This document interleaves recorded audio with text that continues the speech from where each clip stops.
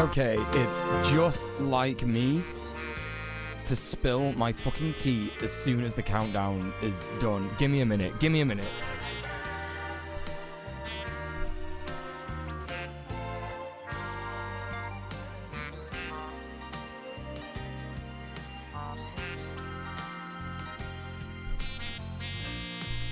Okay, alright. I try to be a smart ass and move it in a way that's not normally what I do.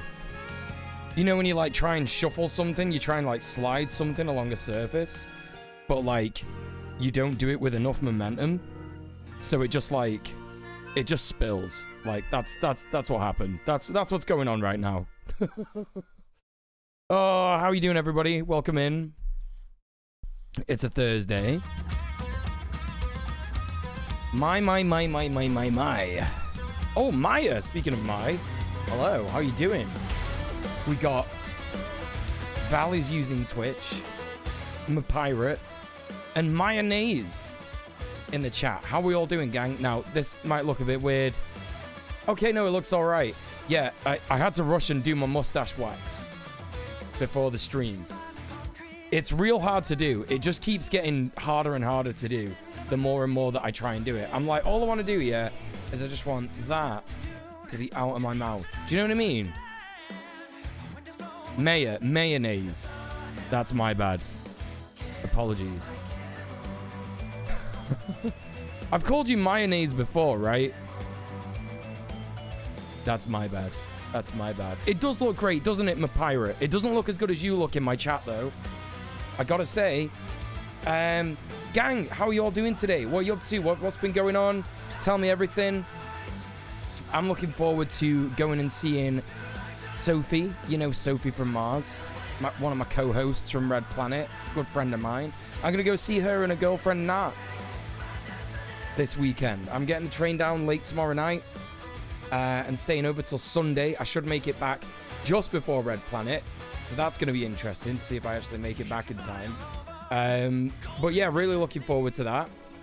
And today I have been to the gym and I went to get some Tupperware boxes because I'm a fucking gym rat, as you can fucking tell. And I wanted to take some food down because it's not fair to like demand that your hosts fulfill your bodybuilding needs. Do you know what I mean? Like I need to eat like 4 meals a day that have got like a specific amount of like protein and carbs and shit in them and stuff. So I'm gonna be taking down some scran in a Tupperware. So that's gonna be good. I went to buy some Tupperware for that today. And like some like zippy bags for my protein shakes as well. So yeah, it's gonna be good. It's gonna be a good weekend. The gains are gonna be made despite chilling. Hey RJ, how are you doing? What's going on, mate? Welcome in. How was your day? Yes, we are gonna have fun. We generally speaking have fun. If some of you in the chat remember the film 2.0, I'm not sure who was here when we watched 2.0 in the Discord for my birthday. But I'm gonna be showing Sophie 2.0. I'm very excited.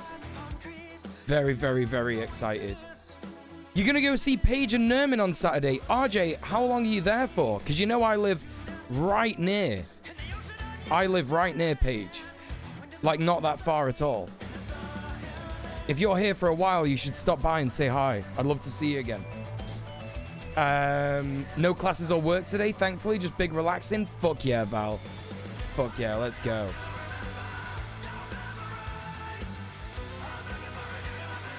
Hey, Mr. Dank, how are you doing? How are you doing today?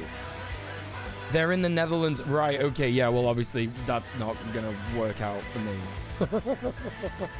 Shit, that sucks, but never mind.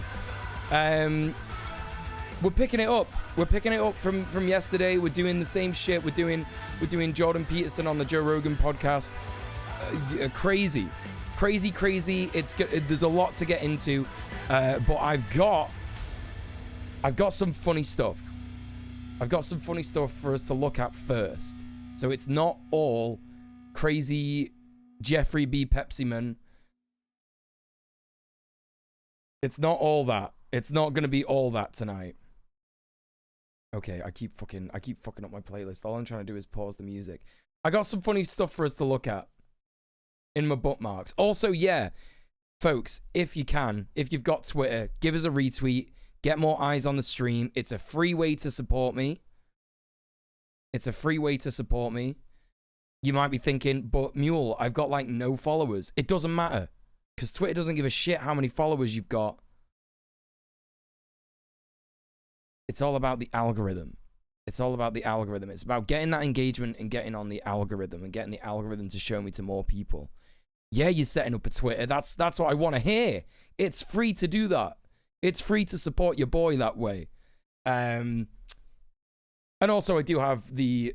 You see it right here, the dono goal as well. If you are financially able to, and I wouldn't ask you to do so if you weren't, please consider supporting the stream monetarily. If you enjoy the stream, consider paying for it. Obviously, you don't have to. I will never make it paywalled or anything like that. And if you do that, then make sure to consider doing it via the Streamlabs tip, the Streamlabs tip link, where it will go directly to my PayPal and not into the pockets of Amazon and Twitch, as they are not making a platform that is welcoming to marginalized people at the moment. So consider doing it that way. Hello, Cheems. How are you doing? Is it better to retweet or quote tweet? It's better to retweet, as far as I know. I might be wrong about that. I think quote tweets... yeah, I think they register as like retweets. I don't know. I don't actually know. I would assume it's retweets. Just give it a retweet for now. That's all I'll ask you. You don't have to do a quote tweet and type anything. Whatever. That's fine. I appreciate the sentiment, though. Honestly, I do. And yes, you're right, Mr. Dank. We are going to watch that low-budget NFT video. We're going to watch that. We're going to watch a couple of little things. A little bit of cheeky things. Just to, you know... just to get us warmed up. You watched the Red Planet episode 3 VOD yesterday. Gang, I hope you're going to be there on Sunday, because we're having FD Signifier on. If you don't know who FD Signifier is, he is a phenomenal content creator, breadtuber on YouTube. Please go and show FD some love, and please be there for the stream on Sunday night, 10 p.m. UK time. It's going to be really good, because he did a course in Obamacare or something. I don't know. It's something to do with that. I don't know, but it's about non-reformist reform. That's what we're going to be talking about this week, which is a really good topic to get into. Chimera X Machina. Fuck me, I can't even say your name. Chimera, how are you doing? You retweeted your quote tweet a couple of days ago, but I'll just retweet you for now. Well, I mean, yes, of course I did. If someone quote tweets me, I will retweet the quote tweet. Yeah, because that's cool. It's nice when people do that. But like, obviously, I'm streaming now, innit? You know what I mean? Does that make sense? Okay. So yeah, we're gonna look at some stuff. We're gonna look at some stuff while we're warming up. I hope you'll like my title for the stream today. It's very good. Let's go to my bookmarks. I got some funny stuff here. I got some funny stuff here. Why is it doing... Oh, man. Why do the captions play when the sound's not even on? Do you mind? Do you mind? The captions are a bit better, as you can see now. So that's very good. What did you think of Red Planet 3, Cheems, by the way? I don't want to watch this one yet, because I don't know what this one is. But I did want to just bring attention to this tweet, which is, wearing a tuxedo to record a podcast is like something an 8th grader would do. Yeah. That's right. Absolutely incredible. You knew what I meant about the title? Oh, yeah. No, 3 was the one with Mildred. 4 was the one with the Nancy. That was the last one, yeah. You love the book recommendations and book references? Fuck yeah, it's all about reading. I'm not so good at it, but it's all about reading, let me tell you. If there's one thing I know, it's that Sophie is very smart, and Sophie reads a lot of books. That's how you know it makes you smart to read books. I thought that was a pretty funny tweet. Fucking blockchain? You need to invest in a damn wallet chain. I think I'm actually going to get a new wallet chain thanks to this tweet. And I also thought this was very funny. This is Lawrence Fox. He's one of the big, well, I say big figureheads in the UK anti-vax movement. He's got a new t-shirt where he looks like a complete fucking nerd. And I don't know, is his belt supposed to make him look like he's got a gun? No, he's just got a weird belt. No vaccine needed, I have an immune system. There's a lot wrong with that, by the way, just to begin with, from a medical point of view. But this is great. The thread is great. Like, look at all these different... Look at this one. My head is shrinking, please help. That's pretty funny. That's a good one. Frankie says get ill. I love putting these fingers up dogs' bums. That's a great one. She's turned the weens against us. That's a great one. Any Limmy fans will know that one. That's a good one about divorced dads. Staying on society. This is like heavy, like, good boomer energy. Hey DJ, how you doing? What's going on? This is like very heavy boomer energy, but like a good boomer. You know what I mean? You know, like good boomers that were hippies and stuff, that are like still hippies and anarchists and stuff. Yeah. My divorce broke me. For God's sake, Billy, let me see the kids. He's great. It's just, honestly, don't need glasses. I've got eyes. These are great. Also, this is heavy boomer energy, but I actually love this one. I thought I saw your name on a loaf of bread today. Then I realized it said thick cut. That's one for the Brits. If the Americans don't get that, I'll indulge you. When someone's being a bit stupid in the UK, we call them a thick cunt. That's a bit of a thing. Oh shit, this one's pretty fucking heavy, huh? This one's pretty fucking heavy. Anyway, okay, that's enough of that. That's enough of my silly little bookmarks. We are going to watch that video that Mr. Dank recommended. This is an NFT video. It's very short. These guys are pretty funny. Low budget NFT stories. Pretty funny videos. Holy shit, dude. Have you heard that yesterday there was this NFT that sold for $5 million?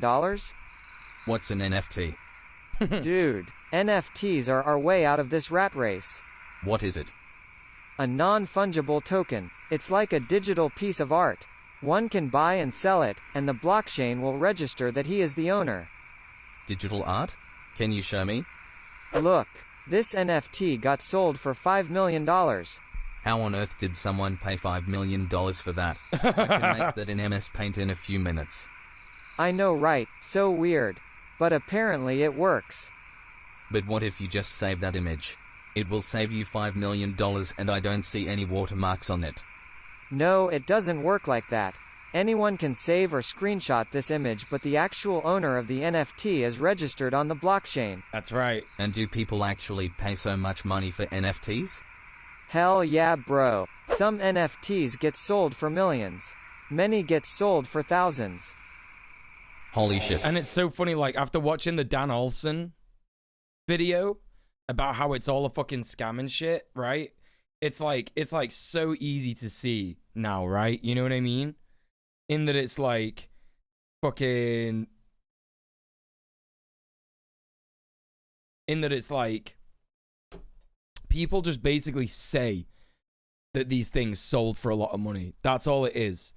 They didn't actually sell for that much money a lot of the time. And sometimes when people have already done previous scams beforehand, then it aids in future scams where people are able to say, oh, look, this one actually did sell for like $5 million. You know what I mean? Millions of dollars for a simple digital file. If that ugly painting can get sold for $5 million, I can do that too.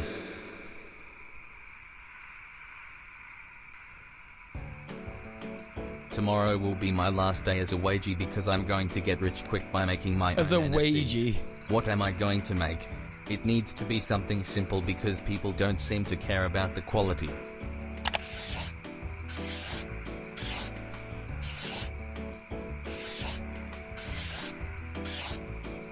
Right, who's paying for it? Yeah. This looks like $1 million painting to me. Time to upload this piece of art and become rich.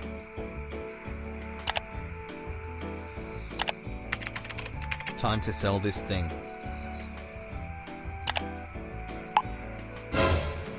What? I didn't know about a gas fee. That's ridiculous. Anyway, when I sell this NFT I'll make up for the loss easily. Let's put my NFT open for sale. I think it's worth at least a full Ethereum.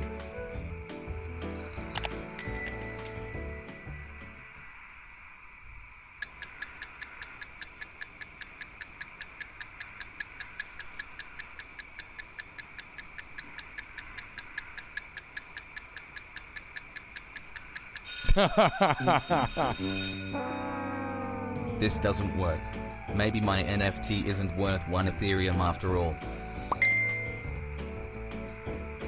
I'm giving you $10 for this shitty NFT.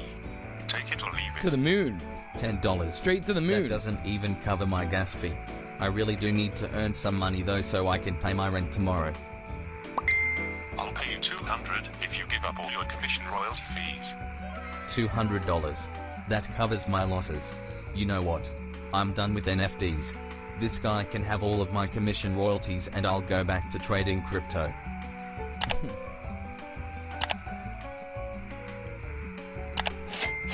At least I didn't make any losses on this move. Plus I managed to sell a piece of virtual garbage to some dumb kid online. It could be worse.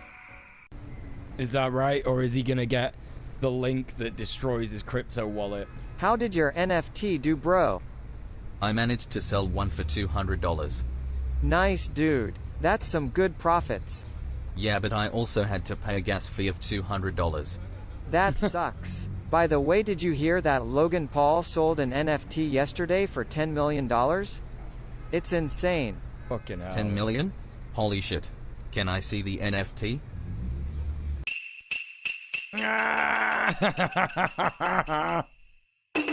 Yeah, that's the one. That's the my one. NFT. I sold it for $200 to Logan Paul. Dude, are you for real? How much money did you make from commission fees? Average commission fees are like 10%, so that means you made $1 million, right? I'll pay you $200 if you give up all your commission royalty fees. No!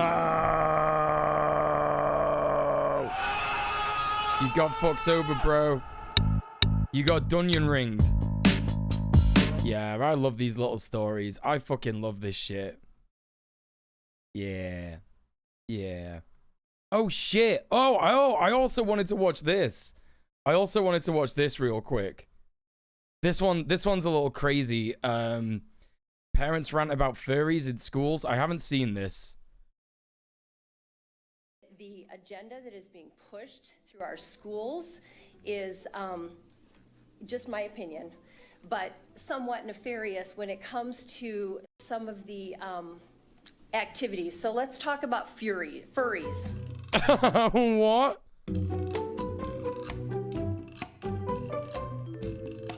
Claiming kids were going to the bathroom in litter boxes in school? Nah, come on.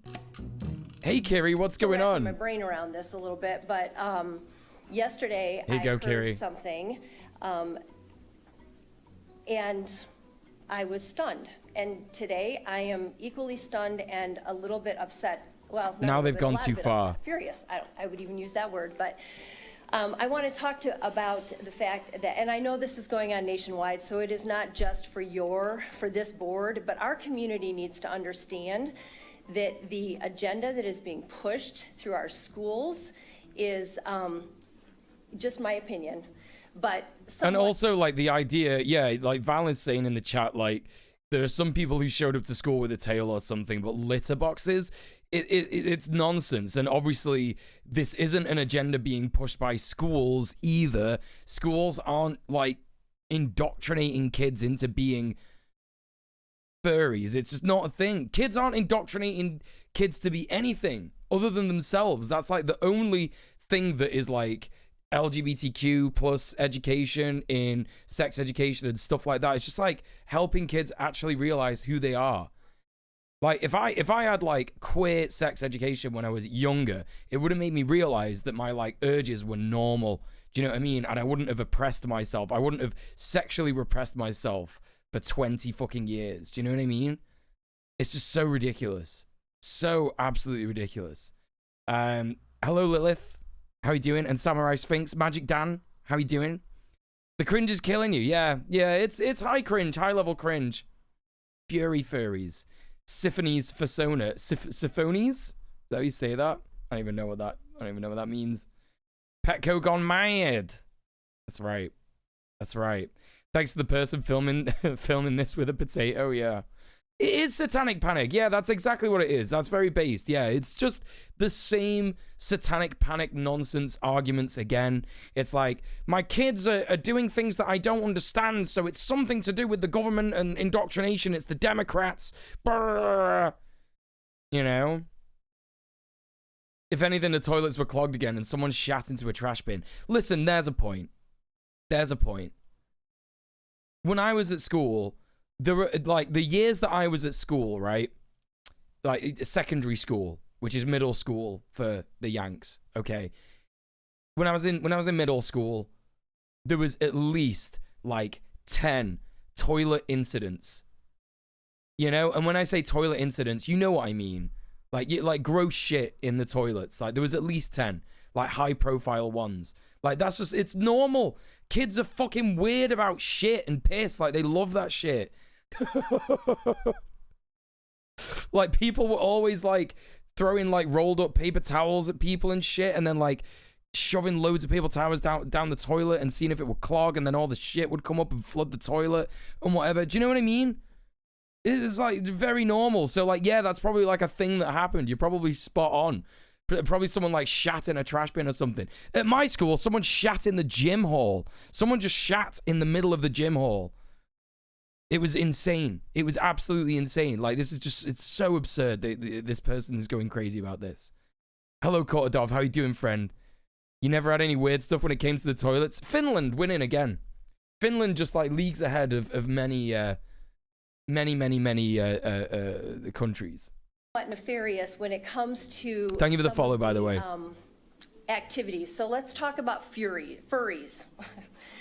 It was addressed by a child a couple months ago that they are put in an environment where there are kids that identify as a furry, a cat or a dog, whatever. And so yesterday I heard... Okay, so this is like part of the trans panic, right? This is part of the trans panic as well.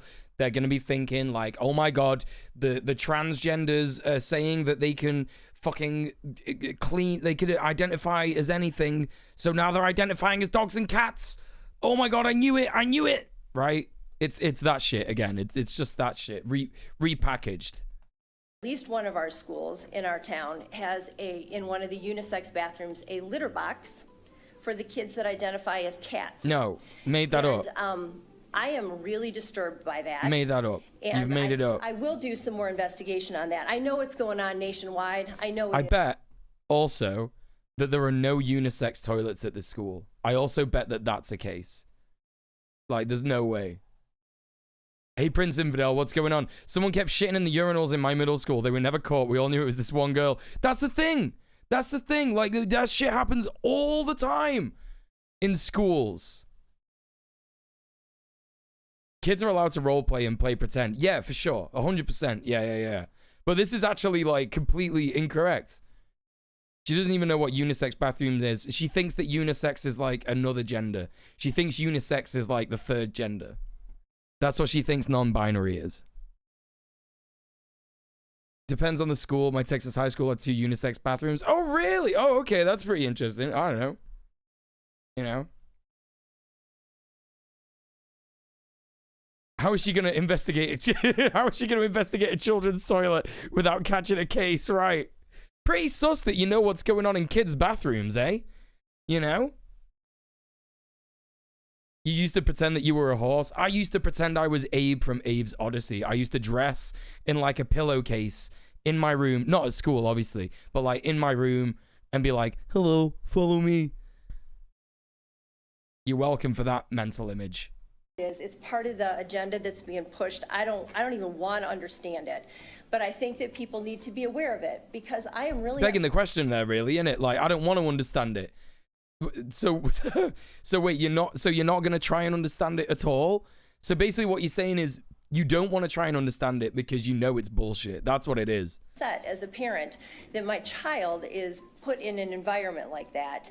And okay, let's break this down. Let's break it down. Let's say that she is. Let's say that she is correct, right? And some kids are shitting in litter trays. Okay.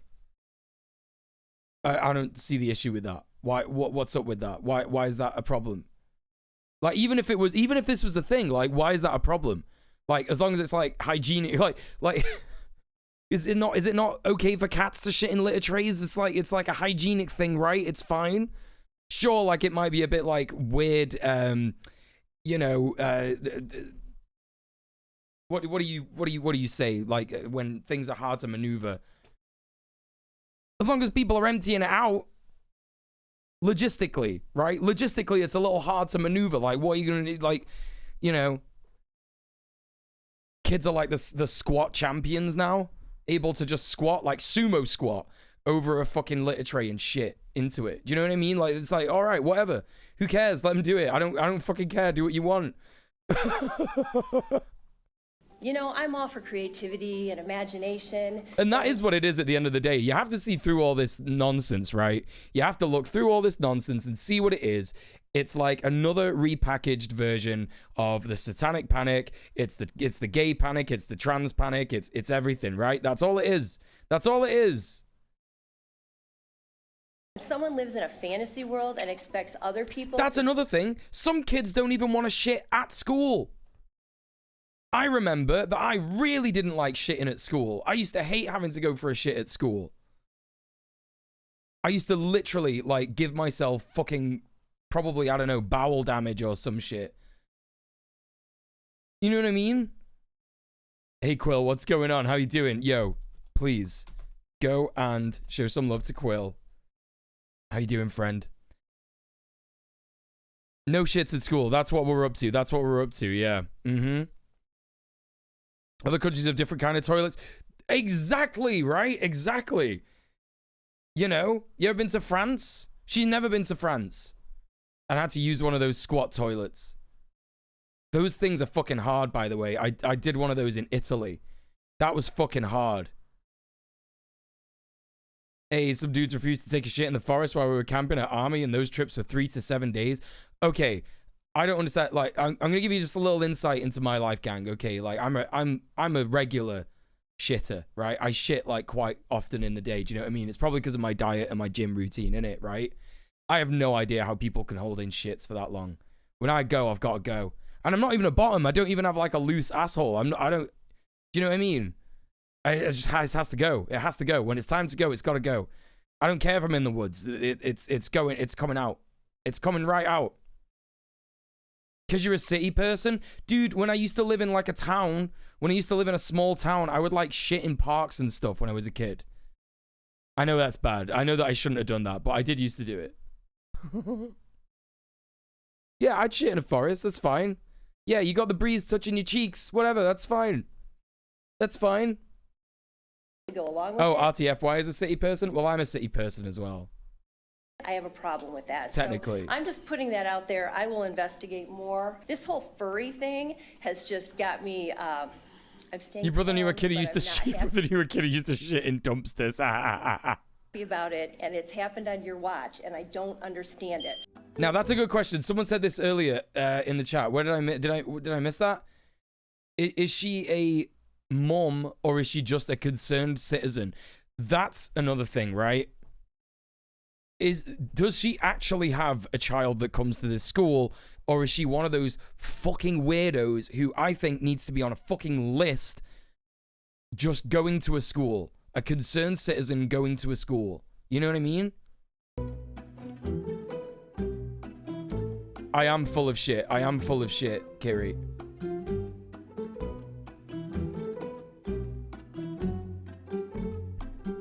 Sure, Jan. Oh my God, what are you talking about? It's crazy. It's the accusation of litter boxes in public schools is unconscionable. You know what they're gonna do next? They're gonna say something like, yeah, they just like put pads down on the floor for kids now in school. I wonder what the kids think of this shit. Did the kids hear about this shit? Like, Zoomers are pretty on point, right? So, like, the generations before them, they're going to be pretty, like, savvy with social media shit and nonsense like this. They're probably all subscribed to, like, Now This. Do you know what I mean? Kids are going to be having a fucking field day with this shit.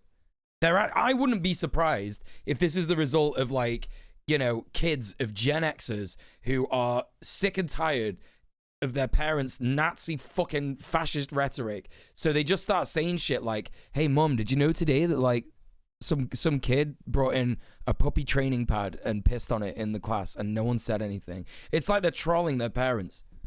This is what this feels like to me.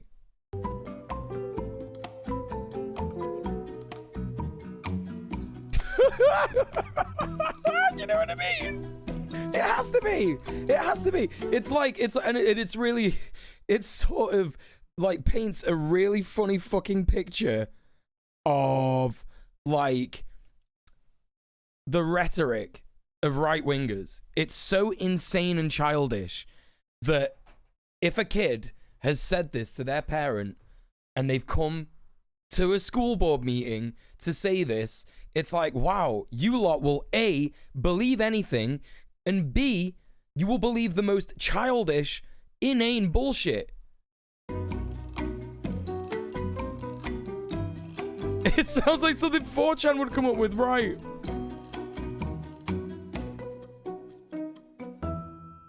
Has to be. Has to be. Has to be something like that. Hey, have you heard the Cavanacle was saying on Twitter this morning or yesterday that there is like a high chance that the Bored Apes from the Bored Ape Yacht Club were designed by neo-Nazis on 4chan? You guys heard of that? Did you folks hear of that? I don't know if he's done his video yet, but that could be interesting to look into, eh? She definitely believed every single stupid, obviously fake moral panic that's ever happened. Yeah, That's right. Okay, gang. I think it's time. We've done a bit of warming up. We've done a little bit of warming up. It's been going around for a couple weeks now. I only heard of it yesterday. And let's just have a little look. Gang. Thank you so much for the retweets so far. But if you've got Twitter and you've not done so already, give us a retweet. Give us a retweet to get some more eyes on the stream. Give us a retweet, give us a like. It's a free way to support the stream. Hello, Scumlord. How are you doing? You saw it earlier. He also said it could be a hoax. It wouldn't be surprise me if it was true, though. I agree. Okay. It's time for some politics. And by politics, I mean I'm changing the category to that. So that all the fucking nerds, all the politics nerds in the politics category on Twitch, come and watch my stream where I get destroyed, Comstead and dumpstered by the two big intellectual dads. Wait, hold up. I gotta do this again. What time we're at? 49:26. I am a bean. I am a pill. Lilith, thank you for the host. Watching this with Goblin and the Goat after your stream last night was wild. This podcast is fucking insane. Do you remember the guy in the chat? The guy called Mithril Dagger in the chat who was like, I've got a bachelor's degree in clinical psychology. Yeah, he followed me on Twitch. He's followed me, so he might show his face in the chat tonight. I'm looking forward to it. I'm actually looking forward to it. Okay, here we go. He was really upset we didn't like his dad. He was, wasn't he? Yeah. He actually was. I dare you, Mithril. Being intellectually limited. Yes. Do you think that intellectual limitation made his life harder? Is it genetic? Yes. Yeah. Okay, so if you're wondering where we are in reference to what they've been talking about, so far, oh boy, I don't think I can mention all the things that they've spoken about so far, but we've had things like the climate isn't real because the climate is everything, and also solar panels have killed more people than nuclear disasters. It does look like they're in the Black Lodge having this conversation. Oh my god. I actually thought to do this the other day. You read my mind, Mr. Dank.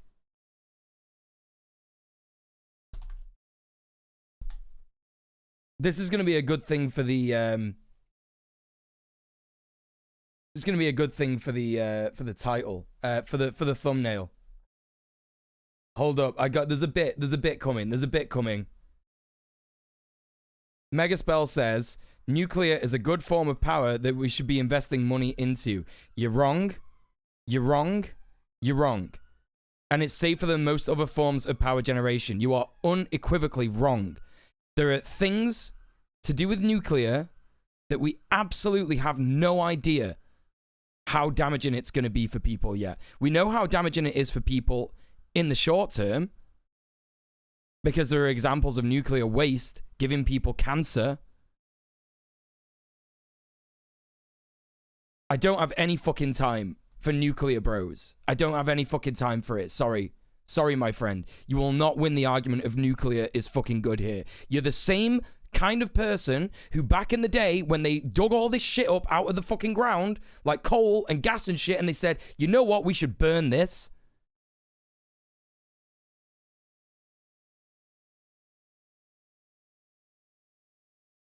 All right, I apologize for calling you a bro. Didn't mean to actually, like, direct it to you. But, my friend, you will not win. You will not win the nuclear is good argument here. That's it. The same kind of person who all those years ago, when they dug up coal and they dug up gas out of the fucking ground and they said, let's burn this shit to make our things work, who cares what happens in the future? You don't care enough to get in an argument in Twitch, then why did you say it?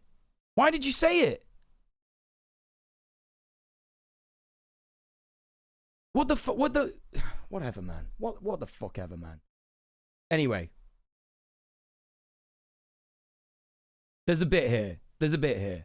Sellafield is a ticking time bomb? 100%. 100%. Because you're mad at it. Oh, do you know what? Fuck off. I don't even fucking know who you are. Fuck off. Yeah, I am mad. Now you can't chat in the chat anymore. Fuck off. Fucking, honestly, I swear to fucking God.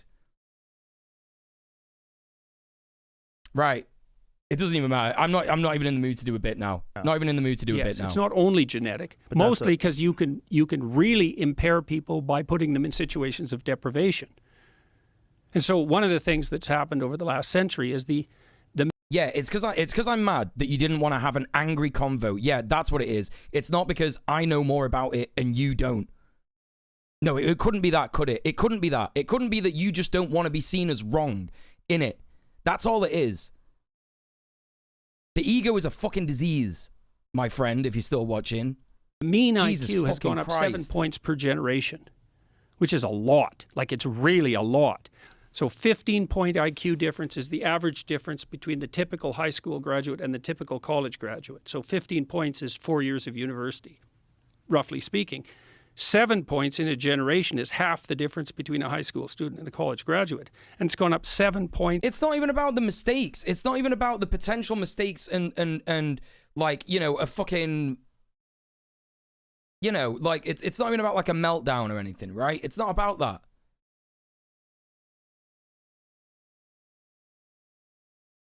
It's not even about that. It's about literally like, you know, the fact that nuclear waste cannot be disposed of. I don't understand why people fundamentally get this wrong, chat. Like, you can correct me if I'm wrong on this. 100%. You could correct me if I'm wrong on this, right? But you cannot fucking dispose of nuclear waste. Why do people not understand that? It's a fundamentally flawed idea.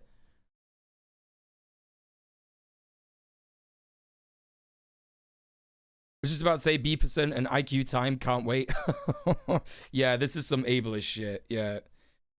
Yeah, ableist racist shit. Can't wait. Can't wait for it. We can't dispose of toxic waste probably as it is, never mind nuclear waste. So, hang on, is toxic waste different to nuclear waste? Yeah, that's right. You can't fucking get rid of that. Hello, Count Jacula as well. Welcome in.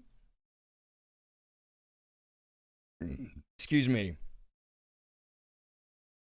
Toxic waste is more general than nuclear waste? Right, okay, alright. Yeah, we can't even dispose of trash properly. Like, honestly, like, I don't know why I tried to fucking talk with that person for longer. I don't know why I tried to talk with that person for fucking longer than the first statement of, like, we should be investing money into nuclear. Like, get the fuck out of town. What a shit take. What a shit fucking take. We can literally, instead of that, instead of investing in nuclear, something that produces shit that you can't destroy, we can invest in renewable energy. The technology is there. Like, why are people so obsessed with this nuclear idea? It's so absurd. Fuck me, man. Honestly, I didn't mean to misgender that person. That sucks. Like, you know, but seriously, like I don't expect a woman to have a shit take like that. You know what I mean? In general. And I was just like saying it in general, like not like directly to that person. Anyway, toxic waste being things chemical, right? Right. You're on about like slurry and shit. We can't even get rid of that shit. It's like, okay, yeah, what we're gonna do is we're gonna like put more things into landfills, right? Yeah, why is that? Why is that people's first thing? And also, like, I know someone in chat yesterday was saying like, oh yeah, uranium, it doesn't run out as much as other forms of energy and stuff like that. What are you talking about? That's what they said about coal years ago. You know what I mean? I try to recycle, but it's unclear as to whether my apartment complex is disposing of those materials correctly. I wouldn't worry about it, Mr. Dank. I wouldn't worry about it. Because at the end of the day, it's like, these are things that we only have control of in form of like protesting, direct action, demanding that people end fossil fuel production, right? And that's at like a state level that would have to happen. And for that to happen, there would have to be tremendous pressure from the ground and from movements, you know. So don't beat yourself up about not being able to recycle or like not being able to cycle everywhere or, you know, having too long a shower and stuff like that. Like, of course, yeah, don't be, what's the word? Extravagant, you know, don't be absurdly extravagant. Renewable energy sources might not necessarily give the sheer output of power, but it's going to ruin the earth a lot slower. Exactly. May I ask if there's waste with fusion? I know there's dangerous waste from fission, but not sure with fusion. No one's even done fusion yet. Big Cub. We were talking about this the other day. No one's actually figured out how to do fusion, so it's not even a fucking... Not even worth the conversation. People learn nothing from the Balrog in Lord of the Rings. Right! You know what I mean? Fuck around in the fucking, like, digging in the fucking earth. Like, oh, man, I don't know. Obviously, a Balrog's not going to happen, but you know what I mean. I've been told that having the sentiment of wanting to recycle does more than actually recycling. Yeah, that's right. Yeah, because it means, you know, you're actually going to be, like, mindful of, you know, environmental damage and stuff. Seeing a Balrog might be pretty fucking cool. Don't start. 2022 is going okay so far.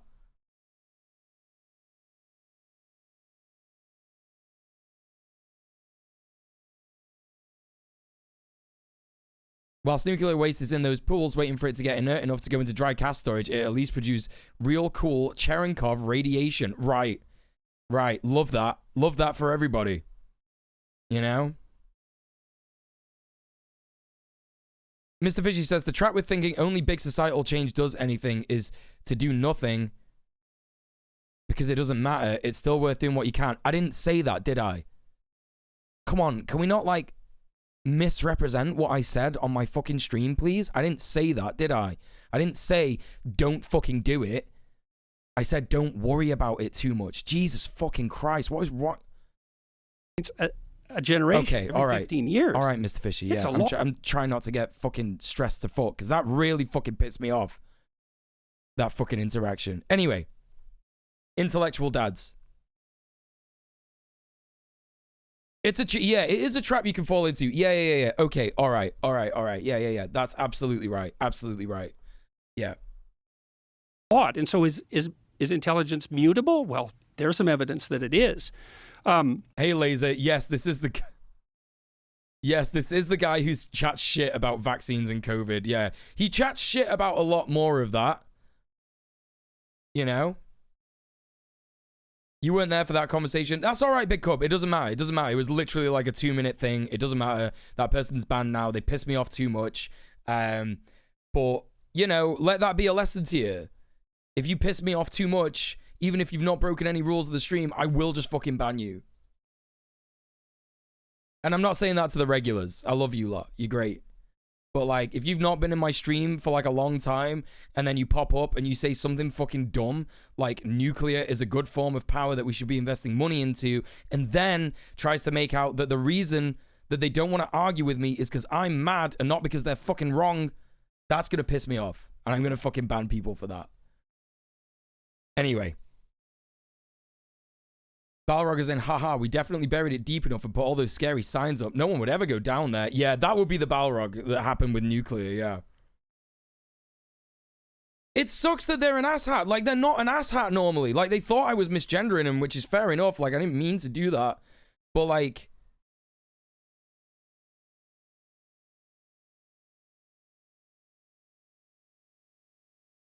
person's literally fine. Like, literally fine.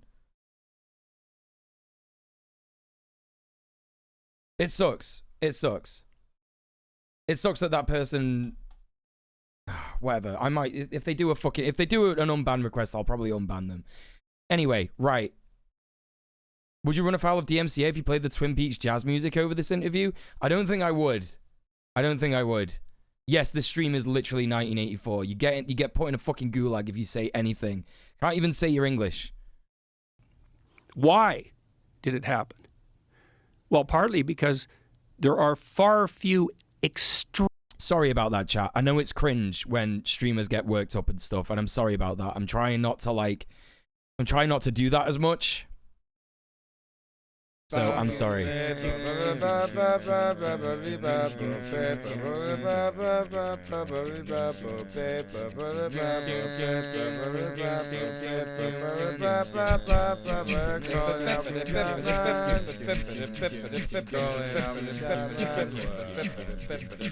Isle, thank you so much for the fucking raid.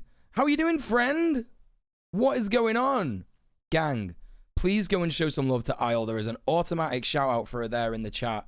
One of the best, the only good French streamer, actually. I don't know any other French streamers. So as far as I'm concerned, she's the best one. Please go and give her a follow. How was your stream today? How was your stream today? What were you up to? Bade's here as well, and Chris is here as well. Yo, also please go and follow. Bade's got an auto shout out. And please go and follow Chris, WT Fern, as well. Chris is a great streamer as well. Fantastic artist. Yeah, welcome everybody. If you don't know me, you're coming in from Isle Stream. My name is djmuel. I'm a leftist political streamer.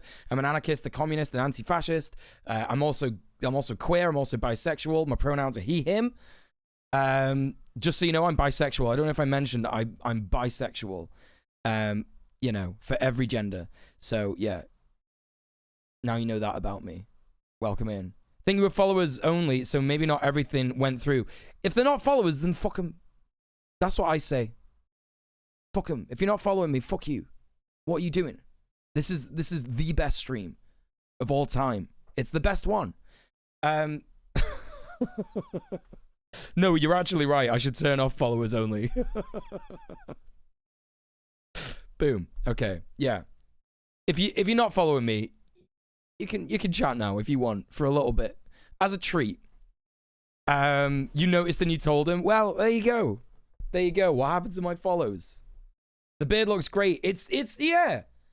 Yeah, it's not bad, is it? I've had to get mustache wax because it's like a soup strainer at the minute. So yeah, I'm really trying to like keep it. You know, the blue and magenta might have hinted at it. I need new gels. Actually, I've noticed that it's really washed out at the minute. I just kind of look like pink. You know what I mean? I just kind of look like pinkish, which is fine. But like, I really need like more purple on this side and more blue on this side. So yeah. Anyway, where the fuck was I? Gang, if you're coming in from Isle Stream, we're currently watching Chimpy Wimpy versus Jeffrey B. Pepsi Sip. There's transphobia that's going to be afoot here. There's all sorts of phobias. These guys are the worst guys. These are some of the worst guys. That's it. But it's fun. It's fun. It's a whole fun time breaking down what they're talking about and why it sucks. And that's that. That's that. Chimpy Wimpy. Yeah. Extremely deprived people. Even on the information front. Some of this was the introduction of television. You know, you hear television makes people stupider. It's like, no, it makes smart people who could have been even smarter if they would have read Shakespeare, stupider than they would have been if they read Shakespeare if they're watching TV. But if you're a deprived kid and sitting in the crib with no one paying attention to you for like 3 years, TV is way better than that. And so if you give people access to information and access to enough food, let's say, you pull up the bottom end of the cognitive distribution tremendously. And a tremendous amount of that has happened all over the world. Yeah, I think it's worth having the eugenics thing on, or like at least ableism. The eugenics comes under ableism, right? I don't know if it's worth having a content warning for Red Scare, like, you know.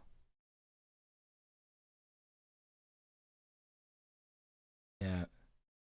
Only Shakespeare makes you smart. Right, yeah. He's insulting Betty White. Of course he is, yeah. Okay, here's one thing about Shakespeare, gang. It doesn't make you smart if you read Shakespeare. Shakespeare is basically... You want to know what Shakespeare actually was? Shakespeare was soap operas for medieval times. That's what it was. That's what it was. Even Shakespeare knew that himself. That's literally it. Eugenics is mankind's false assumption that it knows what it's doing. Right. You know what I mean? Yeah. It's also just like a horrific thing to even think about. Red Scare is daily life. That's right. Shakespeare was a streamer. Yeah, Shakespeare. Okay, yeah. Shakespeare was like literally just like, you know, it was he was the very first Twitch streamer. That's that's what Shakespeare was. You got it in one. Hey Trash Can, how you doing? What's going on? The last 100 years. And that's a great deal for everyone because, well, that's that much more brain power that's available for everyone to benefit from. Like it's unbelievably valuable, and you can see the cascade in that part of our technological transformation. It's so incredibly fast. It's like, well, the Chinese are producing as many engineers every year as the Americans have engineers. He loves saying that, doesn't he? Do you think that's the one fact that he's absolutely certain that's correct? Because I was a little bit dubious of that fact last night, right? Let's how many engineers are there in the US? Approximately 2 million engineers, okay? That's what it says here. That's what it says there, right? You're looking very submissive and breedable today, love. I am not a sub or a bottom. So I have no idea what the fuck you're on about. I am looking hot though. Yeah. Okay. It's an internet joke. It's an internet joke about bottoms. Like, do you think I don't go on the internet? Do you think I like don't? Do you think I'm like very offline? literally terminally online. It's like, it's an internet joke. It's also an internet joke from like last year. Right. How many engineers does China produce per year? Someone else has done this. Okay. Doth the fella protest too much? Now you're being weird. This statistic shows the number of undergraduate engineering graduates China from 2010 to 2020. In 2020, about 1.4 million students graduated from undergraduate science programs in China. So he's not even right. He just loves talking shit. But he's so certain that he's right about this. That he's like very smug. Like, look at this face. Very smug. But then here, it's like, yes, there are about, 2 million engineers, right? And if you wanted to say that, you could actually say there are a bit more than that if you want to count like software engineers, right? Like, who knows what engineers he's talking about? There's various different disciplines in being an engineer, innit? And then he's like, no, actually, the undergraduate engineering graduates in China from 2010 to 2020 in a 10-year time period was 1.4 million, less than however many are in it. He's so fucking wrong about everything. It's no wonder that things are accelerating at such a rate. Now, they don't innovate at the same rate as the U.S. innovates, but they're not doing too bad. And soon, depending on how much they continue to flirt with totalitarianism, just think of all that billion people, all that creativity unleashed. Man, all that intelligence unleashed. So that is the dance over there, right? Oh yeah, they love to flirt with totalitarianism. Like, it's like, dude, come on, like, tell us something that we don't fucking know, man. Do you know what I mean? It's like just pointing out the fucking obvious shit. Like, what do you think? You think fucking America's not totalitarian? It's always this like China is so bad, right? But America is literally just as bad. It's actually just as bad. Like, people do the thing of like, you know what it is? Because this is a legit thing. It's a legit thing that happens. If you break the law in China, the cops will beat the shit out of you. Maybe they might even kill you, right? But that's a thing that happens in America. So, like, people love to, like, bring that shit up and be like, China's terrible. China, they're totalitarian. They're communists. Horrific. And it's like, no, well, for a start, they're not communists. They have, like, some degree of control over the economy and stuff like that. But it's, like, not anywhere near socialist or communist. No way. But, like, when you compare it to America, it's like, holy shit, dude. What are you fucking talking about? In America, the cops are killing you to protect freedom, brother. Right. JP's the epitome of sophistry. He's wrong, but convinced he's the smartest person alive. Right. This is it. He thinks he's so fucking smart. Do you folks think that when he got his degree, his PhD, he was like, I don't need to do any more learning? I feel like that's what happened. I feel like that's what fucking happened. The totalitarianism versus innovation versus giving people the freedom and also removing the fear of that totalitarian government so they have the ability to take risks. No, it's the dance here too, right? It's in some sense it's the eternal dance. It's the eternal. So he's kind of right. Yeah, it is the dance here. That is the dance here. Why does he not understand? Fuck me, man. So he even knows that in America they have totalitarianism. I wish I had the confidence to Jordan Peterson without ignorance. Right. Dance. It's the part of the eternal dance between freedom and structure, even. And he's doing that fucking binary thing again. He's like saying, oh man, he's like doing chaos versus order, women versus men. Like gay versus straight. He's doing all that shit again, like just binary shit. Tough one because There's no freedom without structure. He loves it. He loves it. He loves the good versus evil, God versus the devil nonsense that he grew up with. That's all it is. That's why he thinks he's fucking smart, because he's like, yeah, you know, this shit was written in a book thousands of years ago, so it pertains to everything that's happening today. So there is a dance between totalitarianism and freedom. And it's like, all right, dude, like what? Do you want to win the fucking literary award? Like I used to play a game with my students when we were talking about Jean Piaget, who was very interested in the development of morality through games. So I say to them, so we're talking about freedom. It's like, okay, freedom. It's freedom from constraint. All right, fine. Let's play a game. That's right. Do you want to play this game? Sure. Okay. Oh, this is gonna be fucking good. This is gonna be fucking good. He's referencing a game he used to play with his students at university. He's not taught at a university for a long time, and he's gonna try and remember it for a start. And he's gonna play it with Joe fucking Rogan, chimpy wimpy himself. You move first. What do you mean? That's the game. You can do it. What do you mean, bro? What do you fucking mean? What do you mean? You move first. That's the game. That's the game. Have you ever seen, right? Have you ever seen the end? So let me just see if I can find this. End scene, Mandy. Let me see if I can find it. You ever seen Mandy, the film? I just want to get the end scene. Oh, how do I get the end scene?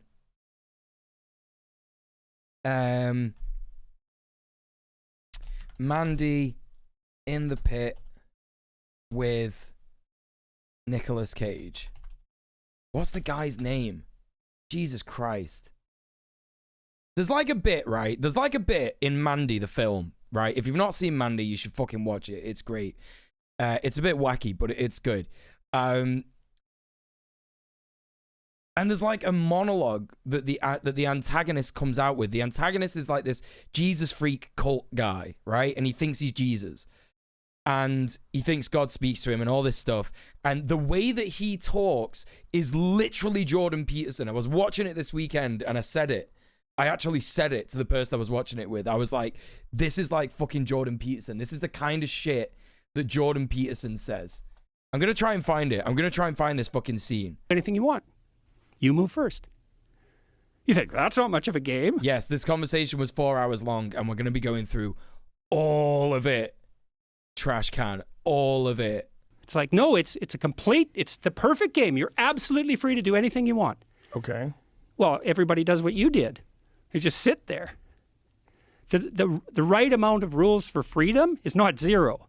Say, now I put a chessboard in front of you, and you think, oh my God, all the limitations. I can't throw a basketball on the chessboard, which you certainly can't, not if you're playing chess.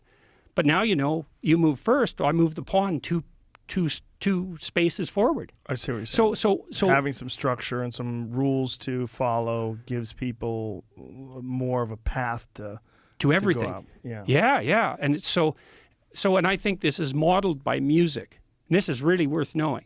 This like almost took the top of my head off when I realized it. And it took me about 4 months of thinking to figure this out. Because when I was found it. I found it. School at McGill. I found it. Oh, it's a tribute? What does that mean? Oh, someone's like bit crushed it for some reason. Why have they done that? Why the fuck have they done that?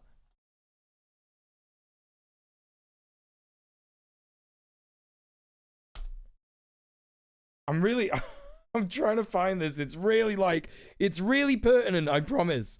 I absolutely promise. Fuck it, we're just playing this one, whatever the fuck it is.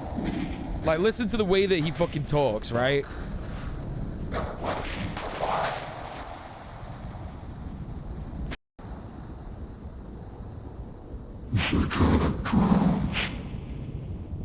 Probably copyright? Oh yeah, that's why they've done it. Yeah, that's true. Very crunchy audio.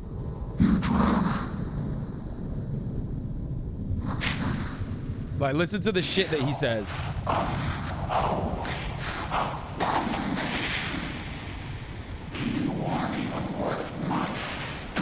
It's just Jordan Peterson.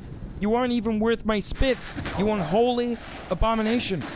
It's all that hate in your heart. That's to blame. This is Jordan Peterson with one of his psychology clients. This is how Jordan Peterson does therapy. Okay, whatever. It's not that much. It's not that good of a bit. Okay, fine. I was really interested. I became really interested in the Right, what did I reality of miss? evil, What did I miss? Everyone in the chat was going, no, and oh my god. He is wearing a dinner suit. We don't know why he's wearing a dinner suit. No idea. You know what I mean, Spunk, right? You know what I mean, innit? Like, it's that level of, like, delusion. He's got a Messiah complex, right? That's what he's got. It's that same confidence and ignorance. And Linus Roach played that really well in Mandy. Really, really well. Very interested in delusions the of grandeur, of nihilistic beliefs. You know, why bother if everything's going to disappear in 100 years? Who cares? Life, you know, it's meaningless. In the final analysis, life is meaningless. Right. Okay. Wait, well, didn't you just... Wait, is he criticizing nihilism? well, you know, you can make a credible case for that. Now, it's a upsetting case. Because once you accept that, first of all, you're anxious and hurt by it. So that's not so good. And second, it kind of makes you aimless. And that's part of nihilism. It's like, you know, you're anxious and upset, but you're also aimless. Because why bother? And fair enough, but you can make a credible case. Hey, Johnny, how you for it. doing, man? But then I thought, well... Folks, please go follow Just Johnny. He is an absolutely incredible boy. When that gets out of hand, maybe you're nihilistic because you're mortal and life ends in death. So you're sort of nihilistic because of suffering. And so then you become nihilistic as a logical response to that. And then what happens? And then what you see is that nihilistic people definitely make suffering worse. Definitely. They make it... Okay, he's right about this. He's right about this. This is true. Like, this is... Okay, see, this is the problem with Peterson, right?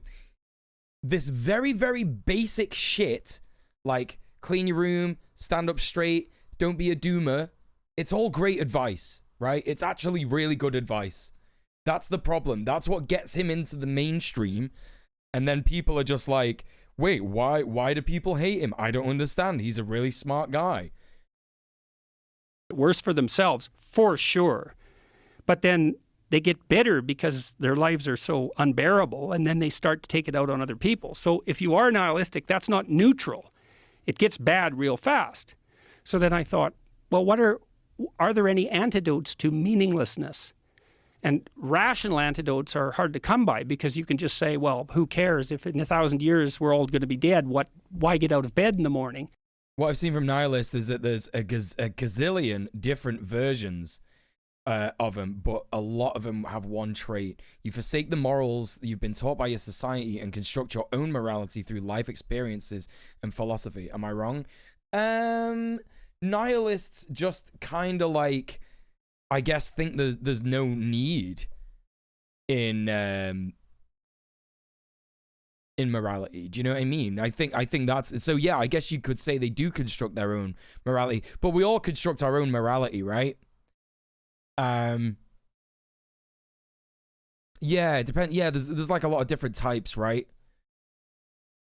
Yo, see you later, Big Cub. Thank you so much for stopping by. I'll see you in a bit. Yeah. Hey, Sorka, how are you doing? He just made the slippery slope fallacy. Wait, what's that?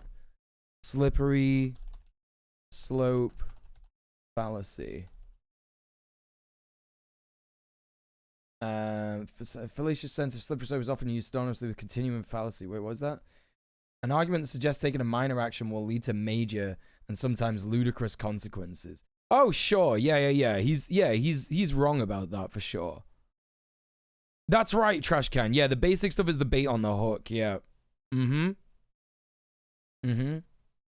Existential nihilism can be decent. Well, I don't know about that. I'm not a fan of any form of nihilism.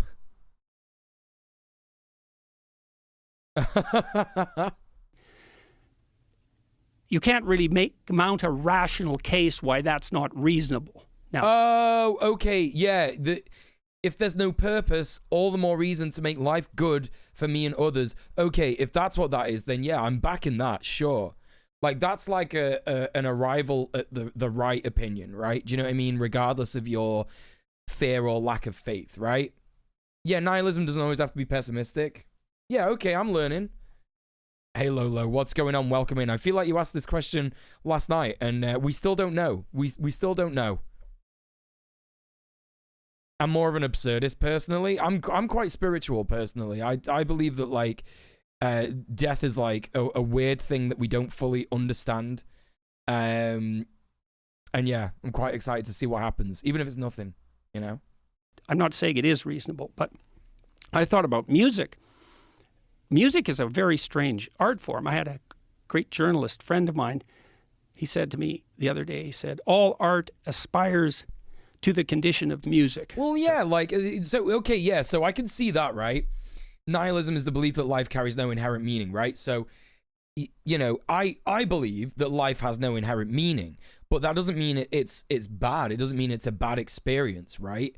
It just means that, like, you don't have to fucking worry about achieving anything, right? You don't have to worry about this incredibly pervasive idea that you need to, like, be Jeffrey fucking Bezos, or you need to be the Kurt Cobain of your time, or, you know, whatever, like, you look up to, like, the great actor, or whatever, you know? Like, you don't have to worry about that. And that's good. That's a good thing, yeah? So I guess I'm that kind of nihilist. You know?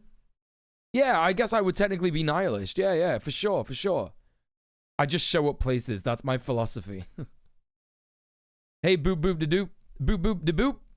Peter Shit's voice sounds like a sleep paralysis demon. God, I can't really stand it. Yeah, I know. We're all here to suffer together. Don't worry about it. Welcome in.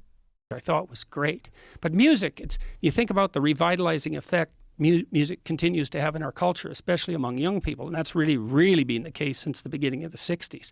It's like we got more nihilistic and less religious and all of that as our culture became more secular and more rational, more materialistic. Wait, what is he saying now? At the same time, the power of music as a cultural phenomenon just grew and grew and grew and grew. Say, music gives you the intimation of meaning, right, directly. So I used to watch punk rockers. I went to a Ramones concert once, which was really fun. We were up in the second floor of this theater. Oh my God, he's going to fucking cry. He's going to cry again. In Montreal. And the Ramones were playing on stage like 100 feet away with their huge, stadium equipment. It was so loud in there. Like I had to listen to the whole concert with my ears plugged, and I was still like 3/4 deaf for 3 days. And beneath us on the stage, sort of, in front of the stage, there was a flat place and all these punks. This is sophistry. Like, I think it was Samurai Sphinx who said it earlier. This is sophistry. He avoids making any actual point or backing up any of his points by simply moving from topic to topic again and again and again and again. You know? I love the sorts of ideas you get on my streams. Thanks, Mule. Yeah, no worries. I'm glad that you're getting value from the stream. My philosophy is that everyone must matter in a way that's incomprehensible to mortal beings. Like, what if fetuses in the womb could physically communicate? Analogy for death. I don't know, because then you kind of get into, like, anti-abortion realms. I guess that way of thinking is fine as long as you don't, like, you know, ruin someone's life. Yeah, sophistry is what I said it is. It's basically a technique used in debates that was used from the Greek times. That's where it comes from. The sophists would come and debate these Greek philosophers, and they would make themselves seem very smart by simply saying, like, a lot of different things that aren't really connected. They are connected, but they're not really connected to the focal point of the debate, you know? The analogy is that imagining fetuses in the womb could communicate, they would see birth in the same way we see death. Oh, sorry, right. Sorry, yeah. People just disappear one day and no one knows what happens next. Yeah, for sure. Yeah, sophists are basically if philosophers had no point. That's why it's sophist and not like philosophist, right? Yeah.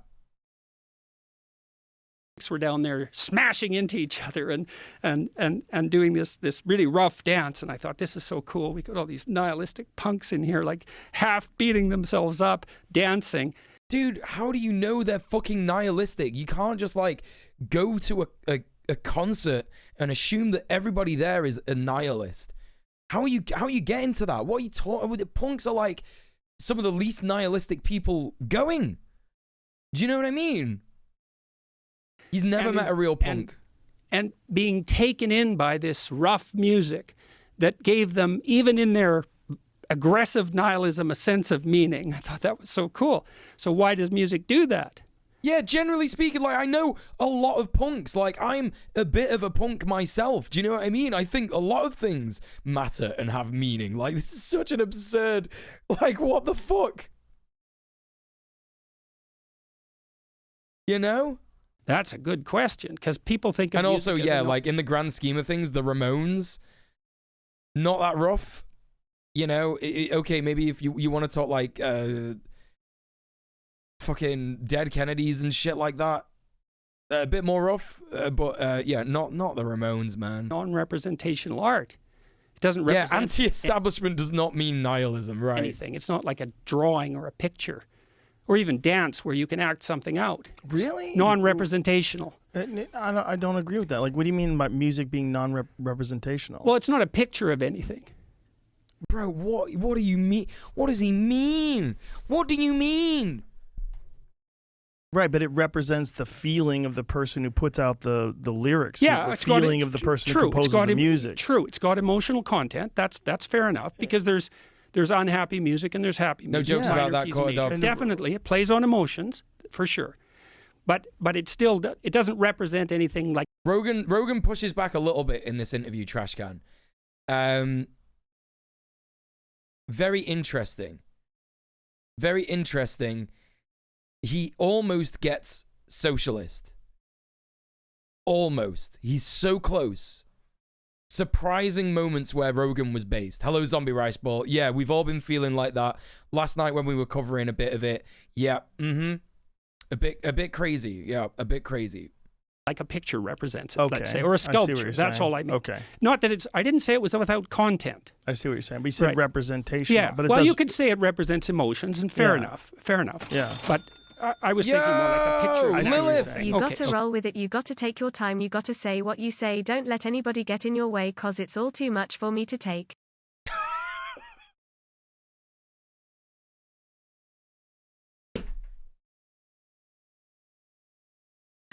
I fucking hate Oasis, but thank you so much for the 420. Gang, if you have the financial means to do so, if you're enjoying the stream, please consider paying for the stream. Thank you so much, Lilith, for the dono. I'm not going to have a mank attack about Oasis, don't worry, honestly. At least it wasn't Wonderwall. At least it wasn't Wonderwall. I would have turned off the stream if you'd have done the lyrics to Wonderwall. That's what would have happened. As you can see, gang, I got a donation goal in the stream here. It would be great if we could hit it. I understand if we can't. I had a week off of streaming in January. But if you are financially able to do so, I would ask you to consider paying for the stream via the sub off Twitch command. And if you don't have a financial means to support the stream, you could support me for free by retweeting the Go Live tweet that I've just put in the chat. Yeah. Yeah, no, it's in the rules. It's in the rules. No joking about violence. No calls for violence. You know, and I just want to state that's not. RTFY, thank you so much for gifting a sub to Quarterdov. I appreciate you so much. Thank you so much. You can also support me on Twitch, but that does mean that 50% of your money goes to John Bezos. Mr. Twitch. John Mr. Twitch. Yo, RJ, thank you so much for the I'm 420. sorry, but today is gonna be the day that they're gonna throw it back to you, and by now, you should have somehow realized what you gotta do. I don't believe that anybody feels the way I do about you now. No!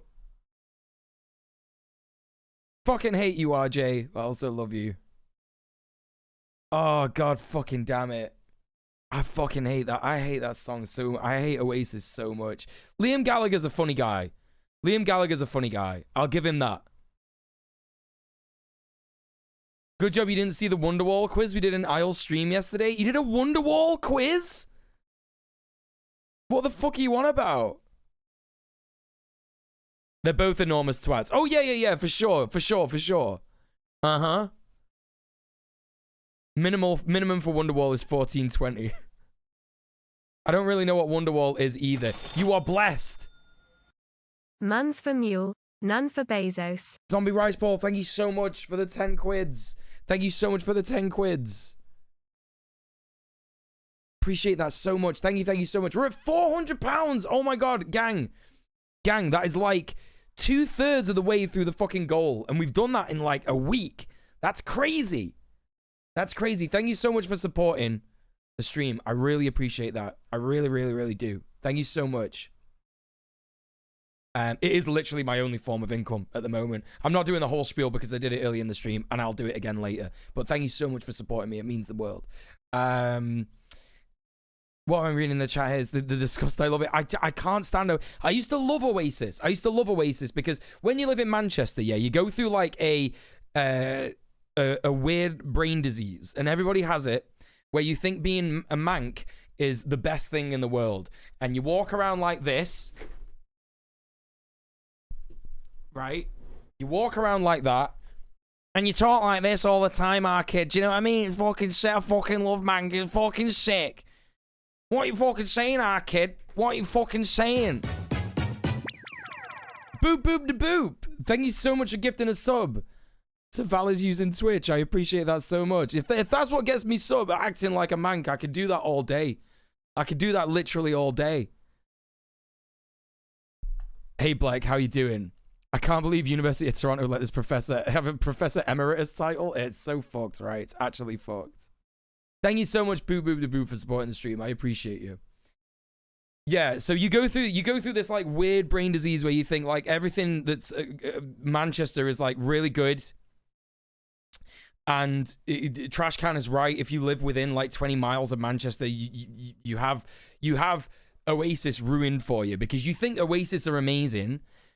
And then the problem with that is DJs in every pub and bar and club in the city centre at like 1 a.m. when everybody is trashed, just like, right, it's Wonderwall time.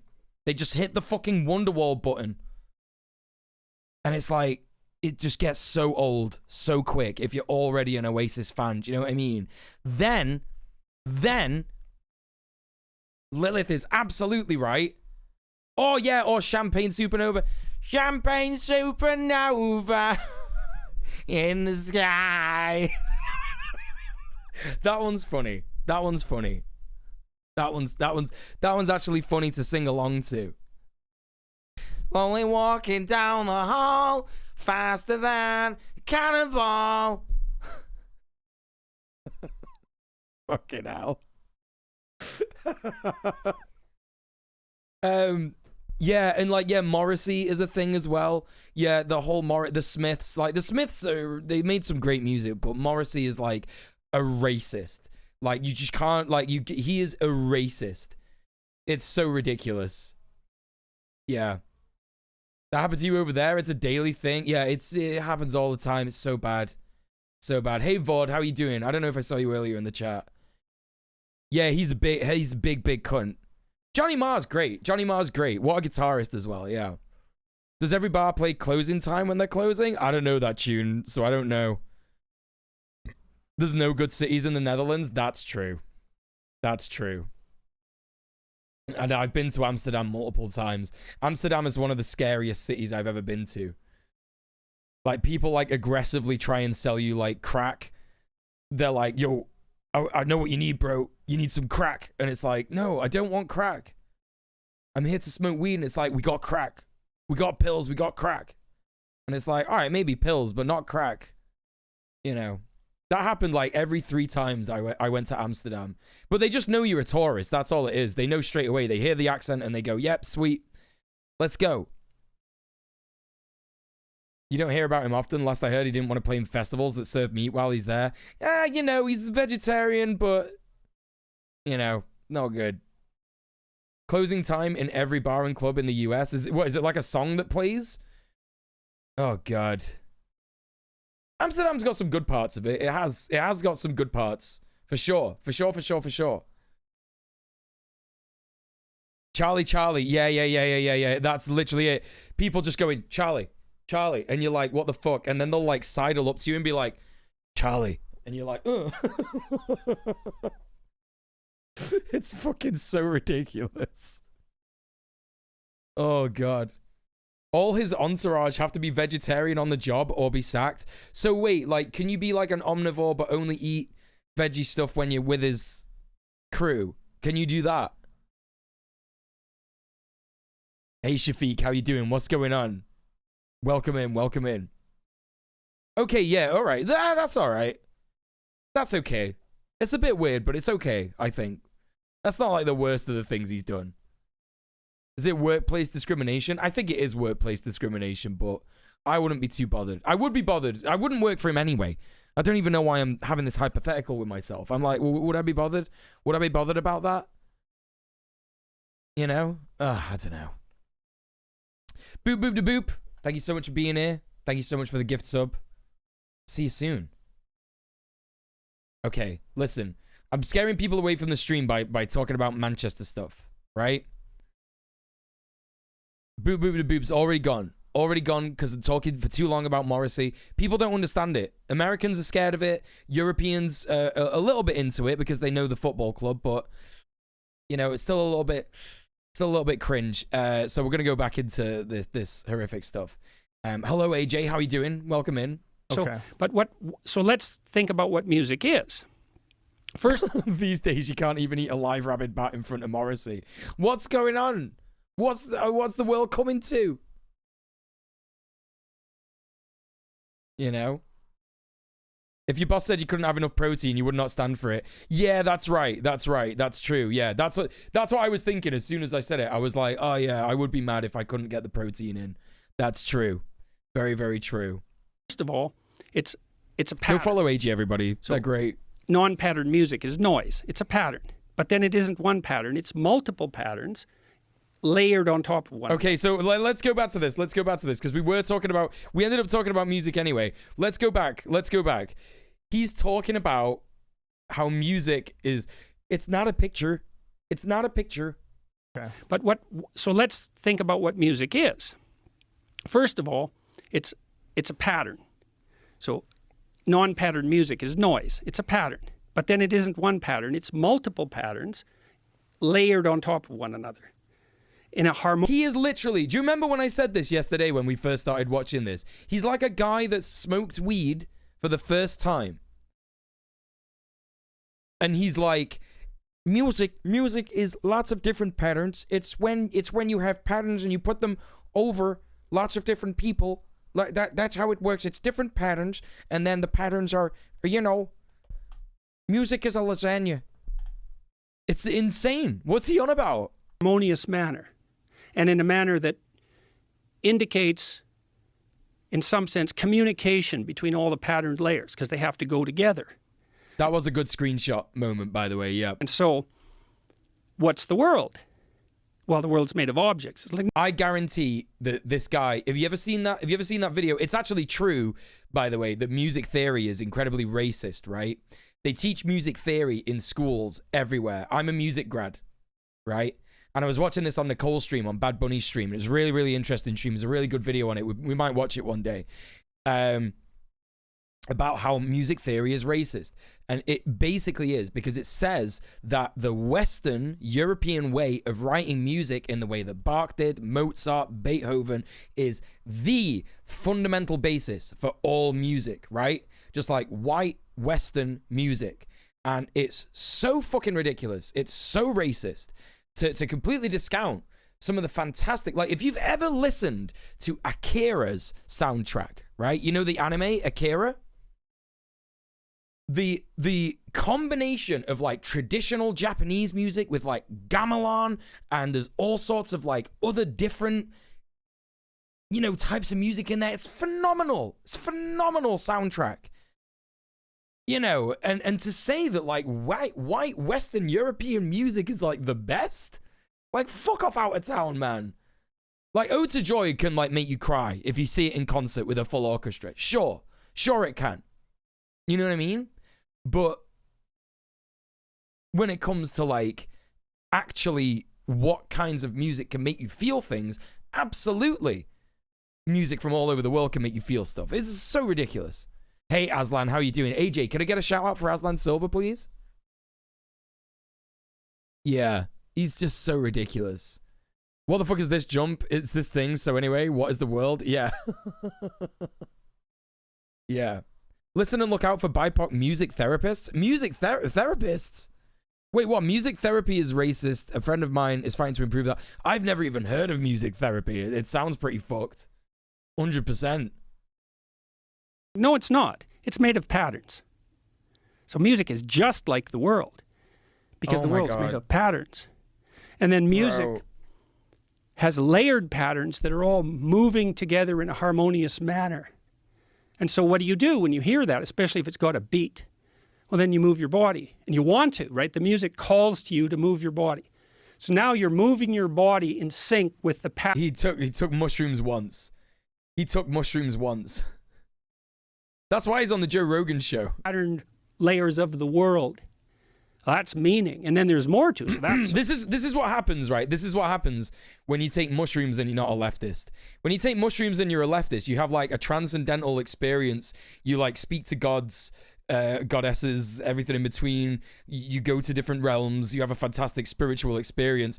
Like if you take mushrooms and you're a conservative, it turns you into this. Like a mess of a human constantly trying to figure out like what's going on. No idea. All the fucking like definitions of things are fucked up and messed up to you. You know what I mean? You think they visit hell? Lots of conservatives who trips that like don't have bad trips. Sadly, I would love the mushroom gods to give them a bad trip about their ideology once or the other. But maybe they don't. Maybe they do, and maybe they don't see the messages. You know what I mean?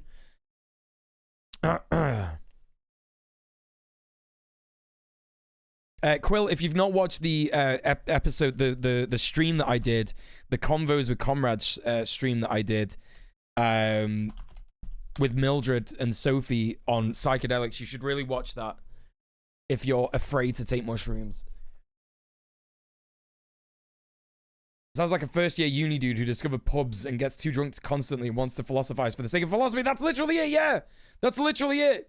So cool. Is music is an analog of the structure of existence itself. Oh, come on, man. It calls to you to take part in that. So maybe you dance by yourself, or maybe even better, you dance with someone else, and so then you both bring your bodies into this patterned relationship with this Kind of right.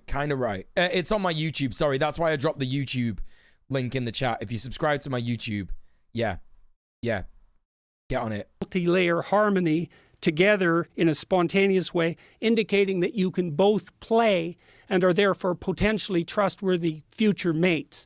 That's unbelievably cool. I don't know, Birds dance. It's not just human beings, you know. So this is a deep thing. And then music does something else too. It puts you on the border between chaos and order, because a boring song does exactly what you expect it to do and gets dull very quickly. And an unlistenable song is so random you can't follow it. And so what you want is predictability with a leaven of unpredictability. And then that puts you right on. What is he talking about, says Prince Infidel. Good question. On the edge. That's the zone of proximal development. Vygotsky discovered that. Like a Hendrix song. Yeah, like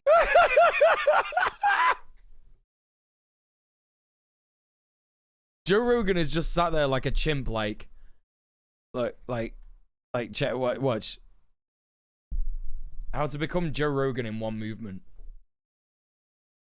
Like a Hendrix song. Like he's talking about music, like his brain is going like he's talking about music, yeah.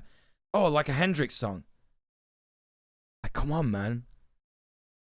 Hendrix song. Well, any great music does that. But I mean, Hendrix has so much creativity inside the structure of the song because there's riffs that he'll do. Right. And everyone loves. Man, I went to this bar in Nashville. as a music grad, right? This fucking conversation is absolutely blowing my mind. Riffs and stuff, man. It's just riffs and stuff. Bro, you don't even know what the fuck a riff is. Shut up. Yeah, imagine if you ever listened to Aphex Twin. It's chaos and order. It's chaos and order. That's what music is. Music made in the white Western European way is order. Music made by, you know, people in sub-Saharan Africa, that's chaos. I guarantee that's a take that Jordan Peterson has. This band was playing Kelly's Heroes, a great guitarist, the best guitarist I've ever seen. And they were playing old country music with heavy blues. Two people on very different drugs trying to have a conversation, right? Rock twist. So they do this great version of Ghost Riders in the Sky, like 15 minutes long. And this brilliant guitarist just goes way out on a limb. And everybody in the crowd, it was so fun to be there. They're just thrilled to death because they're watching this man doing the same thing that surfers do. He's like dancing on the edge of chaos and order in this virtuosic manner.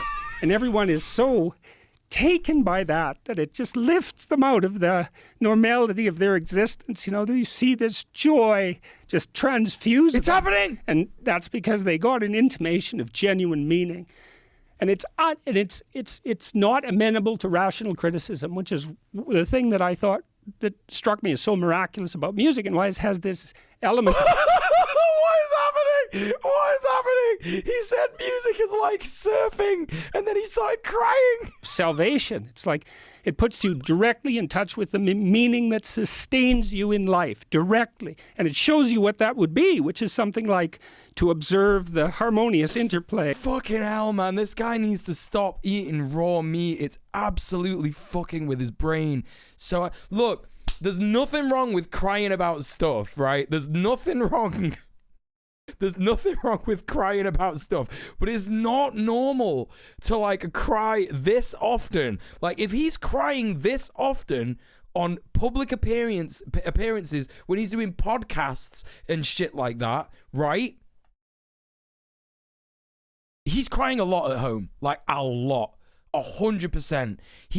There's something seriously wrong with him. Like he's having a real bad time. It's like he's getting like, you know when he said he did apple cider vinegar and it gave him a tremendous sense of impending doom. Like he's having that tremendous sense of impending doom every day, constantly. He's got like severe anxiety because of a lack of nutrients. AJ, it's not even steak tartare. The guy eats raw meat only. He doesn't have anything else in his diet. Yeah, there's a reason that they didn't show Joe's face during this point. I swear to God. Of the patterns of being stacked on top of one another, and then to bring yourself into alignment with that, which is what yogis strive to do, and what disciplined athletes strive to do, and what we celebrate in athletics, and it's all a reflection of the same. This is insane. This is absolutely... I can't wrap my head around this whole thing. I'm finding it really hard. Like it feels like it really feels like I'm in like a satirical play or a parody film or something. It can't be real. Is this real? It's real. It's real. Same thing, and that's real. It's real, that meaning. It's real also in what it imparts on other people. How is he just handling this? How is he just handling this? It's not just, it doesn't exist in a vacuum. Like, even though people can play beautiful music when no one's around. Yo, Nog, how is it going? AJ, can I get a shout out for Nocturus, please? How you doing, man? If it isn't real, Armando Iannucci has seriously outdone himself. This is so wild, isn't it, dude? Honestly. Holy fucking shit. It's not the same as playing beautiful music in front of people, because there's a thing that happens when people interact with that music. Well, he has, Quill. He's suffered some kind of trauma from his coma. He's very unwell. He's a very unwell guy. 1,000%. Stone facing a man's midlife crisis in real time. See that, and, if you get lucky, you go to I went to a Leonard Cohen concert. Yeah, it is good news. That gum you like is going to come back in style. Spoken backwards. When he went on tour, when he was old, he lost all his money when he was in a Buddhist monastery. Dangers of being in a Buddhist monastery, by the way. Did he really? Yes, his manager shanghaied it. Just when I try and do a bit, it's too hard. It's too hard to do this bit. Yeah, and so he had to go back on tour, which turned out to be a great thing because he made way more money on that tour than he did, I think, in his whole life. Did he get a new manager? Yeah, yeah, it was an old friend of his as well. It was really a catastrophe, but he got better and better as he got old, kind of like Johnny Cash, because Cash got damn near transcendent just before he died. He put out some songs like "The Man Comes Around" that are they're just unbelievable. He wrote a book on St. Paul, by the way. He did? So, yes, he did. St. Paul? Yes. Yeah, so that's pretty interesting. But so Cohen, when he came onto stage, everybody. Someone called it before. Ovation, I think it was Mr. Dank. That was a good bit. It was a good bit. He played his sets, and it was like a religious experience, and it was a religious experience in the most fundamental sense. And everybody in the audience was there in the same place at the same time, doing the same thing with him, And where's that meme? Where's that meme? Well, that can happen too. I'm sure it happens to you at your comedy shows. Yeah. When the whole audience is united and I'm sure it happens at Joe Rogan's comedy shows. I'm sure it does. And everyone's focused on it. Yeah, man. It's all those comedy not exactly shows. the same thing, but it's similar. There's a hive mind. Well, it's also the good comedians. Reset the counter, right, gang. they're like musicians. Reset it. Yeah, they're right on the border between. It's back. It's order back, and baby. Chaos. It's because back. The place of maximal funny is when you're just about pushing it too far, right? You think, oh, do I have to say this? Do I have to say this? Like, yeah, you have to say this. Okay, I'm going to say it. And everyone cracks up. Midlife crisis. A midlife crisis is a bit of an understatement. Most folk buy a motorbike, not scran nothing but meat, and go to Russia for experimental therapy, yeah. And they crack up, and it blows apart their sterile preconceptions. That's part of cracking up, when you laugh. And did he just say place of maximal funny? Wait, I missed that. Sorry, hang on. All right, they're like musicians. They're right on the border between order and chaos. Because the place of maximal funny is when you're just about pushing it too far, right? You think, oh, do I have to say this? What? Do I have He's gonna say the C word. to say this? Like, yeah, you have to say this. Okay, I'm gonna say it. And everyone He's gonna say it. cracks up. And they crack up, and it blows apart their sterile preconceptions. That's part of cracking up, when you laugh. And it's so cool because it's the antidote to their totalitarianism, comedy. And that's why you can tell. Listen, you can't feel bad for laughing. This guy is a disgusting piece of shit. We have to remember that. When you get that little bit of empathy, when you get that tiny little bit of empathy about him, just remember that he is basically famous, and the alt-right fucking love this guy because he was like, I'm not going to call someone by their preferred pronouns. I'm sorry, I'm just not going to do it. And he caused a huge fucking thing about it. He just caused a huge thing about it. Honestly. And he's definitely killing people with his anti-vax, anti-COVID nonsense. 100%. Anybody who goes after a comedian. It's Ronnie kills commies. You are. You're the king who can't stand the fool. That's the tyrant. So you reveal yourself. Same as people who go after musicians or dancers. I think people are going after comedy for a different thing today.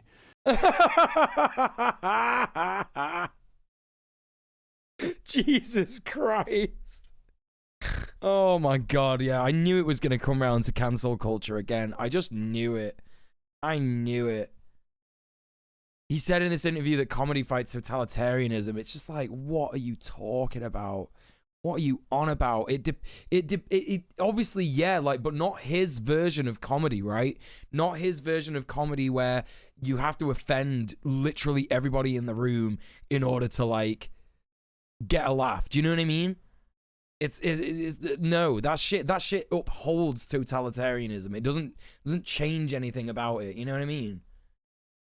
Absolutely absurd. Because they're going after comedy for a literal representation of what the words mean if you put them in print. And that's nonsense. Yeah, like, that's not what a comedian's doing. Yeah, well, they're doing that. They're doing that because there are some things they believe that can't be made fun of. Yeah, but really what they're doing is just looking for targets. They're playing a game. The rules of the game have been established. Comedy violates the rules of the game. Yeah, what are the rules? Because comedy take those things. Well, there's a lot of things. Y'all don't feel comedy is being censored? I knew it. As soon as you came into the chat and you said the way this dude uses his words is a masterpiece, I knew you were a fucking chud, Empty Maglium. Holy fucking shit. Holy fucking shit. Y'all don't feel comedy is being censored? Yeah, I do feel like comedy is being censored. Racist, shitty, transphobic, hateful comedy. And that's a good thing. You're totally on board with these guys? Get him, AJ. You get him. I know you've been looking for one. You get him. You get him. Guess who gets censored now, bitch? You. Fuck off. You can't joke about. Mm-hmm. You can't joke Sacred about things. Yeah, there's protected That's right, classes bitch. It's now. the fucking gulag. That's right. What are you gonna fucking do about it? You little fucking fanny. We all know who they are. We don't even have to bring them up. You know, whether it's trans people, gay people, people of color, Asian people, whatever those things are. One thing you can mock relentlessly is white people, specifically white males. It's one of the. Well, they are pretty funny, you know. Oh, sure. He admits it. He admits it. Oh my God. We're ridiculous. But it's a funny pejorative that people will say about like a group of folks. They're primarily white males. Like that's a pejorative. Like that's like It's my own. That is not a pejorative, dude. That is not a fucking pejorative. What is he talking about? That's a pejorative term, primarily white males. Fuck off, dude. Like in a technical sense of the word, but he's talking about discrimination, right? He's saying like, right, so pejorative means expressing contempt or disapproval. Sure, right? That's a pejorative term to say like, you know, oh, it's primarily white males. But he's talking about like pejorative as if it's like discrimination. You know, pejorative is a neutral term when it comes to politics, right? But he is trying to use it in the sense that like, oh, people are being discriminatory towards white males. An absolute ape brain take. That's what everyone says. Yeah. Oh, you're talking to those young, angry young white males. But isn't that funny? That is. Oh, so he knows. He knows that he's talking to the angry young white males and that people criticize him for that. I wonder why he's not had any further insight into why that might be an issue. I wonder why. That means something negative. Yeah, it's not funny. But it's horrible. But it's a horrible generalization because you're taking an enormous group of people and you're looking at their ethnic background and their gender, and then you're dismissing them. Well, for a while, you know, because people kept. Yeah, white males, the most oppressed class. Like, we should have a bingo card for this, really. We should have had a bingo card for this. Like, I always think of the best ideas when I'm halfway through content, honestly. Like, they really are, like, I have never, when people make jokes about white men, right? Yeah, JP Bingus, right? When people have made, okay, so when I didn't really understand, you know, social justice and stuff like that, when I was kind of like, you know, just about to get a bit more seriously into politics, I was like, I don't really understand why they're attacking white men. I'm not like that, right? That's the initial reaction that you get if you're a decent guy, right? Now, I'm not saying I'm like the best guy, but I'm a decent guy. And I knew that. And I always knew I was, right? And I didn't understand why it was a thing. But then when you learn about it and you learn about the struggles of people of color, you learn about the struggles of the feminist movement, you learn about the struggles, well, not just the feminist movement, but women in general. You know, you learn about the oppression of other people and that white men are generally the aggressors in this, you know, in this oppression. sometimes without even realizing it, then it's like, oh, okay, they mean those men. They mean those men. Right. Okay, I get it. Right? I get it. And it's easy to come to that conclusion. It's so easy to come to that conclusion if you are a decent guy. But of course, if you're not a decent guy, well, you're naturally not going to come to that conclusion very quickly, are you? You know what I mean? That's what it is, right? Yeah, they mean men like these chuds who, like, you know, they know that they're talking about them specifically and they hate it. That's what it is. Thank you for the hydrate. I will. I totally will. Oh, it's so ridiculous. So ridiculous. Coming and telling me that, you know, your audience is only angry, young white men. I thought, I kind of approached that wrong to begin with. I mean, I knew my audience was primarily male, as I suspect yours still is. But then I looked at the YouTube I've had a couple of blue fellas. 70% of people who listen to I've YouTube had a couple of were blue male. fellas. So the fact that 70% of my audience was male was not an anomaly. It was just a consequence of the technology. What do you think that is? Why are 70% of the people that watch YouTube male? Does that make it? He doesn't even understand his own audience. Or like he does. Okay, right. There's two things that could happen here. He could either come out with something really based, which is like young white men are absolutely disaffected by their environment and the fact that they have shit jobs and stuff, right? He's either gonna say that. What do you mean go back? Why? Wait, go back why? I heard what he said. Or he is going to say something like, young white men say this because they're oppressed and they're looking for answers. They're oppressed by the cancel culture SJW crowd, right? I'll go back anyway, but I heard what they said. Males. So the fact that 70% of my audience was male was not an anomaly. It was just a consequence of the technology. What do you think that is? Why are 70% of the people that watch YouTube male? Wait, hang on. Yo, he got that wrong. He said YouTube instead of like, he was talking about 70% of his audience. Okay, all right. Okay. Does that make any sense? Women are more interested in fiction than nonfiction. What? That's all it is, gang. That's all it is, gang. Women, they just don't like hearing the truth. That's what it is. Women just don't like hearing the truth. That's it. That's it. There are no women. There's no women in the world that like listening to non-fiction. It doesn't exist. It doesn't happen. Only men can comprehend JP's extreme facts and knowledge. That's what it is. Opposite to that. So if you look at book buying preferences, for example, women tilt towards fiction. Oh, did Jordan Peterson actually say all of YouTube audience is male? I thought he said all of his audience. 70% of his audience is male. Right, okay. I don't know, Sphinx. I'm like super confused. I'm just as confused as you, by the way. Tilt towards one. In the chat, listen, if you're feeling confused by this, I'm just as confused as you. Trust me. And if you want to know why that is, it's because the most reliable difference that psychologists have ever found between men and women, the biggest difference, is interest.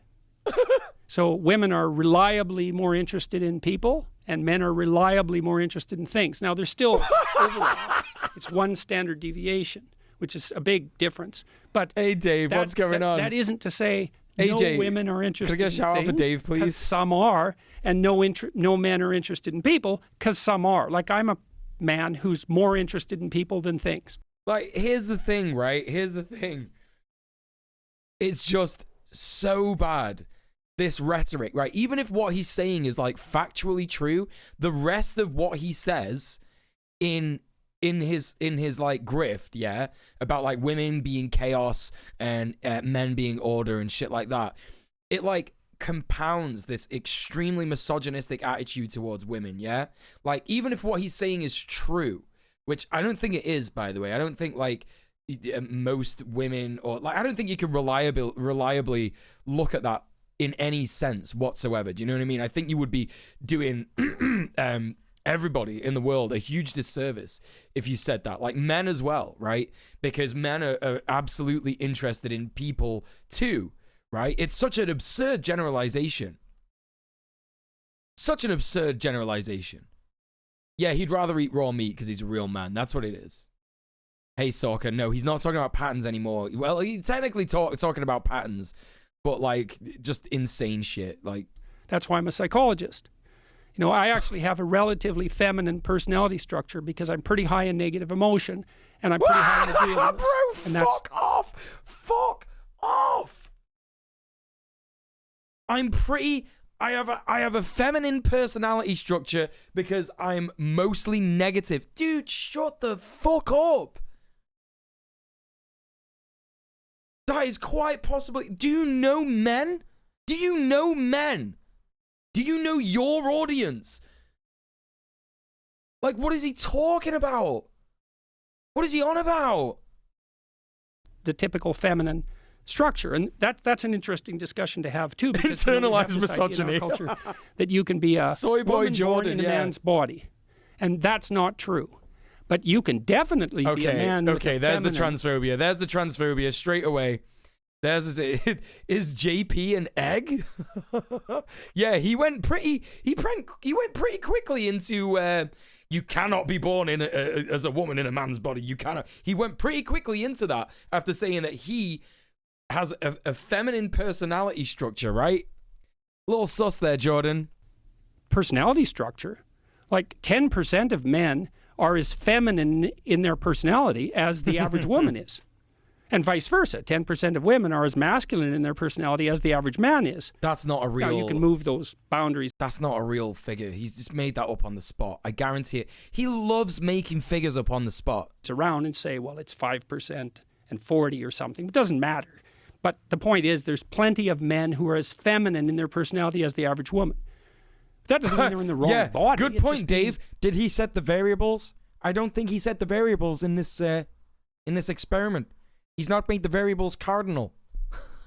That men and women are more alike than different, even though they are different, and that there's huge range within both genders.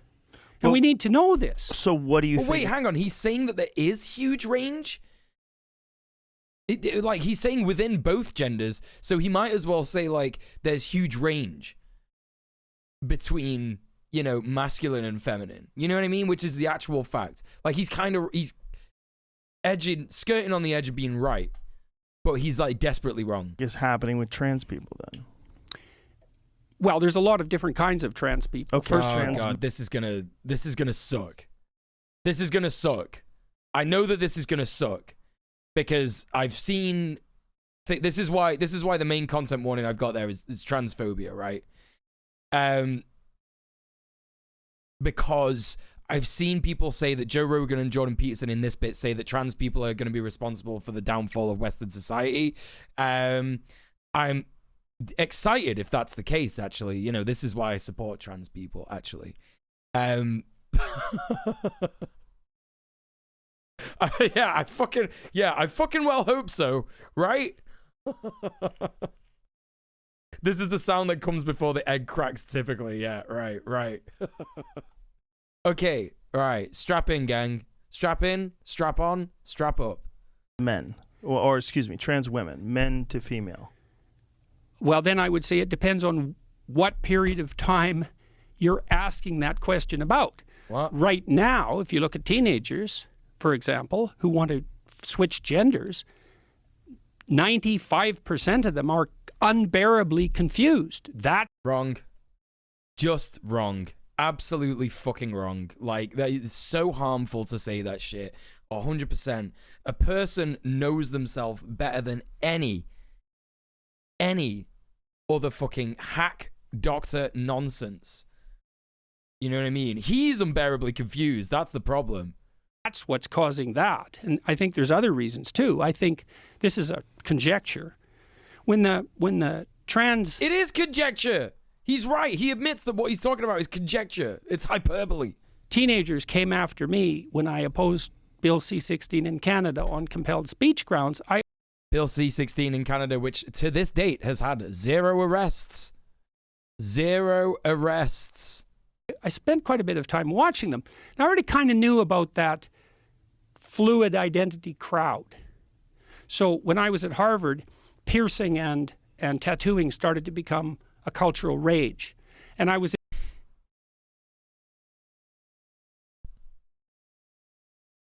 He's gonna say it, isn't he? He's gonna say people don't get tattooed anymore. He's gonna say people don't get pierced or tattooed anymore. I can't wait. I can't wait. interested in, well, who's doing this? Because I knew it was a practice that was limited to criminal subtypes and Bro, outcasts. fuck off. That actually hurt my brain. That actually hurt my brain. For a long time. So, for example, if you worked in the circus, you were likely to be tattooed, you know, and Oh my God. If you worked in the circus, you were likely to be tattooed. Okay, man. Okay, sure. Great. around the circus, and that was a kind of carny life, and it was an outsider life. And if you were a prisoner, same thing. But then all of a sudden it started to make its inroads into the popular culture. So we studied a group of early adopters of tattooing and piercing. He's clown from racist. the perspective of personality. Like, who are these people? And they were all highly creative people. Hey, Shafiq. Well, and creativity is a trait. And all people who aren't creative, that's wrong. In fact, most people aren't creative at all. What the fuck are you talking about, bro? I hate that. Like, this is one of the worst examples of, you know, that nonsense of like, oh, you're so talented. You're so talented. I could never do what you do. So absurd. When I used to do my art streams, people used to say that all the time. They used to say, I wish I could be as talented as you. Here's the thing, you can. Also, I wasn't that talented. But you can. Talent, Bob Ross himself said it. Talent is a pursued interest. You can't, no one is born better at playing the piano than other people. It's your environment. It's your environment. It's how you learn. It's your education. It's everything, right? All sorts of deciding factors go into it. It's incredibly unscientific to say that just not that many people are creative. Incredibly unscientific. You know? And I can explain that later, but they're not. We developed a scale called the Creative Achievement Questionnaire, which assesses lifetime contribution to 13 different creative domains. And that your scores would range from 0, I have no training or talent in this area, to, I think it was 8. He does create. Okay, yeah. People in the chat are saying, yeah, he's good at creating facts and figures out of thin air. Yeah, okay. I give you that. I give you that 100%. Expert in this area, right? And so 70% of people, if you sum their scores across all 13 domains, scored 0. And I ask audiences, like, how many portraits have you painted? 0. How many songs have you composed? 0. How many plays have you written? 0. How many recipes have you invented? Let me stop you. So the tattooed types are high. They were high in creativity. Okay. And a lot. I literally know, like, chads. You know, like chad dudes, like that have like no personality. Like no personality whatsoever. They're just like regular dudes rock kind of dudes. They just have a sleeve of tattoos. An absolute sleeve of tattoos. You know what I mean? And like tattoos up the back and shit like that. They're like builders. I guess you could argue that being a builder is creative, but you're like, you go into, do you know what I mean? You go into building sites, you're doing someone else's work and stuff like that. But like there are so many builders in the UK who just have like tattoos all out the ass, literally out the ass. Nothing to do with being a creative person. You know what I mean? A lot of these people who are fluid in their identity are actually high in trait openness, and they do have fluid identities. And some of them are feminine men and masculine women. So yeah, but that doesn't mean that surgery is the cure for that. No one says surgery is the cure. There's literally no one that says surgery is the cure. Like, and I'm not, this is, I had a conversation with Babbling Goat. He's a trans man. We had a conversation literally about him being trans And I know because I've spoke to a lot of fucking trans people. I have multiple friends. Like one of my partners is trans, right? Not all trans people want surgery. That's just a fact. Like surgery can be a helpful tool in alleviating dysphoria, definitely, right? But not every trans person wants surgery. Like it's absurd to think that the trans process is surgery. That's absurd. It's months and months and years of HRT, progesterone, shit like that. Like, you know, it's so fucking ridiculous.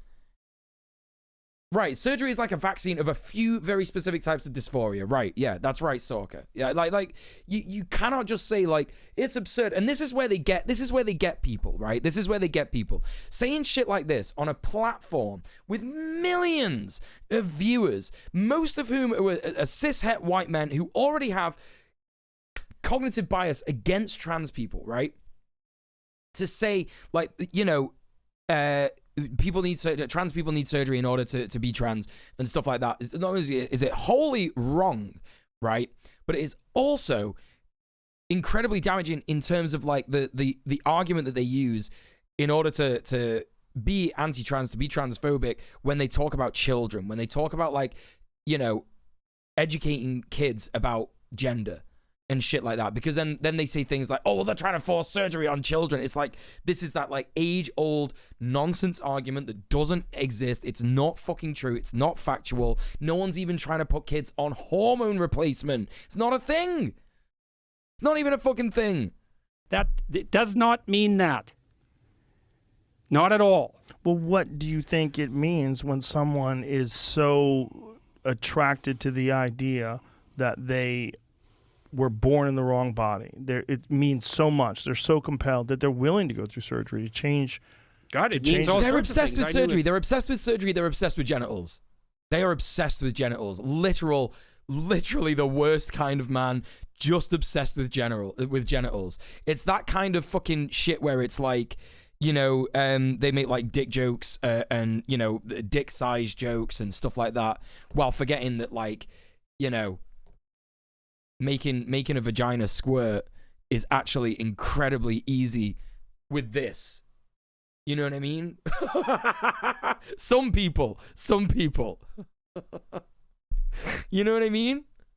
Yeah, and also it's such a that's right, Shafiq. It's such a but like it's such a basic, like shitty version of the actual truth. It's not necessarily born in the wrong body. It's like your gender assigned at birth just doesn't match your actual gender, right? That's what it is, you know?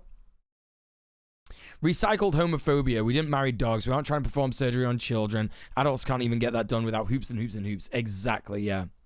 Hello, Ziprisky. How you doing? Yeah, Kermit the Tuxedo Frog content. That's right. That's what we got.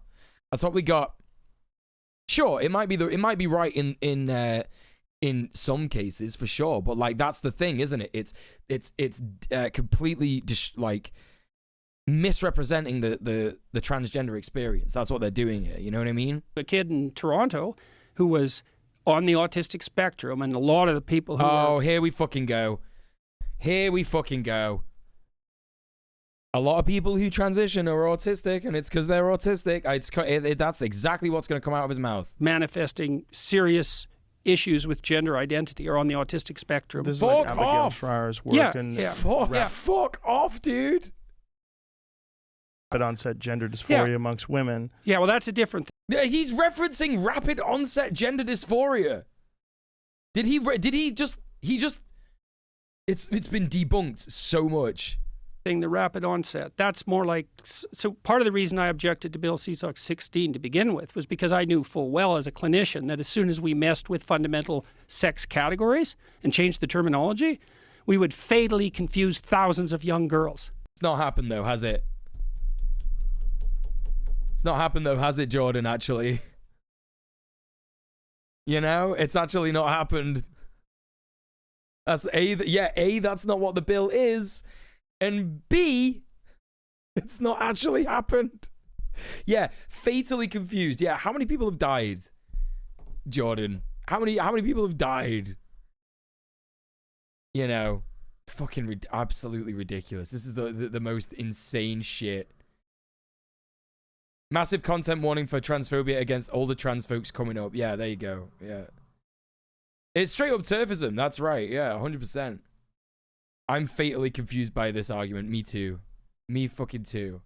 I knew that because I knew the literature on psychological contagion. And it stretches back like 500 years, that literature, 300 years.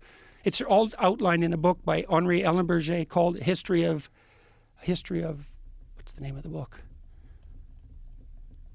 History of Psychoanalytic Ideas. It doesn't matter. It's Henri Ellenberger and it's his main work if you want to look it up. It doesn't matter, he says. Okay, bro. And so psychological contagions are very common. And so one of them, for example, was the satanic ritual. Yo, no worries, Stalker. Honestly, if you got to dip, you got to dip. Abuse accusations that emerged in daycares in the 1980s. And that was a consequence of women going into the workforce en masse, leaving their children with strangers and starting to have pathological fantasies about it, especially if they were borderline schizophrenic. What? What the fuck are you talking about, bro? What are you talking about? Example was the satanic ritual abuse accusations that emerged in daycares in the 1980s. And that was a consequence of women going into the workforce en masse, leaving their children with strangers. Yeah, man. As soon as women started working, they left their kids with strangers, and that's why trans people exist, obviously. Starting to have pathological fantasies about it, especially if they were borderline schizophrenic. And those fantasies propagated into the population. So what does this have to do with creativity? You were talking about creativity and people that are... Good fucking question, Joe. Good fucking question, bro.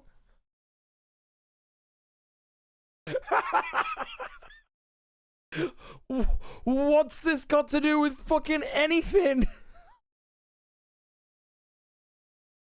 Oh, wow. Oh, my God. Oh, wow. Okay. Fucking hell. Fucking hell. Like, Joe Rogan is, like, so desperately trying to be a smart person, right? He's really desperately trying to be a smart person. He's like, I know that this isn't relevant. I know that this isn't good. I know that I need to be, like, dissecting this a bit more thoroughly. You know. But he's simply just, like, he can't quite grasp why. Do you know what I mean? He can't quite grasp why the fuck this shit is going on. You know what I mean? He can't quite grasp the shit he needs to deal with this. Yeah, not like there was a trans Roman emperor or anything. Yeah, not like trans people were just like widely accepted in general in indigenous American society, right? You know?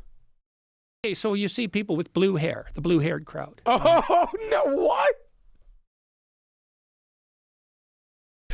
Blue hair argument? Really? Well, they're the same people that were doing tattooing and piercing, and they often are literally the same people because they... Blue hair, pronouns. Sorry, that's the problem. That's the problem right here. Piercings. It's like, well, they have mutable identities. They're not stable in their identities. They're creative. Creative people, by definition, aren't stable in their identities. That's what makes them creative. I literally know like a fair amount of fucking. If he's talking about like trans people being creative, and like that's why they're trans because they're creative with gender. I literally know multiple trans people who are like fucking boring as fuck and don't do anything creative. Like, what are you talking about? This is insane. He's got like this is the thing. Like, these people have never met trans people. That's half the issue, right? Because they just do not interact with trans people. When they see a trans person in the street, they're like, you know what I mean? Like it freaks them out. Like they clock someone or something. You know what I mean? And it's like it scares them, you know? Or they see like a trans person on the internet and they're just like, okay, I'm not gonna pay any attention to that person because they scare me, you know? And it's like, you just it fucking sickens me. It sickens me because it is a privilege and a pleasure to know trans people. It's like some of the most fucking awesome people I know are trans. Like, fucking, oh my God, I swear to God, honestly. I swear to God. Yeah, I do need water. You're right. I do need water. Thank you. Someone did a hydrate earlier, and I didn't hydrate at all. Oh my God, he's so ridiculous. Now, the downside of that is creativity is a high risk, high return strategy. Your new idea is probably stupid and wrong, and maybe it's fatal. But now and then it's unbelievably successful. And also, now and then, our culture would die without it. So we always have this problem, right, because we Shafiq, have to maintain stability, because otherwise everything degenerates into chaos. But mere stability won't work because the future's different from the past. Like, technically, Everything degenerates into chaos. Bro, fuck off, man. If I bring about chaos with my queerness, then fucking good. Actually, good, actually. different. Different in a non-deterministic way. It's actually different. And so then we have to figure out, well, how do we modify our memories or our traditions at a rate that enables us to keep up with the culture? And the answer to this is, in part, we let creative people play multiple games on the fringe, and some of them are radically successful, and then we copy them. So you think that a lot What the fuck is he on about? Is he on about, like... What is he talking about? of what's going on with people that want to change their gender identity He's is all over the creativity? place. No, I don't think so. So what do you... I know so. You know so. Yeah, but that's not all of it, but that's definitely part of But it. there are, for sure, a lot of people that transition, and there has been work on this that shows that if they didn't transition, they wanted to transition at one point in time, and then they eventually wound up becoming gay men. Yeah, This that's is definitely males the case. to females. That's literally not even true. It's like, what are you talking about, man? I swear to God, Joe Rogan, shut the fuck up challenge. JP probably saw a ninja stream. He saw that he had blue hair and assumed he was trans.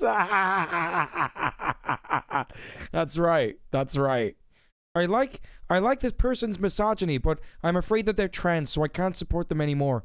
Yeah, well, it's right. confusing. Look, I mean, I also think, by the way, that part of what we're seeing in late adolescence. Oh, Kortadov. There was a guy in, like, the Goat and the Goblin stream. When we raided the Goat and the Goblin last night, there was a guy in their chat, like, just like saying, like, you know, you're not allowed to disagree with this guy if you're not a psychology major. You're not allowed to. If you're not a clinical psychologist, you're not allowed to. Fucking brilliant. Absolutely phenomenal. With this insistence on the primacy of felt identity. Mm-hmm. Thank you for the host, Dave. Appreciate that. JP stands are the worst. They think he saved their life. Well, here's the thing, though. Here's the thing. This is why it sucks. Because his self-help shit... Like, here's the thing. Self-help is a very easy way to get into it, innit? Do you know what I mean? Like, self-help, it's really easy to get into is what I mean. Sorry. My words came out stumbled then. Like, it's very generic advice. Like, if you clean your room, you'll feel happy. Yeah, if you sit with your back straight, you'll have a better posture. You'll feel more confident. Basic military stuff. Yeah, you're right.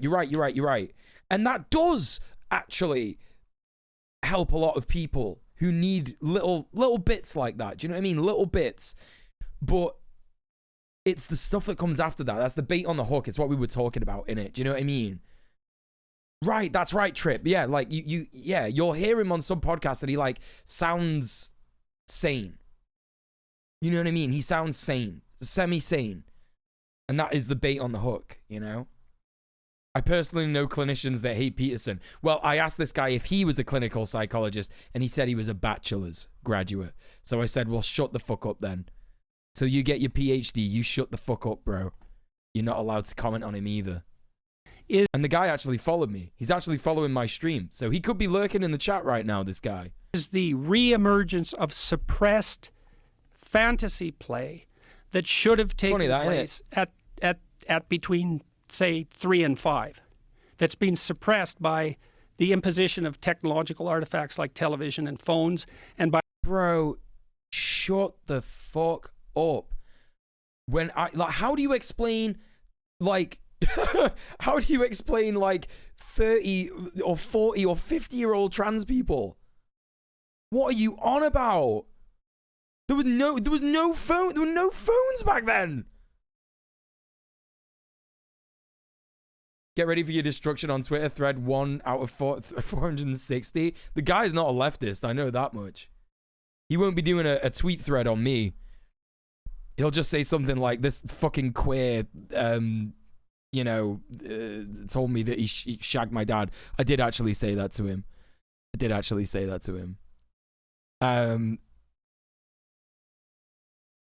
My phone made me trans. By the absence of free play among children who are hyper-supervised. So the fantasy play... Listen, I literally just said, right? I literally...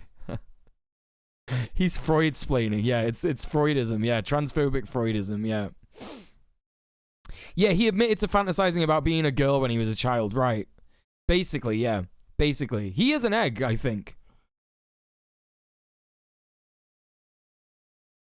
Hey, Mystery, long time no see. How you doing? Holy shit. He probably thinks that because he himself never heard of trans people before getting a phone. Oh, yeah, that's true. That's true. I wasn't convinced before, but JP being an egg seems really likely now. Well, that is the, thing. Because you can have, feminine men, right? Like, for example, I'm a man and I appear quite masculine to, a lot of people, right? But I'm not particularly bothered with being masculine. Do you know what I mean? And stuff like that. And I'm a feminist and I do I'm a soy boy. I like feelings and I like love and happiness and flowers and all that gay shit, right? And sure, someone like JP could attribute that to my queerness or whatever, but it's the sort of it's like the overcompensation that he bridges into. Yeah, he's right. You can have feminine cis men. That's absolutely valid, right? But then that extra bit that definitely for sure makes me think that JP might be an egg. Some people in the chat is fantasized about being a girl when I was a kid. I did it all the time. Oh, okay. All right, bro. Crazy how he's so transphobic, huh? And did that, right? Talks about having a female personality a lot. That's crazy, bro. That's fucking crazy. How about that? Is imperative to develop your identity by trying out a bunch of different patterns of behavior and ways to be. Yes, so when my son was about... I don't know if he said all the time, but he did say he was basically saying that, right? 2. His sister was about 3 and had a little gaggle of friends, and they used to dress him up like a fairy princess. And this didn't happen for years. Do I have a favorite flower? I like roses and I like lilies. I like that stuff. I like pansies as well. Pansies are nice. They come in lots of different varieties of flowers and stuff. That's nice. My gran's got a beautiful garden and I love hanging out in my gran's garden. The transphobe to transgender pipeline is full of folk like this, yeah? I can believe it. Uh-huh. Hey, Big Cub, how you doing? Welcome back. You think he's going to go again? He's going to cry again? I felt like he sounded like he was going to cry again. It happened for a couple of weeks, and he was playing along. And I went down there, and I'm a Northern Albertan, and so the gender roles there were fairly finely defined. And I was watching this, I thought, is it really a good thing that he's got wings on, a little fairy hat and a wand and a dress? Is that okay? Yes, it's literally fine. What the fuck are you talking about? And I talked to Tammy about it. I said, the girls are dressing Julian up like a princess. And it kind of... He thinks... This is extra funny to me, right? This is extra funny to me because I had a lot of female cousins. I still have them, actually. They're still around. I don't know why I said it like that. I have a lot of cousins who were girls, yeah? And they used to do shit like this to me all the time. They would they would bully me, basically. They would force sissification hypnosis me and shit like that when I was younger. And they would do all sorts of shit like that, be like, yo, we should put you in a dress, let's do your makeup, let's do your hair, when I had hair and stuff. And it's dude, this is literally fine. And my grandma, not to mention, my grandma literally wanted me to be a girl. She bought me a fucking girl's christening dress for my christening. She was so mad that I wasn't a girl, she almost fell out with my dad because of it. That's literally how much my gran wanted me to be a girl. It's absurd. That shit doesn't happen. It doesn't matter how much you force. Like, it's funny, isn't it? It's funny, isn't it? They always talk about, like, oh, forcing gender roles on a kid. Oh, that's gonna be bad. Yeah, you do that all the time with cis heteronormativity. You fucking nutter. You literally force gender roles on your kids by stopping them from experimenting with gender. Like, it's absurd, that argument. You know what I mean? I have qualms about it, but I'm not sure what to do, because he was having a good time and he was playing with the girls. And what qualms would It's you projection. possibly have about that? Because from my personal experience of having daughters, yeah, they think it's funny to put me in a dress. Mule's grandma sissification history, yeah. It is funny. Yeah. No, it's not the gran with the garden, it's my other gran. Well, there was a dress that my wife was throwing out, and my daughters made me put it on. They forced me to, and they took pictures of me. Yeah, I bet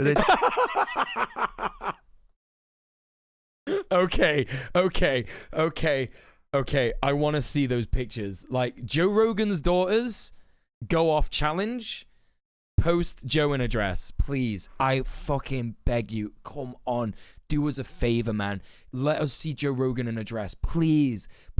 If you're out there, like, I'm like psychically trying, like, please, I need to see it. Please. I will never need another meme response ever again. Thought it was hilarious. Yeah. My wife, my daughter decorated me up like a woman. Hey, disoriented. Yeah, that is Jordan Peterson. Wrong. He has aged incredibly badly within 12 months. Yeah. Nothing, right? Well, that's just fun. No, well, that's it. That's what I concluded. You know, I thought, well, but why would you worry about anything else other than it being? It is on Spotify. Yeah, Spotify does video for some podcasts. Yeah. Well, probably because why was I worried about it? He doesn't even know why he's worried about it. This is so ridiculous, man. He can't even, like, he's not even coherent. He, like, randomly cries, doesn't understand, like, he makes up fucking figures randomly. What eating meat every day does to a motherfucker's brain? Honestly. It's so absurd. Wait, what the fuck is that? Yep.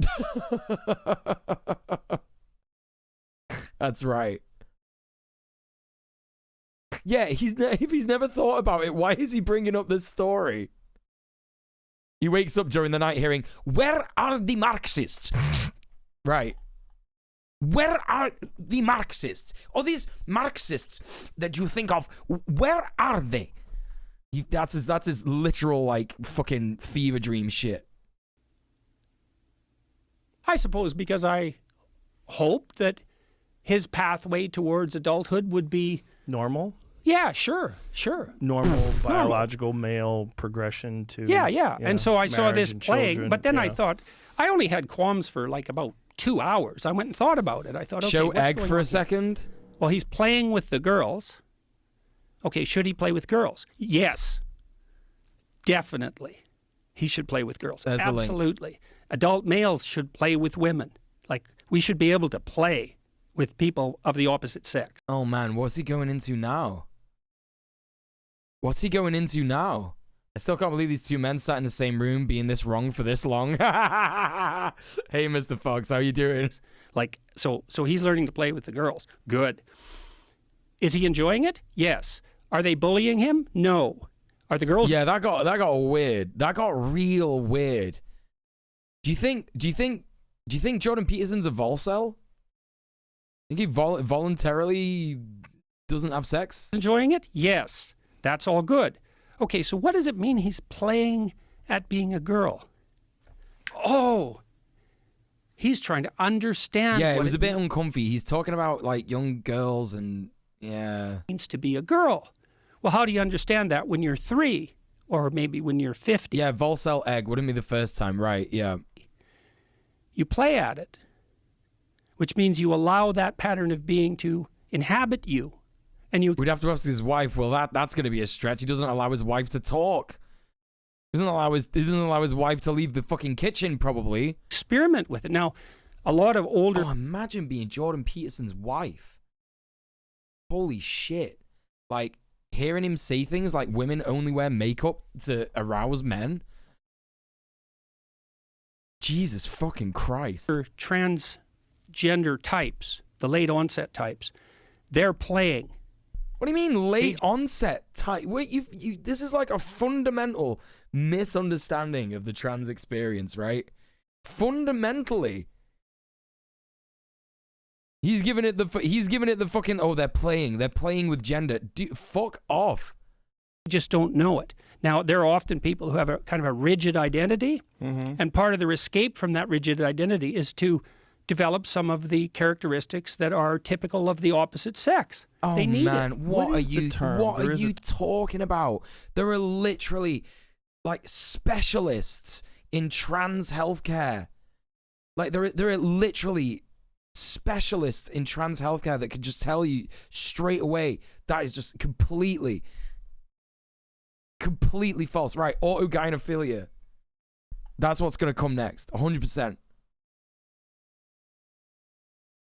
Yeah, no worries, Sorka. Thanks for being here. Yeah, you look after yourself.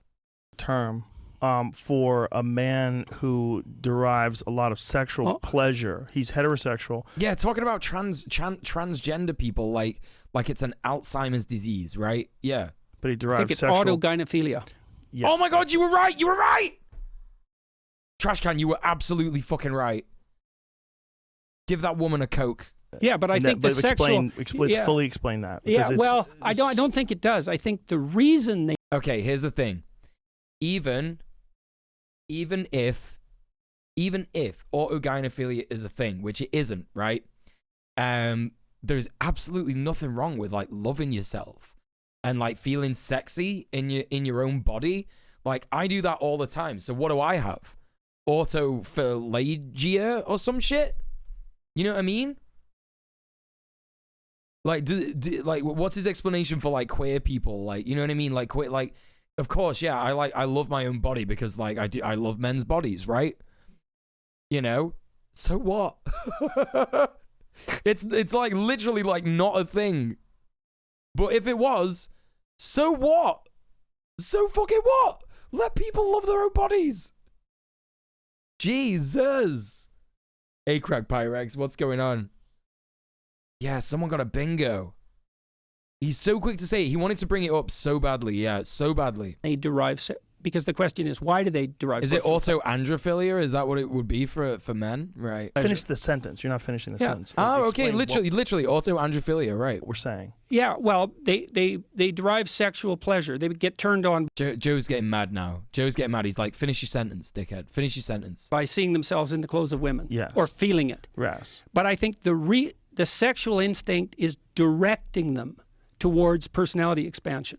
I look at it in Jungian terms. So part of the process of personality in Jungian terms, expansion in the deep psychoanalytic sense, transunion now is first you're a persona, or first you're nothing. Then you develop a persona, which is a way of presenting. Oh no, right, Jungian. He's talking about Jungian, right? Yeah, pseudoscience. A-star waffling.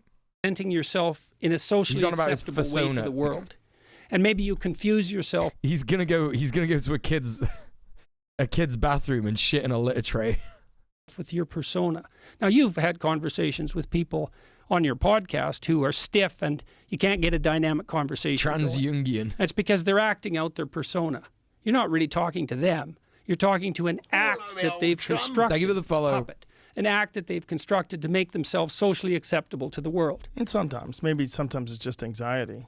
Yeah, sure. It can be anxiety too. But then often under anxious conditions, people will revert to their persona because it's a well-rehearsed set of routines and that they know is socially acceptable. Okay, so for the Jungians, the first step outside the persona was the shadow. Carl Jung, followers of Carl Jung or students. Okay, Chimera, see you in a bit. Thank you so much for being here. Of better terminology, was discovery of the shadow. Oh, wait, what did he just say? Socially acceptable.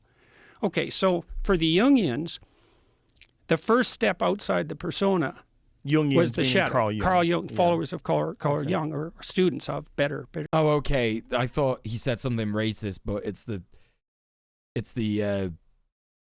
caption's getting it wrong. terminology, was discovery of the shadow. Hey, satirical. Oh, I thought I was the good person here, but it turns out that I've got like some darkness. And you often see this with, imagine you have hyper-compassionate people who are dependent.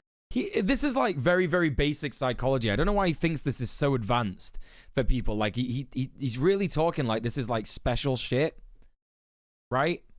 He's talking like he thinks this is like really smart, really fucking smart.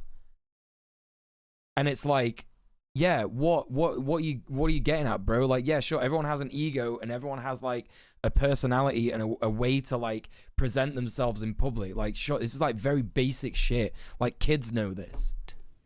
And they won't engage in conflict, so they're always oppressed. And so then when you talk to them, you find out they're really, really resentful, and they have a lot of fantasies of revenge, like a lot. What? And so then you work with them and you think, okay, you have something to say and do here.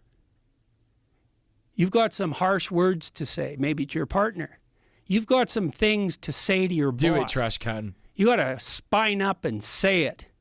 And that's part of incorporating that, especially aggression. So agreeable people, compassionate people don't like aggression. Maybe it's new to his audience. All of this is new to his audience, and I don't care what they say. All of this is new to his audience. This is like unhinged Peterson shit. But like, that's like not liking sex. It's dangerous. But it's necessary. What? What? Okay, let me pull that back. Let me pull that back. Line up and say it. And that's part of incorporating that, especially aggression. So agreeable people, compassionate people don't like aggression.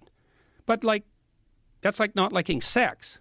It's dangerous. How? But it's necessary. Asexuals are dangerous to society. You heard it here first, gang. You want to integrate it. And if you don't, it has its own life. You know, it's not necessary. It's literally not necessary. You can live a long, healthy, happy life and never fuck.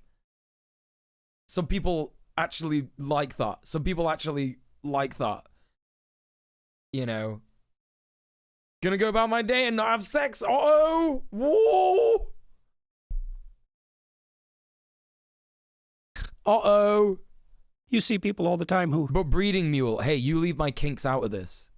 They're so nice. You can't even be in the same room with them. They're that nice. But they're resentful and passive-aggressive. They take it out in all sorts of ways, partly because they're always unhappy. They're often moralistically judgmental because they're not saying what they have to say. They got to integrate that shadow. So that was part of it. And the shadow consists of, in part, all the things about you that you've deemed morally unacceptable and failed to develop. And so sometimes... Yeah, asexuals are dangerous, but not because of their feelings towards sex. Yeah, asexuals are dangerous because, like, they shatter cis heteronormativity, which is a good thing, right? You know? That's aggression, often. Sometimes it's sexuality, often. He does. It's just very binary, right? He views everything as binary. You know what I mean? And so it'll manifest itself in impulsive, aggressive sexuality, say under conditions of alcohol intoxication when it leaks out. So aggressive, meaning I can't be in the room with people who fuck. My passive aggression just comes straight out. Yeah. like rough sex, like Forced. Yeah, definitely. forced. So you mean like So he's not right. So he's not talking about rough sex. He's talking about rape. rape? Well, or it doesn't have to go all the way to rape. It can be like over-aggressive sexual compulsion. Oh man, he's projecting so hard. Like he really wants like either to be dommed or to dom. You know what I mean? In a dating situation. So does that account for Or like he's on about being aggressive in a dating situation. Yeah, that is rapey. Yeah. certain men that like violence in their sex, like they like abuse in their sex? Like, Yes. because there's a subset of men that like to hit women during sex, Yeah. and a lot of them turn out to be these like kind of male feminist types, which is really He's talking about me. Oh my god, I got called out by Joe Rogan. He's on about BDSM. That's what he's talking about, right? Also, complete bollocks about being feminists, right? Do you know what I mean? I know people in the BDSM community. Not necessarily fucking, do you know what I mean? Not necessarily feminism, not necessarily all feminists, not even necessarily all left wing. You know? Say, I shall punish you, kitten. Oh boy, you're gonna be a good girl for daddy, aren't you? Yep, that's it. BDSM and kink, that's abuse. It's abuse. Here we go, gang. I'm just going to the toilet. Fucking hell. Really strange. No, it's not. But it's exactly really what you'd predict. It's strange on the outside. When you Definitely. find out. It's strange to those men too, because it's very unsettling for them to see, you know, in the cloud of their niceness and their harmlessness, this deep, dark desire making itself manifest. Do you remember that case of that Canadian broadcaster who was this guy who was like, really talks like this, very calm, and then a bunch of women came out that dated him, said he beat the shit out of them, and he would want to beat them up during sex, like really beat them up, like punch them in the face. And stuff well, you know, it's an open question how much assertiveness there should be in sex, and that. But the answer is zero. No, I'm not saying in the least that that's acceptable. Let me be absolutely clear here. Well, I was that's just not going to say acceptable that's at not all. assertiveness. No, it's not. It's repressed. It's repressed. It's what's repressed. There's no clearer way of saying it. It's like, look, many men are terrified of women, many, and so that terror might manifest itself even in a relationship in the inability to ever let the partner know what they really want. They're terrified for what reason? Because of rejection? Yeah. And then the feelings of inadequacy that produces, often which are necessary. They're necessary. Right. I was trying to explain this to a friend once where we had a friend of ours who had developed what seemed to be like a real hate for women. And he wasn't an attractive guy. And so we were having this conversation and I said, imagine if all of your interactions with women hurt your feelings. And you're not a very thoughtful and introspective What are you on about? Mentions of actual abuse? What, really? person. You would immediately associate women with negative feelings and you'd be angry about them. And that's what's happening to that guy. He got a bad roll of the dice in terms of his facial features. You missed many men are terrified of women. Sure, man. And his genes just wasn't that good. And so he was not, girls were not interested in him. So he had developed this anger. And it was shocking. Yeah. Welcome to the human race. It's shocking to, well, that's incels. He went on to equate an abuser with kink. Yeah, I'm not surprised. Here's the thing. When vanilla motherfuckers say this, and actually I use the term vanilla quite loosely there, because here's the thing. When people like Joe Rogan say things like there are a subset, quote unquote, of men who like to hit women during sex, right? That makes you think like hitting, like punching with a fist in the face. That's kind of what that like makes go burr in the brain, right? But I am going to shit an actual fully formed brick out of my arse, right? Out of my penis, if Joe Rogan has never spanked a girl during sex, right? I would literally eat a shoe if that's not happened, because that is incredibly common. It's incredibly common to want to be spanked and also to want to spank. It's one of the most common introductions to kink that people have, right? So for a start, it's sort of misrepresenting kink in a big way, because when I say I like to hit women, not just women, but people during sex, it's spanking. That's what I like, right? You know what I mean? And it's only ever consensual, right? The person being spanked wants it. You know? They know nothing about consent. That's the thing, is it? That's what it comes down to, isn't it? Because they don't understand consent and are therefore pretty fucking rapey, then they project that onto others. That's exactly what it is. You know?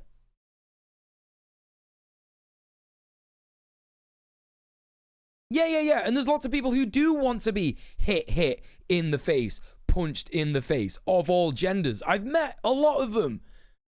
And, funnily enough for me, that's actually too far. In my specific kink, I do not get off on that. But some people love it, and some people love to administer it. It's all about consent, safety.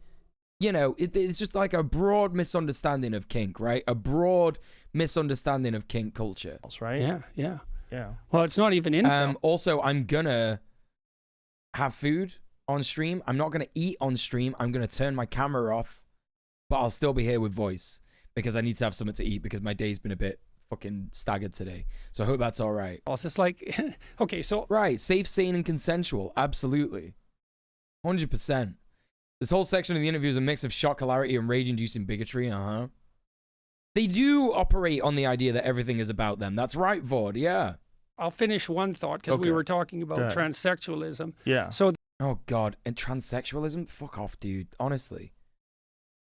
You've been with a girl who likes you to choke her. Yeah, absolutely. That's another very, basic kink that some people have as an introduction to wider kink.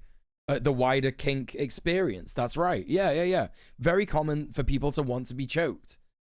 The second stage of development in the Jungian sense is the integration of countersexual possibilities. So I just watched Joaquin Phoenix in Joker. Mm-hmm. And he's a very charismatic actor. And I was thinking, oh, God, because he carried that whole movie on single-handedly. It's a dark, dark movie, and it has to do with resentment. This man who was forced to be nice by his mother, who turns out to be absolutely crazy and abused him like mad when he was a kid. Mm-hmm. And then he becomes this role model for the dissemination of complete catastrophe into the entire society. It's a story of Cain in part. But Phoenix really carries that, and part of the reason that he does that is because he creates a compelling character who's sympathetic. I'll still be here while I'm eating, don't worry. I'll still be here while I'm eating. I'll just be invisible. I'll be still on the mic, don't you worry about that. You can be sympathetic to him because he really did have a hard life, really hard.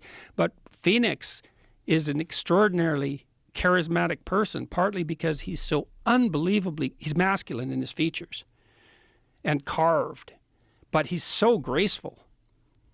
Every single thing he does in the entire movie is a dance. He's conscious of every single movement he makes, every turn of his head. Did he mention the Joker? He's talking about the Joker now? He's talking about the Joker now, isn't he? Conscious, it's dance-like, and you can't take your eyes off it. And a lot of stellar performers had that ability to integrate, male performers had that ability to integrate that feminine grace into their masculine character. You saw that with David Bowie. You saw it with Mick Jagger. They're good examples. A lot of those 70s glam rockers were gender benders, long hair, a lot of flashy outfits, and they gender did show benders. They weren't exactly androgynous. That's not the right way to think about it. That's not true. A lot of them were pretty fucking androgynous, actually. In fact, you would be hard pressed to describe David Bowie in any other terms than androgynous. What the fuck are you talking about, man? They manifested a higher order integration of masculine and feminine, and that made them charismatic. Because that's Prince. He's the best example. Sure. And so that's high order integration. And I would say that part of the compulsion between adult onset transsexuality of the autogynephilic type is a consequence of the sexual instinct manifesting self. It's Bowie, right? David Bowie? Yeah. I sometimes pronounce it Bowie. Yeah, that's my bad too. As a guide to the integration of personality across the sex divide. I'm sure you're familiar with Douglas Murray's work. Yes, and Murray, who's very funny, who I like very much, and who's one of the most courageous people I've ever met. Yeah, he's brilliant. And he had an amazing point about civilizations collapsing, and that when they start collapsing, they become obsessed with gender. And he was saying that here it comes. You could trace it back to the ancient Romans. There it is. Greeks. Yeah, Camille Paglia has made much of that. Yeah. I think probably it's not so much an obsession with gender, it's a disintegration of categories as a precursor. So it's a marker for if categories dissolve, especially fundamental. And you know, gang, the destruction of Rome, quote unquote, is an often cited thing as a fascist talking point. You know? So, phenomenal. Hello, Electric Kitty. How you doing? How are you fucking doing? Please go follow Electric Kitty, everybody. Ones. The culture is dissolving because the culture is a structure of category. Mm-hmm. That's what it is. Right. So, and in fact, culture is a structure of category that we all share. Incorrect. So we see things the same way. Incorrect. That's why we can talk. I mean, not exactly the same way, because then we'd have nothing to talk about. But roughly speaking, we have a bedrock of agreement. That's the Bible, by the way. There it is. There it is, the Bible. What the fuck? I knew it. I knew it, man. He loves the Bible so fucking much. He can't go a single interview without mentioning it. Fucking hell. Electric Game. Thank you so much for the £5, and I'm so glad that your lawsuit is over. I hope it concluded to your satisfaction, and thank you so much for supporting the channel and choosing to sub off Twitch. If you like the stream, you can consider paying for it using the sub off Twitch command. It's right there in the chat. It's literally what I need to survive this month. I've had a bit of a rough month, so please consider financially paying for the stream if you are financially able. Yeah. Let's carry on. So I just walked through the Museum of the Bible in Washington. That was very cool. It's a very cool museum. So the structure, that's what the Bible Yeah, it's what provides. I figured out. I just figured this out this week. So I just figured it out this week. Yeah, okay, bro. You're definitely like in a good frame of mind. You're definitely in the right frame of mind to be like coming to conclusions right at this moment in time in your life. Fresh off the press. So it was a cool thing to walk through because it's chronological. They have one floor. How jealous are people in the chat of Electric Kitty right now? Electric Kitty says in the chat, "Who's the wheezy suit guy? I'm out of the loop." Oh my God. To not know who Jordan Peterson is. Well, I'm very sorry. We're about to destroy that beautiful ignorance. I want that for all of us. It's Daniel Craig. Pib, oh my God, I forgot. Pib, holy shit, I saw you show up before. Yo, AJ, actually, Shafiq, could I get a shout out for Queen Pib, please? Please go follow Queen Pib, everyone. She's so good. How you doing? Hope you're good. Which is the history of the Bible. But it's not exactly that. It's really what it is the history of the book. Now, in many ways, the first book was the Bible. I mean, literally, because at one point there was only one book. Like, as far as our Western culture is concerned, there was one book. And for a while, literally, there was only one book. And that book was the Bible. And then before... No! What do you mean? There was never just one book, and that book was the Bible. What are you talking about? Gilgamesh got nothing on this guy. It was the Bible. It was it was scrolls, and it was writings on papyrus, but we were starting to aggregate written text together. Bro, what are you talking about, man? And it went through all sorts of technological transformations, and then it became books that everybody could buy, the book everybody could buy, and the first one of those was the Bible. And then it became all sorts of books that everybody could buy. But all those books, in some sense, emerged out of that underlying book. None of this is true. Literally none of this is true. And that book itself, the Bible isn't a book, it's a library. It's a collection of books. What? No, dude. How does anyone think How does anyone think that a book is a library? Bro, his brain is broken. And so what I figured out was, partly because I was talking to my brother-in-law, Jim Keller, who's the world's greatest chip. The Bible.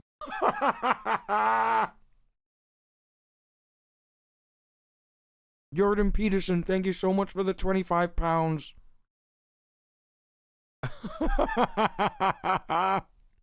Thank you so much. Thank you so much for supporting the stream, Mr. Peterson. Designer, and has now designed a chip that's as powerful as the human brain, which is optimized for artificial intelligence learning, by the way. And so I talked to him about that. He said, "You heard of the internet?" I said, "Yeah, Jim, I've heard of the internet." He said, "This is way more revolutionary than that." So in any case, we were talking about what?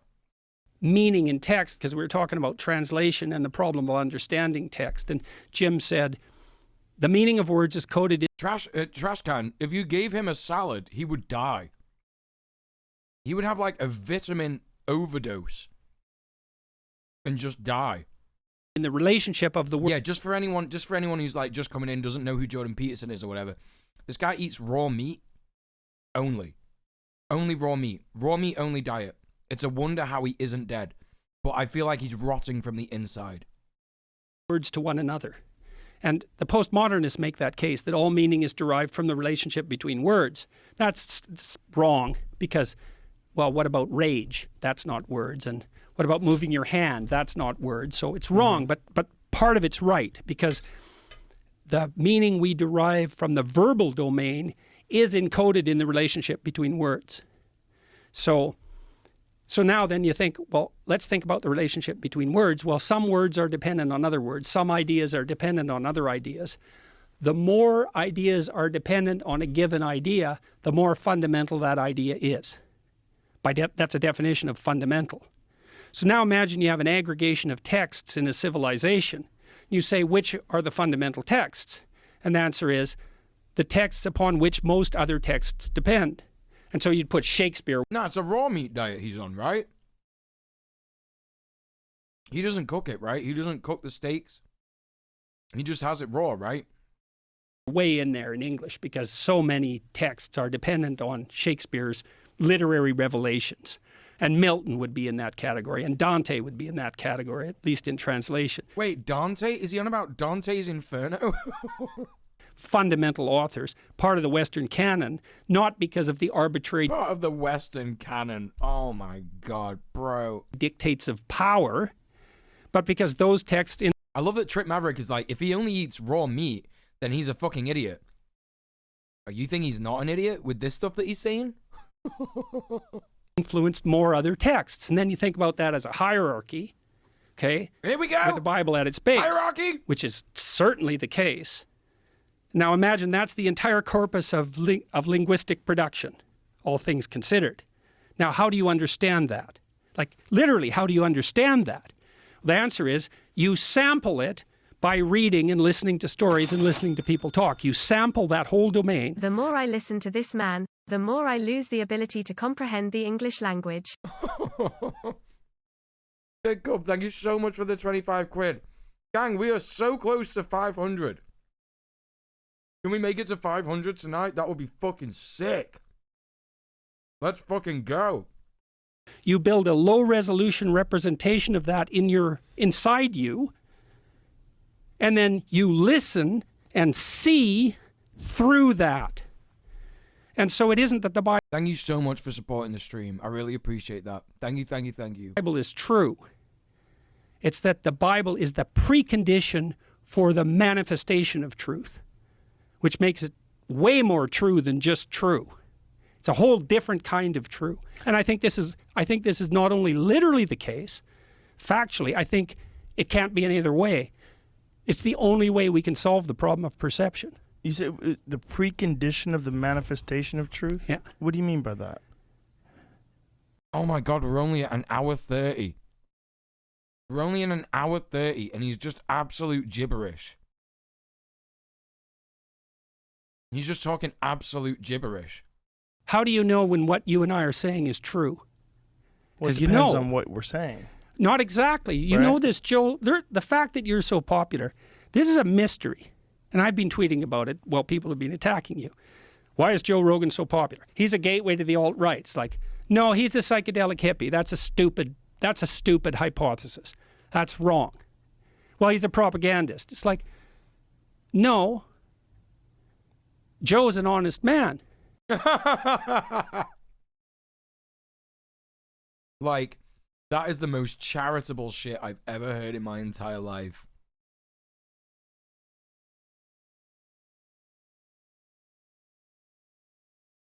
If he's honest, then that is like really upsetting as to how stupid he actually is. You know what I mean? Like, if Joe Rogan is really being honest, saying like, I don't understand why people keep thinking I'm a bad person for platforming actual white supremacists, he is unsavable. Actually unsavable. And I don't think that. I think he knows exactly the people that he gets on the show. And wait, what's that? What's that gif? What's that gif? JP Waffle Machine go burr. Try bag trash can. Thank you so much for the £5. JP Waffle Machine go burr. Thank you so much. That's only another 37 quid.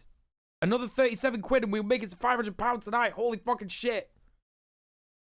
Thank you so much. Thank you so much. That's right. Get those bun claps out. You can tell the Bad Bunny chatters are here when every time there's a dono, there's a bun clap. Let's get that. We've also got clap. If you've not got the bun clap emote, right there. Right there. And he actually says what he believes to be true. Right. This is the thing. Yeah. There are literally Asian, Indian, and Arab philosophers. Right? There's like billions of people. You know what I mean? Like DJ said it in the chat, right? Literally billions of people who are not born white European, you know? So ridiculous.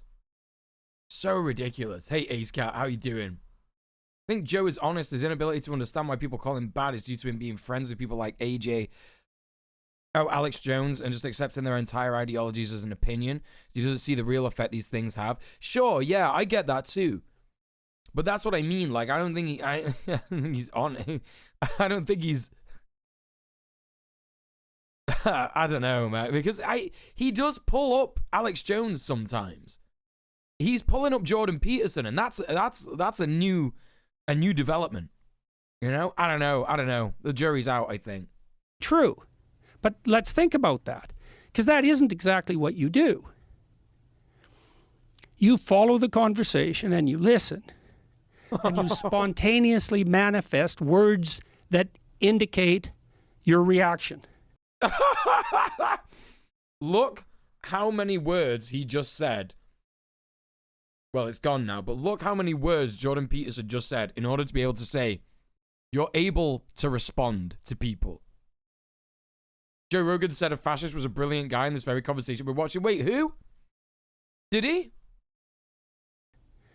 And it isn't the words themselves exactly that are true, because you might be wrong and you might be right. I will have a stretch in a sec. What do you know? And what I know, we're going to be wrong a bunch during this conversation. Mm-hmm. But the process that we're manifesting in the discovery of truth and untruth, that's not wrong.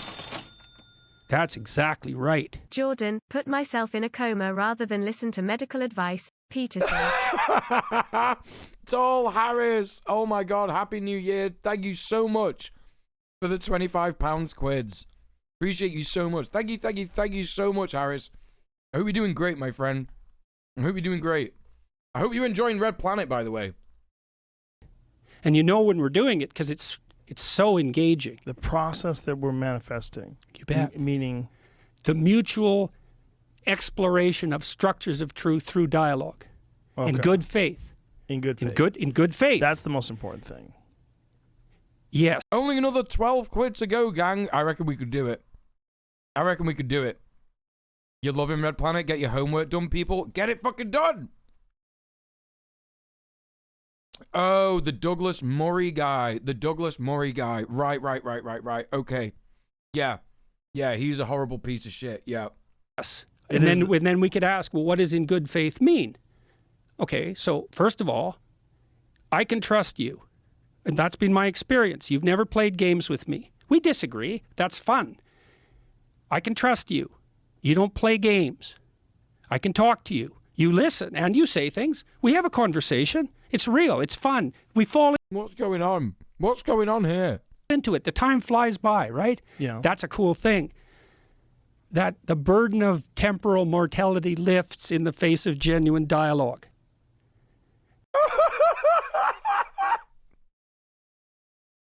What? You listen and you say things. We have a conversation. It's real. It's fun. We fall into it. The time flies by, right? Yeah. That's a cool thing. That the burden of temporal mortality lifts in the face of genuine dialogue. The burden of temporal mortality lifts in the face of genuine dialogue. Word salad. It's just so bizarre. Like, I know we come from chimps, right? I know we come from chimps. But if there's anyone out there who doesn't believe that, this is evidence. This conversation, like, they are so like us. They are so like them. You think, well, there's a marker for paradisal meaning. It's like a bit of transcendence of death right there and then. You think, no, it's not. It's like, yeah, you go for 5 years without a meaningful conversation and see if you're dead. Because if you're not, you're sure going to want to be. Well, it's akin to isolation. I mean, you can be around people but not have a good conversation, and you might as well be isolated. You are isolated in the prison of your own thoughts. That's the problem if you do, like, if you are stuck somewhere where the only conversation that's available is with dull people. Like, if you have a job and the people at the job are like your friend who was on cocaine and alcohol and wound up dying from it. Like, those kinds of people, if you're only around them, it can severely limit the way you express yourself and the way you see the world and the amount of stimulation you get out of interacting with people. So it'll inhibit your intellectual development because you won't be interested in expanding ideas, and you may look to escape. It inhibits your not just your intellectual development, but the entire unfolding of your existence. Yeah. You know, one of the things that I hope to talk to people a lot about on this tour is the idea that I did a series on Genesis that became quite popular, and one of the stories I analyzed was the story of Abraham's. Very cool story, because Abraham's like 80 years old, living in his father's tent, talk about failure to launch, and God shows up one day and says, you have to leave everything you know and journey out into the unknown. Living in his father's tent, talk about failure to launch. Bro, shut the fuck up, man. Talk about failure to launch. And you think, well, what is that? Yeah, don't quit your day job, man. That's the call to adventure. That's what it is. And so, and what happens to Abraham is it's a bloody catastrophe. Like, the first thing he runs into is a war, and then he goes into a totalitarian state, Egypt, and they try to steal his wife. And it's like, man, he's thinking, things are pretty good in that tent. But, well, he goes on this tremendous adventure, and then he's the forefather of you know, biblically speaking. It is vapid chatter. None of this is meaningful conversation. None of it has any meaning. Yeah, back to the Bible. He loves that shit. That's why that's where he gets all of his shit. He gets all of his shit, like conservative Christianity. There's that meme, isn't it? There's that meme. Half the people on the planet. He has this tremendous adventure. You think, well, what do you set against the suffering of your life? Well, the adventure of your life. That's what you set against it. It's not safety. You forget about that. There's no safety for mortals. That's for sure. And besides, safety? It's that one. That's what you want? You don't want that. You want adventure. So then the question is, where's adventure to be found? In exploitation. Well, try it and see. Hell is to be found in exploitation. How about truth? Who thinks adventures? So wait, he's talking about exploitation. In what context? Regarding what? Hell is to be found. What the fuck is he on about? That's what you want? You don't want that. You want adventure. So then the question is, where's adventure to be found? In exploitation. Well, Wait, what do you mean? What do you mean exploitation? What do you mean exploitation? You can't, like, what is he fucking talking about? Like, you can have adventures without exploiting people. Does he mean colonization? Be found in exploitation. How about truth? Who thinks adventures to be found in exploitation? Well, that's kind of the claim that everything's about power. Even Joe Rogan knows. Even Joe Rogan knows. Power. Everything's motivated by power. Is that really what people say, though? Who says that? Well, the postmodernists. Jamie, look that up. So say that. That's such a silly expression. Yeah, but that is Everything. what. What about that is love? what they Is say. love motivated by power? Yes. Come That's why on. they distrust love. Is art? That is what they say. Who's they? Who's they? Also, I thought that Jordan Peterson didn't use they, them pronouns. All right, AJ, thank you so much for being here. Honestly, I appreciate you so much. Thank you, thank you. Take it easy. Is art motivated by power? Yes, so it's when the you're- mouthpiece of political ideology. When you're making paintings, that's Yeah, they motivated in by 3 power? brackets, yes, right? because you want to Really? climb up the socioeconomic status hierarchy. By painting? Play the stock market. That's ridiculous. You're just not very good at it. Okay, what about music? Same thing. Motivated by power. You bet. Everything's Really? motivated by power. Well, that Everything is motivated by power. Yeah, Joe Rogan is kind of making fun of him a little bit. He is kind of making fun of him. He's like, yeah, you're kind of wrong. Like, people make art and music for like a lot of different reasons. Like lots of people go into making music and making art knowing that they aren't going to make a lot of money. Yeah, his mask off showing his own ass. That's right. Yo, Lilith, thank you so much for being here, friend. Honestly, thank you so much for supporting the stream. Thank you, thank you, thank you. And you have a great weekend as well. Take it easy. that was the answer that came out of France in the 1970s, and that was the answer that all the universities accepted. Everything's whoa. Is he on about Foucault or some shit? The whole cultural critique is patriarchal oppression. Don't you think that that is done a lot by people that have not taken those chances? That diminishing of effort by calling a painter or a musician and saying that those people are motivated by power. These are from career intellectuals who don't venture outside of the universities. They don't venture outside the prisons of their own imagination. He's talking about Foucault. He's just like, his brain is like books they made him read in school, just like flying through his brain. It's crazy. He's like Foucault, Jung, Freud, blah, blah, blah, blah, that's all it is. He's not learned anything after his PhD. That's literally what's happened. Or the echo chambers that exist. Yeah. No, I think a tremendous amount of it. So I mean, they this try was to Nietzsche's dismiss. observation and Orwell's too, is that a lot of that's motivated by resentment. Tremendous amount of it. I think that's 100% true. And I think we should be very careful people who aren't charitable. Very careful people who aren't nice. And people that, I mean, there's people that make a career just insulting and shitting on people all the time. And they... That's you! That's actually you! Are you serious, bro? Are you serious? They never can look at things from that person's perspective. Well, that is the expression of power then. Yes. Yeah. It I always is. think They're commenting on themselves. you But think it's everything's about power. It's like, that's a confession, buddy. The problem with that is it also Please do not attacks cite Nietzsche, your own perceptions of yourself. Yes. Because you know who you are. You know what you're doing. You know, if you're just doing Yeah, that. well, what attitude do you have to yourself? If you Peterson's never ventured out of his own mind. Given the amount of red meat he eats, he's got difficulty venturing out of his own colon. Nice. That's nice. That's a good one. Chat popping off again today. Absolutely popping.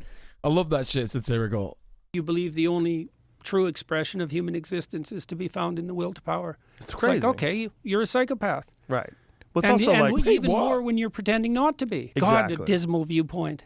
what about friendship? What the fuck is he talking about now? What attitude do you have to yourself if you believe the only true expression of human existence is to be found in the will to power? It's It's crazy. like, okay, you're a psychopath. Right. What's And- up? See, he's kind of right about, like, CEOs. He's kind of right about, like, you know, psychopaths who, like, can't control their own urges to, like, hurt and exploit people, innit? Do you know what I mean? Ford! And, lo, the number becomes round again. Ford, thank you so much for taking us to 500 quid. Yeah, let's go! Only another £100 to go before we hit the January goal. And if we hit that, we'll be having a fucking DJ stream. We'll literally be having a party, a rave, right here in the stream one day next month. Holy fucking shit. Thank you so much, everybody, gang. Thank you so much. What's the PayPal link? It's sub off Twitch. The command sub off Twitch in chat. There you go. Thank you so much, everyone. We fucking did it, chat. Claps for everyone. Get a clap in there. Appreciate you. Appreciate you a lot. And Thank you. even Honestly. more when you're pretending not to be. Exactly. God, a dismal viewpoint. What about friendship? Like, is that power too? It's all manipulation. It's like- That's great. That's a person who's never hung out with good buddies. Yeah, that's for sure. Ridiculous. It's Yeah, They are describing most CEOs. That's what's happening here. Yet they cannot understand critiques of capitalism from, you know, leftists. They don't understand it. ridiculous. The best part of friendships is laughing and joking around with each yeah, other. that's for sure. That's the play, for Yeah. sure. Absolutely. It's the best part. Yeah, well, so you know, if you're in a humorless group, Yes. what's going on. But that's the same thing as kill. It's funny they're talking about being in a humorless group. I don't think I've heard them laugh once this entire hour and a half. You know? Killing the comedians. It's That- the same thing. That is an issue with people without humor. Hmm? It is a problem because if they're not capable of generating it themselves, they resent it. Well, for that's sure. another reason why I trust you. I've watched your comedy specials. It's like, oh yeah, he's funny. He's actually funny. Like seriously That's another falsehood right there. That Joe Rogan is funny. funny and like seriously funny because you go very dark places very successfully, and it's very funny to watch. It's like, is he really going to do that? Yeah. Well, thank you. Yeah, But that's your Kardashian devil is like, that's one of the funniest things I've ever seen, and it's dark. You know, that's an Here we see a trash bag in the wind speaking to a brick wall. Samurai Sphinx, thank you so much for the £5.87. Holy shit. Thank you so much, my friend. Appreciate you. Clap, clap, claps in the chat. Thank you. Thank you for supporting the stream. Thank you. Thank you to everyone who's subbed off Twitch, by the way. Really appreciate that. Really, really, really appreciate that. good an indication of that investigation of the shadows, right? You went Yeah. way in there. What spirit is possessing this manifestation? Satanic. His face is very fake while he's saying it. You're right, RJ. Yeah, 100%. I didn't know the Canadian dollar was that devalued to the pound. Oh, yeah. Even after Brexit, I know it sucks. But I appreciate it nonetheless. It doesn't matter how much you donate. I appreciate you just the same as everybody. Thank you. That's right. Even if the amount that you donate is zero. Because, of course, you absolutely can support me with no money. Whoa! J-Rather Don? Holy fucking shit. Thank you so much for the 15 quid. Appreciate you a lot. Thank you. Fucking hell. Absolutely fucking flying through the dono goal today. Oh my fucking god. Spirit crouching on a bedpost. Yeah. So funny. I couldn't believe you did it. It's really hilarious. Well, I was trying to figure out a way to. The stream is absolutely Attack a popping secret tonight. cow. I That's know. right. You did it. You didn't get canceled for it either, which well, is what amazing. I attack myself Yeah. far more than I attacked that. Yeah. Well, that's That's why it's funny. That's why it's like, that's why, right, okay. Joe Rogan's not funny anyway, but self-deprecating humor is far funnier than attacking others and punching down. Oh, so much more funny. So much more funny.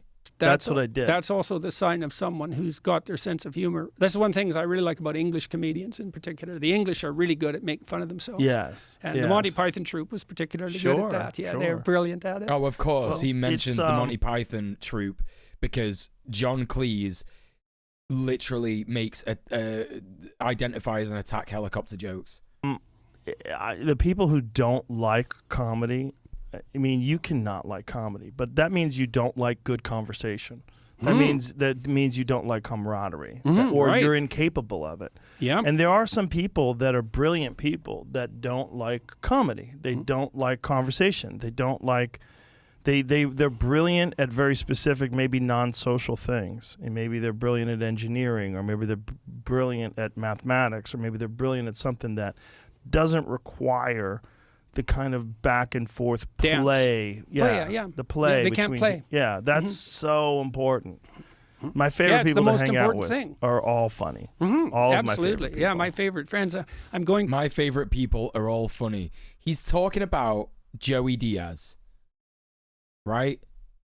He's talking about like Joey Diaz, whose funniness is like, hey, you know, I had a fart once and it smells so fucking bad. It smells so fucking bad. You know what I had to do, Joe? You know what I had to do? I had to shit my pants. I had to shit my pants. That's how bad it was, bro. That's how bad it was. It fucking stunk, man. That fucking shit was in the back of my pants for 3 days. You know what I mean? Like that's like the level of humor that Joe Rogan is like, yeah, all my best friends are funny. Like, bro, no, they're not.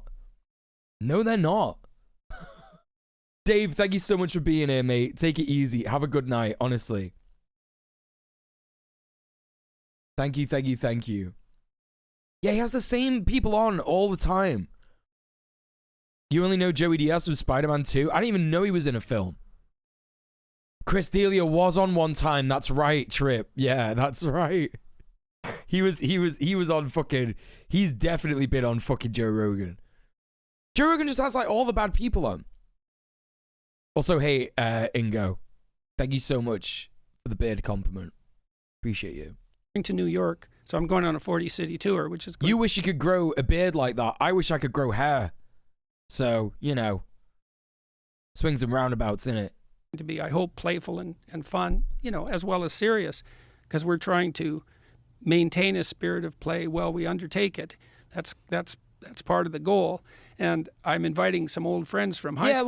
Like Diaz has some like funny drug stories, right? But who doesn't? Literally, who doesn't? Anyone who's done drugs has like a funny drug story. I've got like 50 funny drug stories. I've told like most of them on this stream. To join me in New York, and they were this group of people that I knew who were competitive comedians. Thank you, Sphinx. I do love good ball, don't I? When we hung out together, all of the status jockeying was all. I don't actually wish that much that I could grow hair. I was just trying to make Ingo feel nice, innit? Do you know what I mean?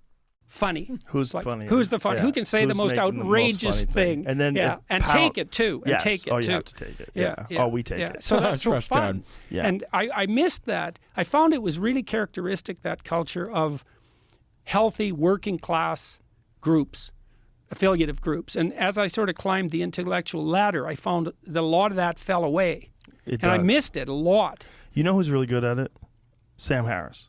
Sam Harris's lectures. I did not do the stretch yet. You're right. Conversation. One of the things that really highlights them is his humor.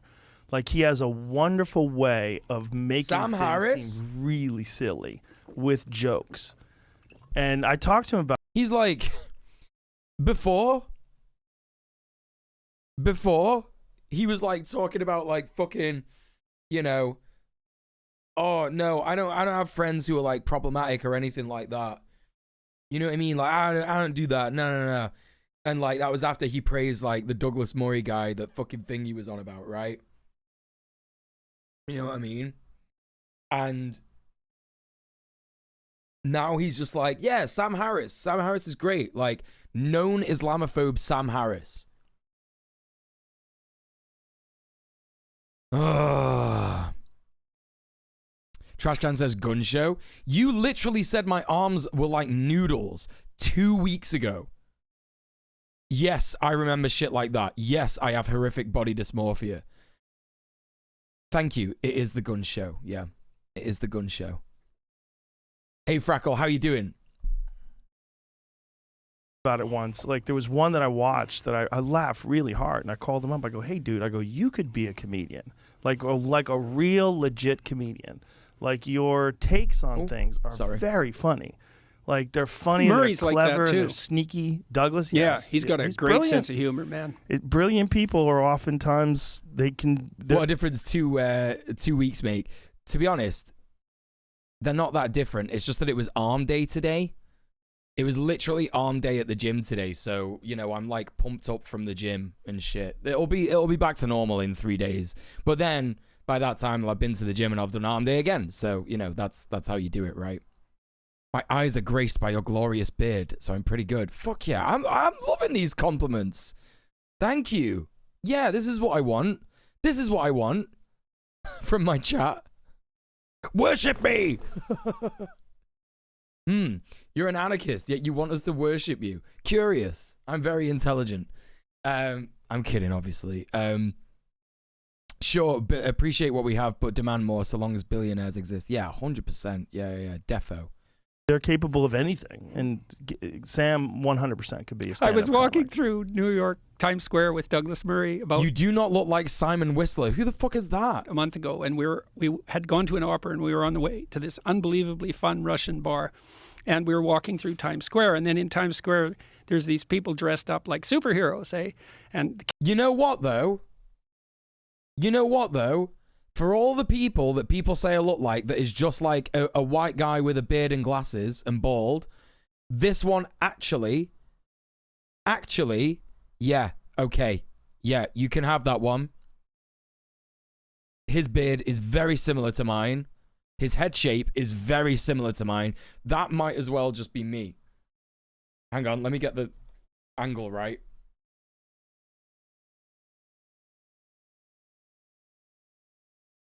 There you go.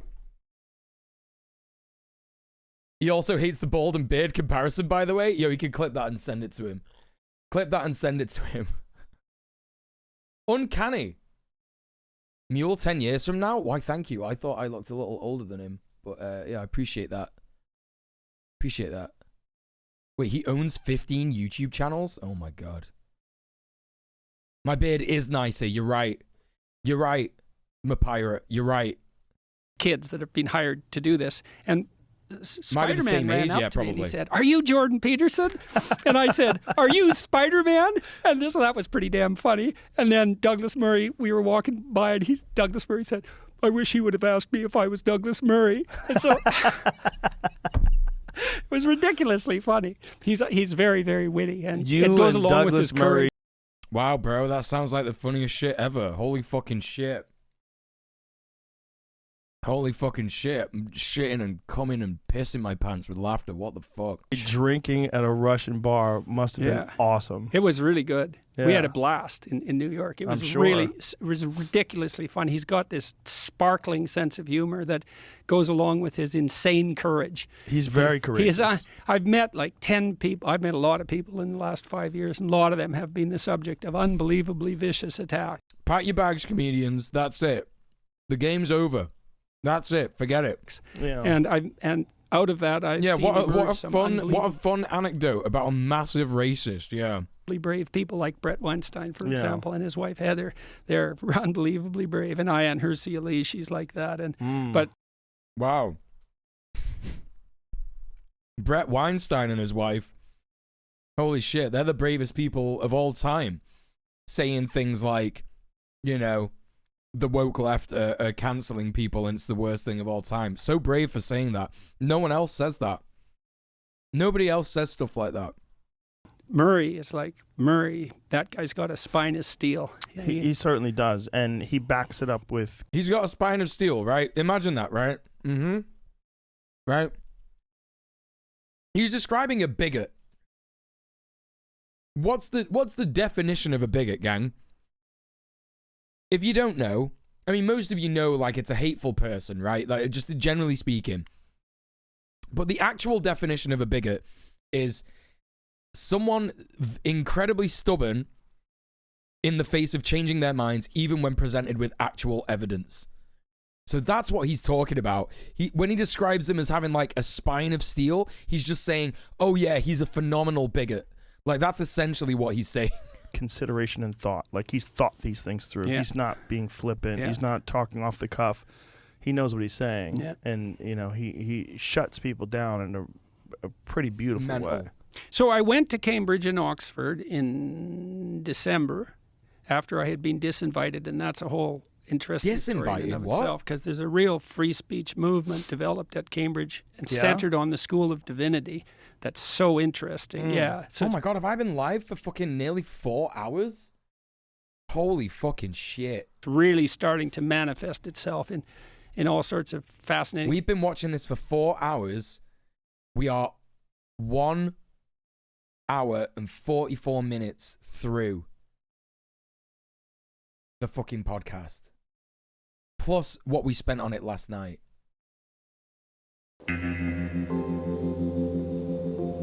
Wait.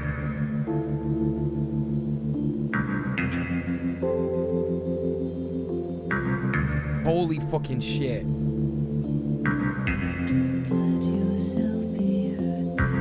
Let's check in, gang. Let's check the fuck in. How are we all doing?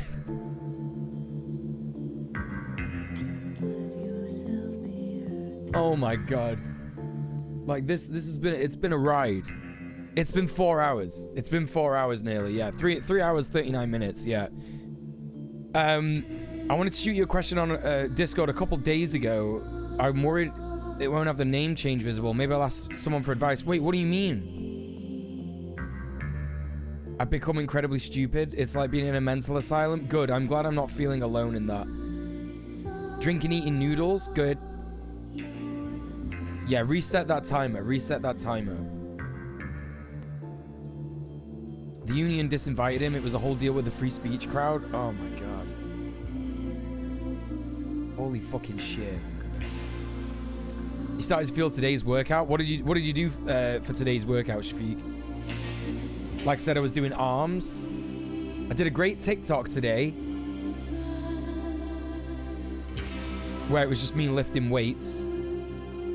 That's what people want on my TikTok. You said for your Discord to make your name match there.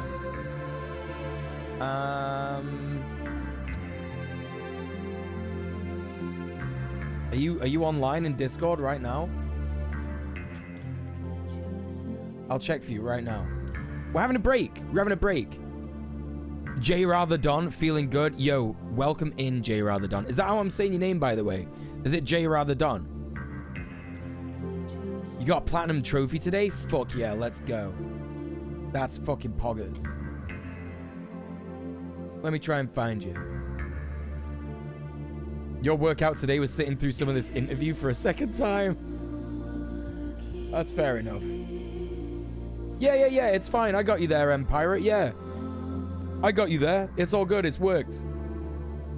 If you want to DM me, you could just click on my name in at the top of the Discord member list and just send me a DM that way. Right click it and or if you're on phone, yeah, just click on it. Just tap it and it'll say DM or something. Push pull upper body, starting to train for doing pull-ups. Oh fucking yeah, pull-ups are hard as fuck, man. Nice shit. You've done nothing this week after Tuesday due to stuff? That's fair enough, dude, yeah. But that's great. I love weeks where you do nothing. It's so good. I wish I could do nothing for the rest of time. Honestly. My workout today was managing the emotions of my residents that have been locked down for like 2 weeks and are on the edge of fucking losing it. Wow, that sucks. That fucking sucks. I'm sorry to hear that. No, it's got the name change. Yeah, you're all good, Pirate. Honestly, don't worry about it. It's fine. The name change is there. I see it. That's your name. Been loving you guys on Red Planet. Can't wait for the FD episode. I'm super excited for that as well, J-Ray. Yeah, super excited. Super excited. Hopefully they were allowed out today. Yeah. It sucks. Like this, that right there is. Wait, what the fuck? Does it just end? Does it just end like that? Oh my God. I'm just sat here with directed by David Lynch. Oh my God. Holy fucking shit. Where was I? What was I saying then? What was I fucking saying then? Yeah, like your lot in the residential home not being allowed out and stuff. It's like a symptom of everybody else being allowed to be out, right? No, and no proper lockdowns in the UK. It sucks so bad. Really fucking sucks. I'm having a bad time with the mental health, to be honest. These streams are helping a lot. Good. I'm glad to hear it. Hey, S. Jane, how you doing? Doing some woodcut carving. I should take a break. Thanks for the reminder. Always take breaks. Always stay hydrated. Always have a little stretch. Stretch your legs. All that nonsense, It's important. We're going through a lot now. We're going through so much. I tell you what, gang. Let's power through to the 2-hour mark, and then we'll watch something fun. How about that? We'll watch something good as a reward, as a treat. It breaks out so easy in those settings because the houses are typically to capacity. Yes, right. That's the thing.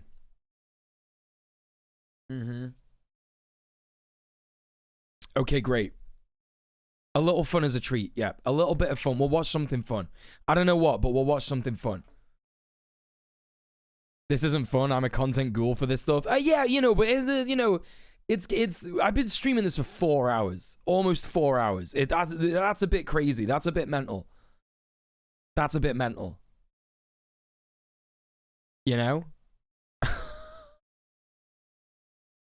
Okay, let's power through it. We're doing it now. Power hour, next 15 minutes, no pauses. Okay, let's go. But I tested out some of the ideas that I talked to you about today, about the idea that we look at the world through we have to look at the world through an ethical structure, not an objective structure, a literary structure, in fact. And I developed a little bit more when I was talking to you today, because I hadn't thought you said he realized loved at the that point Bible. that this literary structure was composed in part of the relationship between foundational texts, and that the Bible was by definition at the bottom of that. It has to be, technically, because I'll go back to that for a minute, because no, it doesn't. Imagine that as we moved forward through time, well, at one point we had no books at all. We had no The Bible writing. is the scrawlings of people who drank ergot wine. Well, what did we write down? Fungal bread, and they tripped balls. Well, stories. Well, what are stories?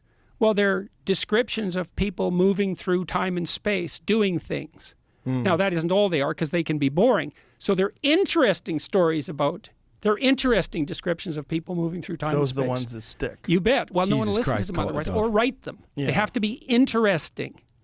So that means that our sense of meaning orients us to certain types of stories. He is spellcasting with his hands. Written down and remembered. And so we aggregated those stories across time.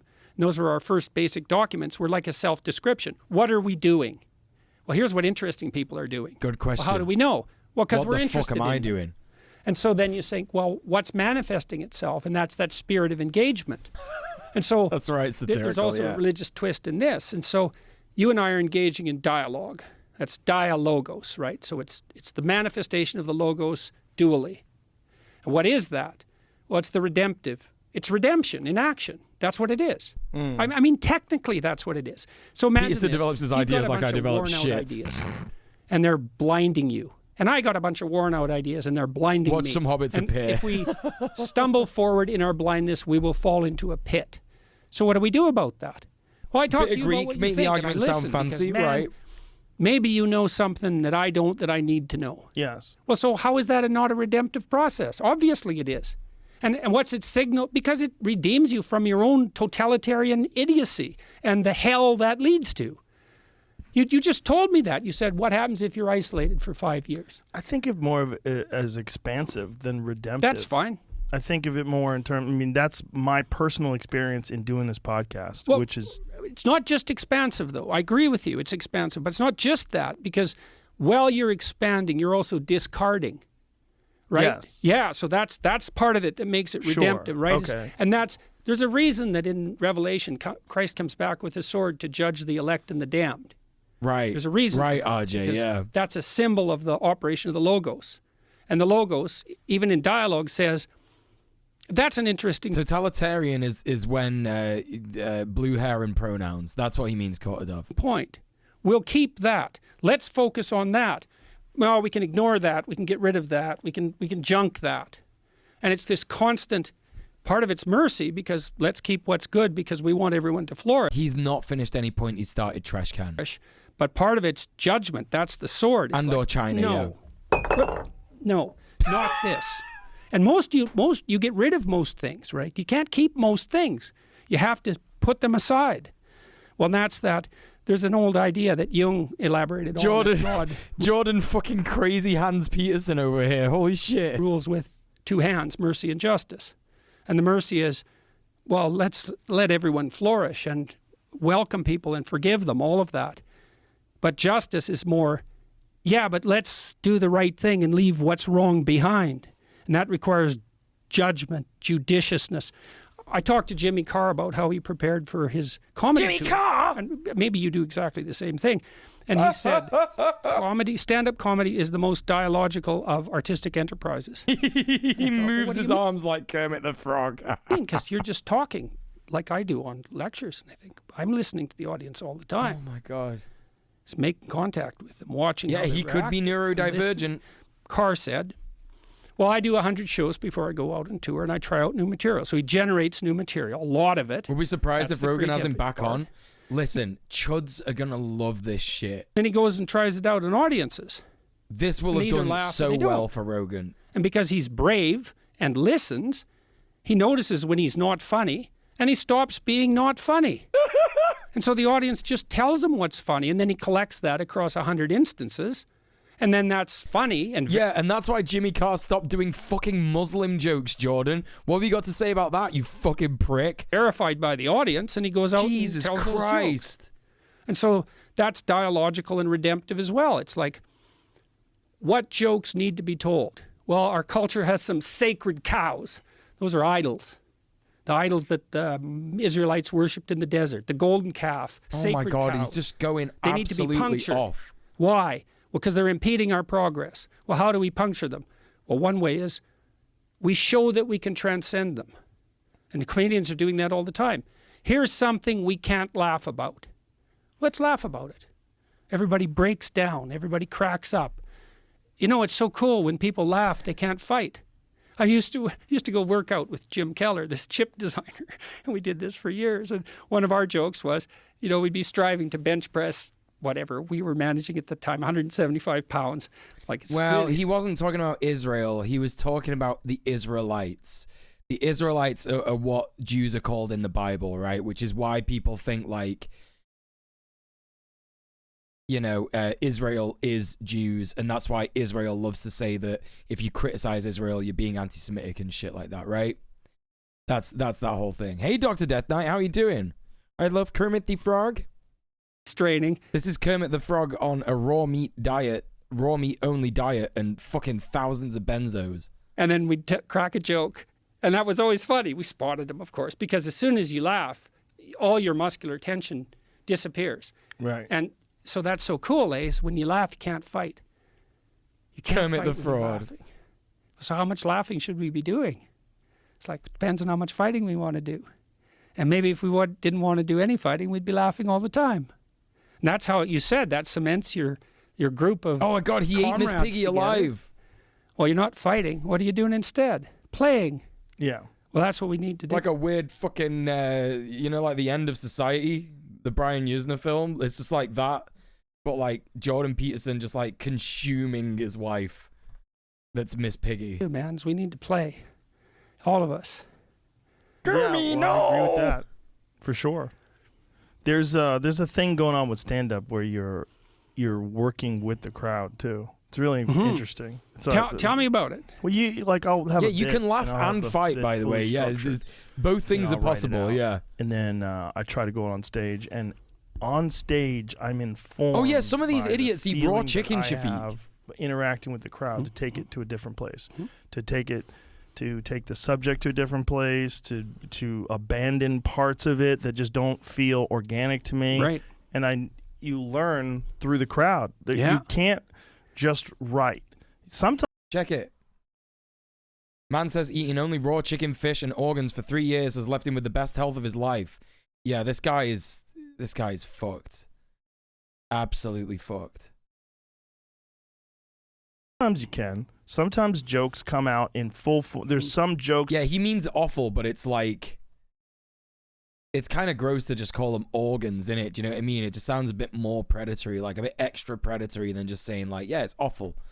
That I wrote, that I literally wrote them down, and then I did them on stage the exact way that I wrote them down. And they always I don't stayed know that the way. things that are living inside of him. I know. But some of them, they don't come that way. They come like as a thing that you have to piece together.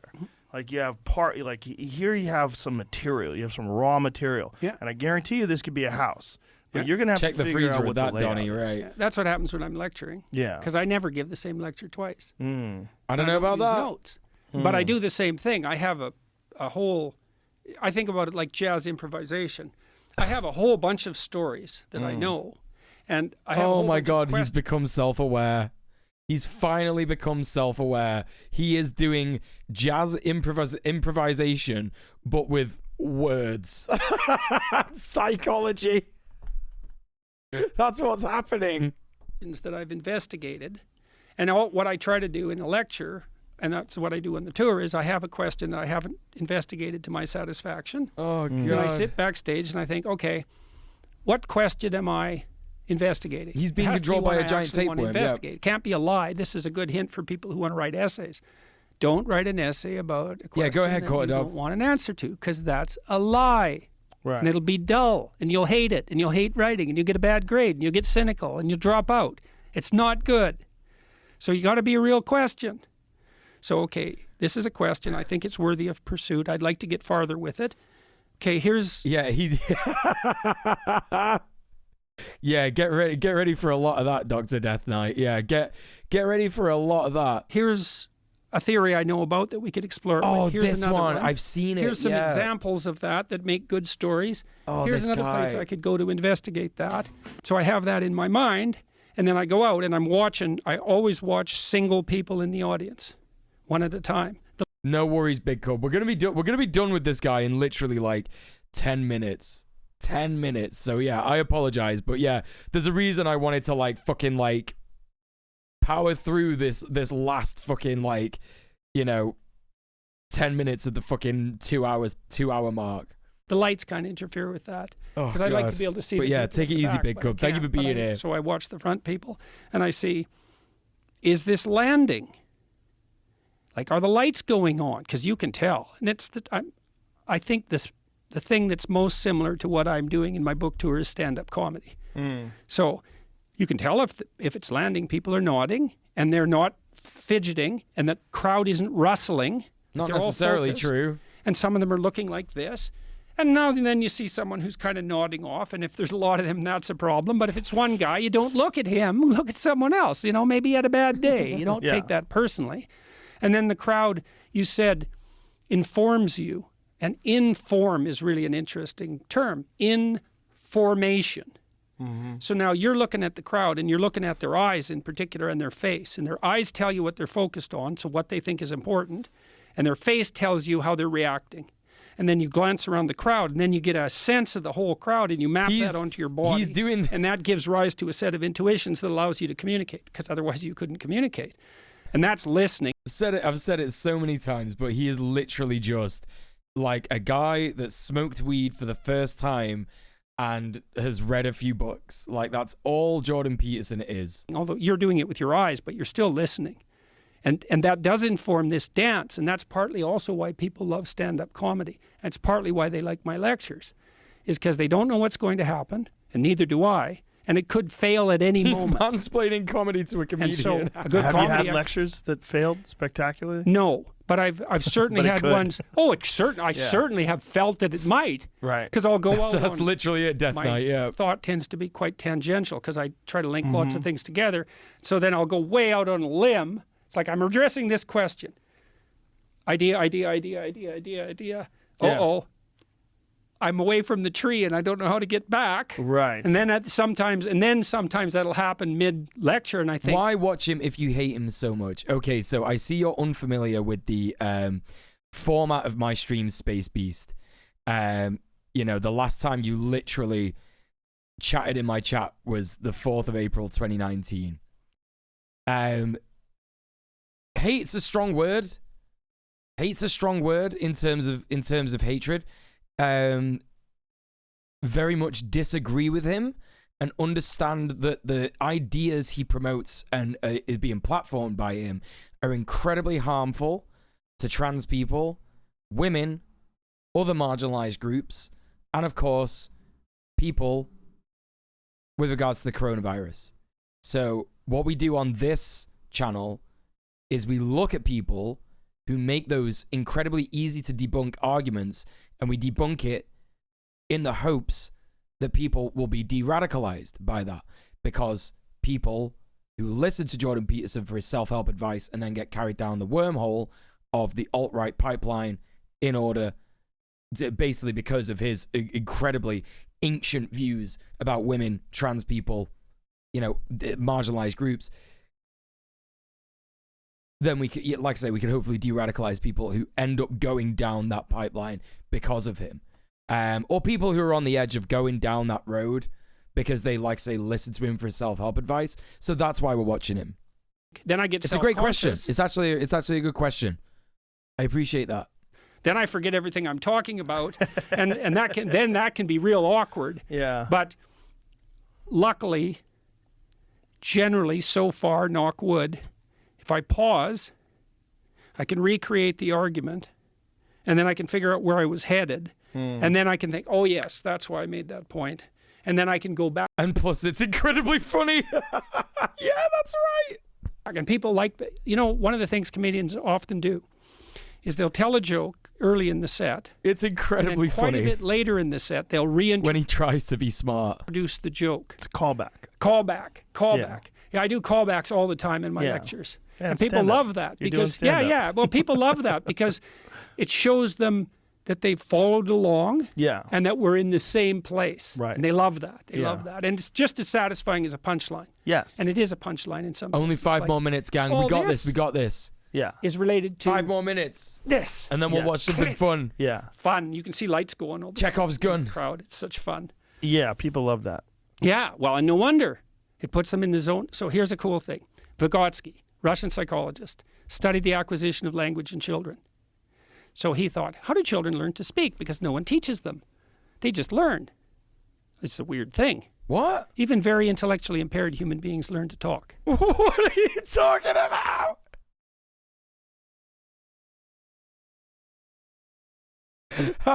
Okay. I couldn't not pause right there. Literally couldn't not pause right there. What the fuck are you talking about?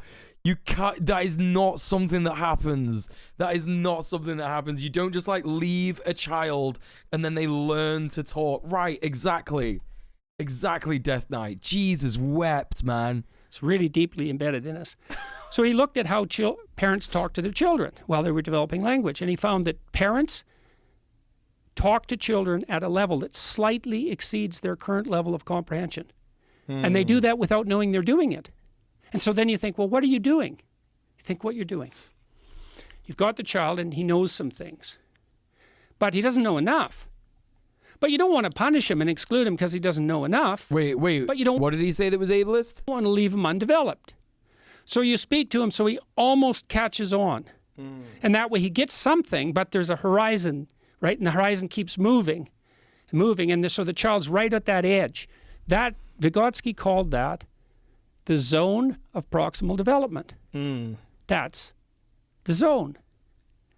That's the term.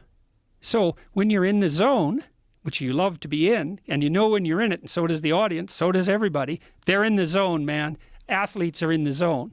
Everyone's like, oh my You didn't watch Wild Woman. That's right. You didn't watch that. God, they're in the zone. Isn't that cool? It's like, yeah. It's the precondition for cool. It's like everything. I think what's going on.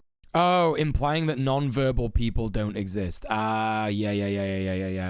Yeah, that's true. Yeah. I was wondering what I missed, yeah. And with comedy, at least, I can speak to that. I've never really done any lectures, but with comedy, what's happening is it's kind of a mass hypnosis, and the audience is trusting you with their thoughts. If your thoughts are clean enough, meaning if they're precise enough that someone can follow you with wonder, like not knowing where you're going with it. It can't be too obvious. One of the worst things a comic can do is have too many words to set up a premise and to set up a punchline, because then it allows the person to formulate their own punchline. And oftentimes they come to the same punchline. A little soon.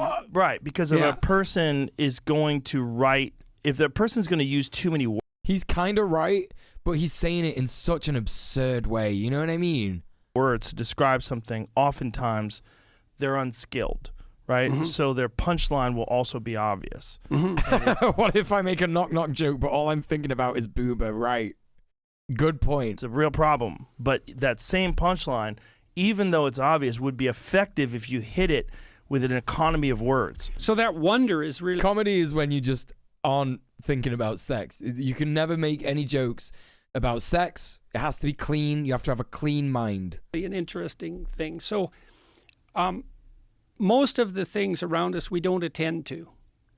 And that's because there's an infinite number of things around us. Well, except maybe if we're on psychedelics, in which case we attend to everything. What the fuck are you talking about? Even on psychedelics, you don't attend to everything, you fucking nutcase. And that's too much. Yeah. And everyone says, "Oh, that was too much." It's like, yeah, that is literally the definition of too much, and we know why. I never feel like it's too much. That's Joe is right. Joe is actually right. Well, that's good. Never?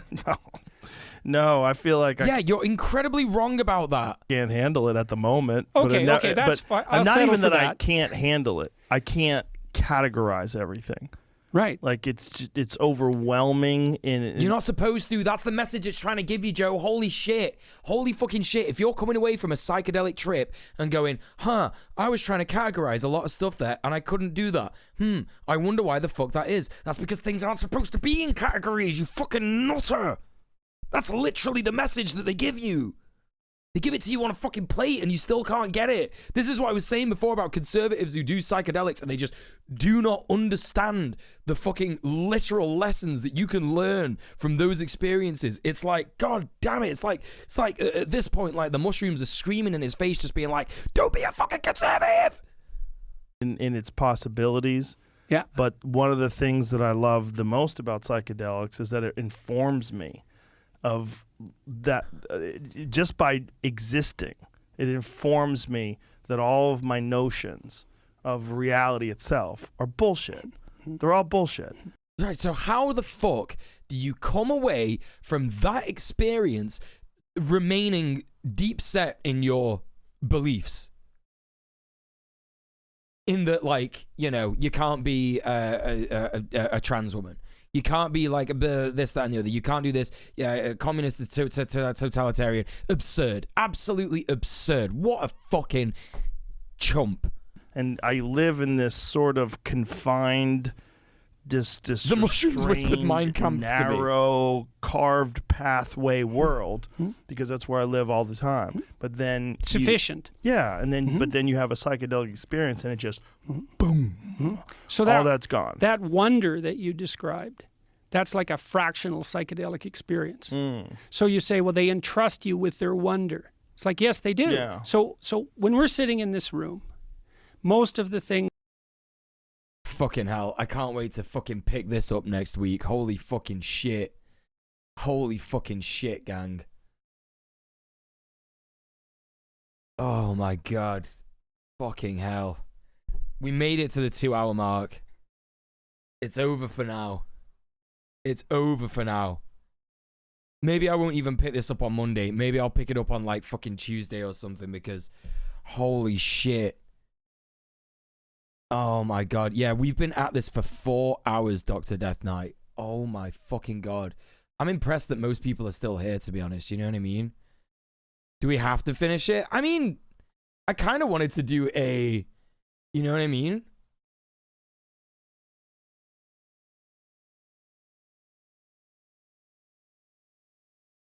I kind of wanted to do a video on it. It was pain and suffering. I kind of want to do a video of it where I, like, you know, chop it all up, stick it on the YouTube for the best bits. You know what I mean? The best bits where the chat's popping, the best bits where I'm popping. At this point, why not finish it? Right, exactly. It's going to be a huge thing. Stick it on YouTube. It'll be well poggers. Yeah, we got this far. We've got this far. That's right.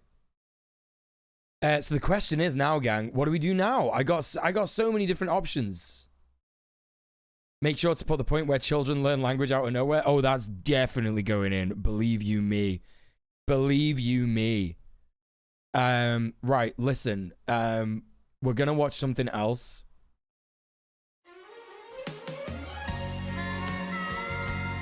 We're not watching the meat video, dude. No. No way. No fucking way. People need something nice after that. Yeah, I need to react to something like cute. Cute, fluffy stuff.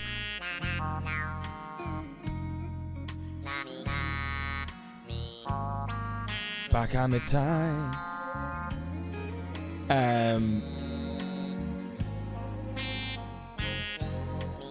The world is my lobster. That's right. Yeah, that's right.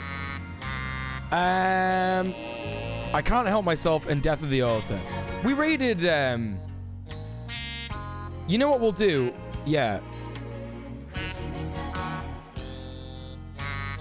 We'll watch this later, but for now, yeah.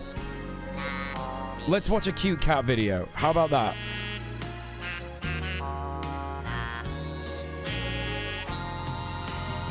Cute cats. That's what we're doing. Cute and funny cat videos to keep you smiling. This is what we want, gang. This is what we want. This is absolutely what we need. Okay, we're going to change to just chatting. I'm going to update the title.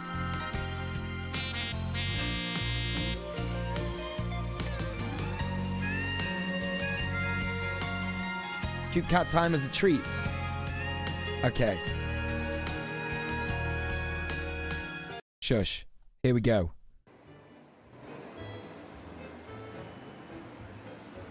This channel's called Rufus. It's decompress time, gang. It's decompress.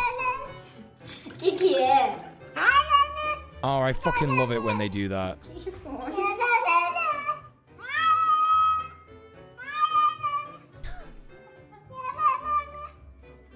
Why do they do that? Why do they do that, though? Why do they do that? Why do they do that? I've never seen a cat do that in real life. And I've had cats. That's going straight into that fucking vase. They're trying to imitate human behavior?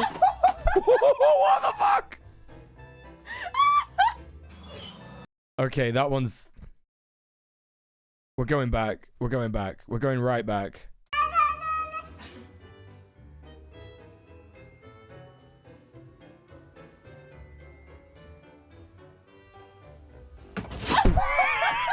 That's a massive cat.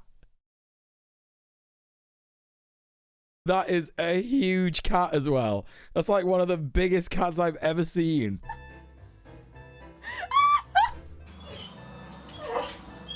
Literally broke the screen.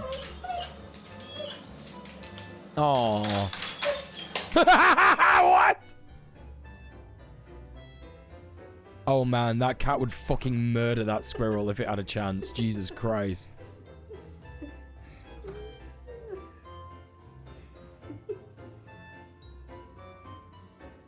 Yeah, the skills on that cat. Actually, that was fucking sick. Actually, this is one of the best things I've ever seen.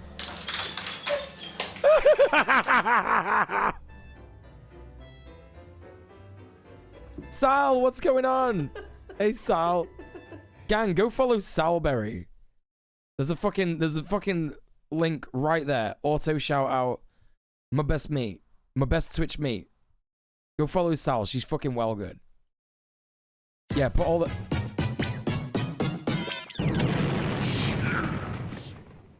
Sal, thank you so much. My sub gone? It's not gone now. It's back. Thank you so much for the 45 months with Prime Gaming. Thank you for all the support. How you doing, mate? What have you been up to? What's going on? How was your stream? What you been streaming? Tell me everything. Or not. It's up to you. I don't mind. Okay, yeah, we saw this one. Oh yeah, I love it when they do this.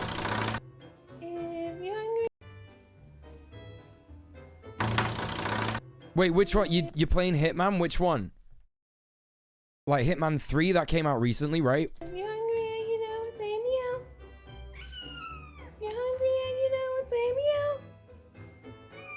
If you're hungry and you know it, then you really want to show it. If you're hungry and you know it, say meow. No.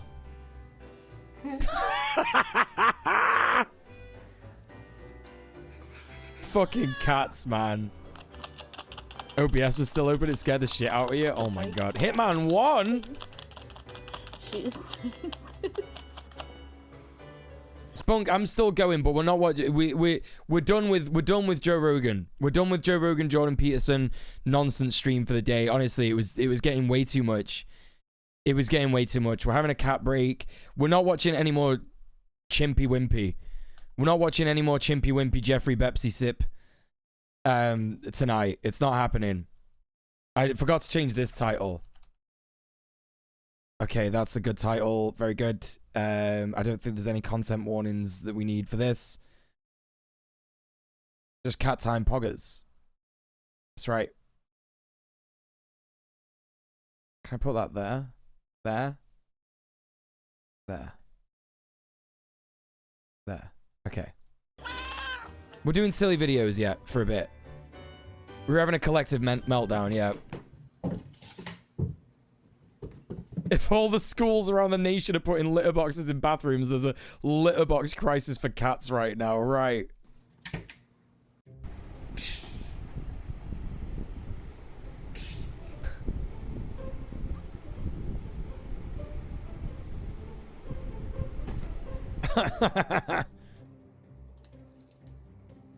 Oh. Oh, that's schneid. Oh, they're being really schneid to him. Oh, no. Can I show one video? I want to know if any non-Scandinavian would find it funny. Yeah, go for your life, bro. Go for your life. Let's see it.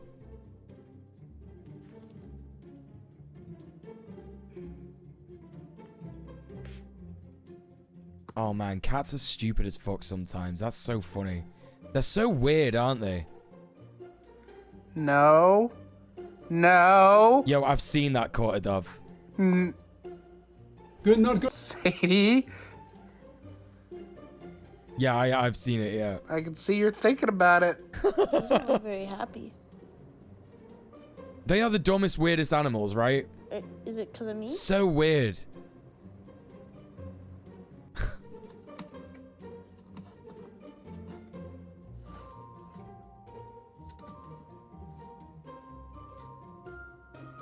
Yeah. Show us that video, Quill. Are you gonna put all that stuff back?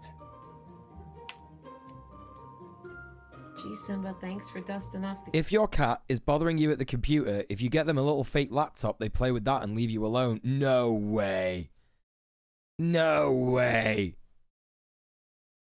I feel like that wouldn't work with cats, because when you buy cats like a bed, they don't sleep in that, they sleep in boxes. It does, you've seen it. Your cat also sleeps on his back. That's so funny when they do that. Keyboard. What a tough life you have, kitty. They mirror behavior, is that right? Oh my god, that's crazy.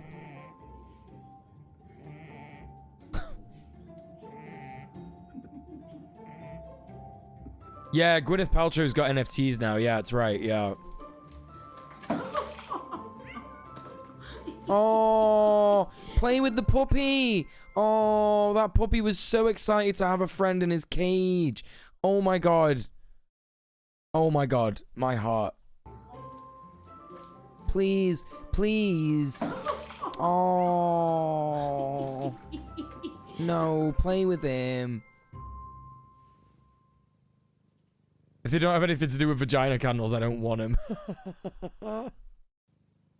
Yeah, they do have cat videos on YouTube, yeah. Yeah, I want to play with a puppy, yeah. So recently, Rex, our American...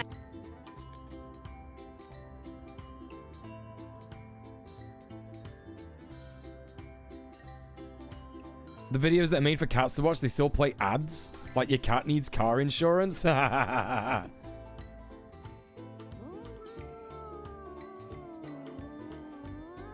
Oh, what a little bean. What a little bean.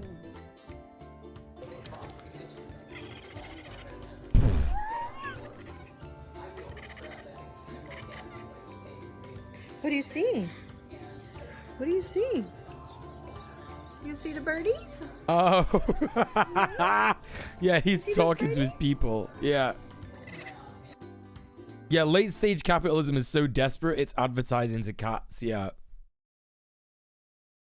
I know some folk who put cat videos on an old laptop and keep the cat occupied while they're working. Oh, yeah, that's nice. Did you not know that cats need Alex Jones brain pills? I did not. I did not know that.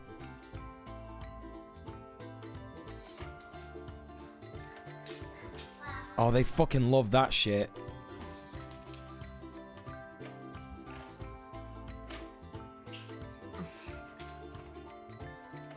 Fucking love that shit, don't they? Spinny shit. Spin! This cat is literally like, I like to spin. Spin.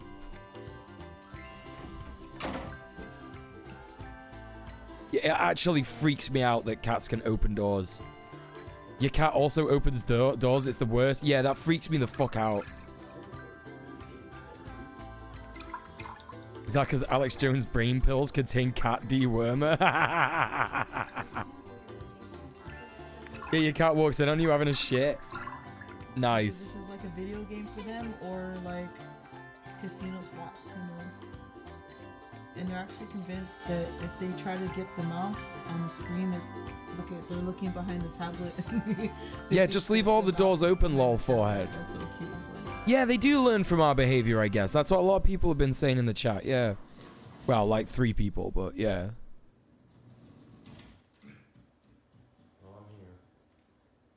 No one closes the door on Kitty. If you're happy and you know it, say meow.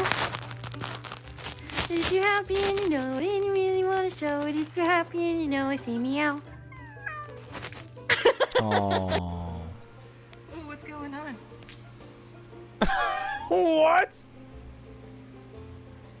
Yo, I didn't know this about cats, but they can't see, like, anything like hair. Right? Is that right? I've not made that up, have I? They can't see anything, like, from hair to hair. Yeah. So, like, if someone's, like, right in front of their face, they're just like, what? I don't get it. That's why, like, when you show them, like, the bowl of food, they won't, like, know where food is and stuff like that. And sometimes they'll eat food with their eyes closed and what have you.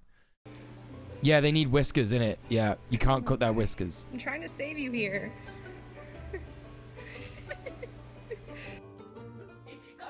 Here she goes. Come on.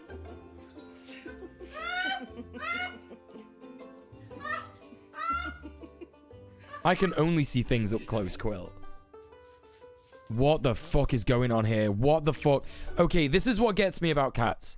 This is what gets me about cats. When they go like this, whatever this mode is that they go into, I don't know what it is. I don't know like why this happens, but they turn into like robots or some shit. Like they move out of like actual human being, not human being, but like cat being mode. No, it's not like wobbly cat syndrome. I know about wobbly cat syndrome, but like this is like just because the floor's a bit weird. And they just like, they lose all sense of everything.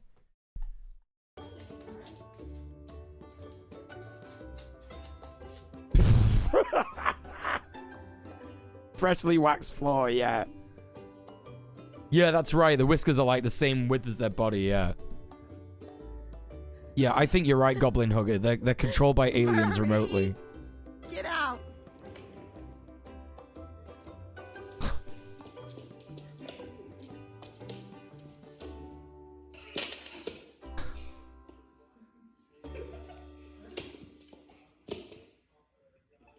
What the fuck is wobbly cat syndrome? It's I follow a girl on TikTok who's got a cat. It's like I think it's cerebral palsy, but for cats. Is that right? I might be wrong about that. I feel like it's... Yeah. Sorry. Cerebellar hyperplasia. Yeah, Shafiq knows. Yeah. Oh my god, that's a butts. Shafiq, can I get a shout out for buttocks, please?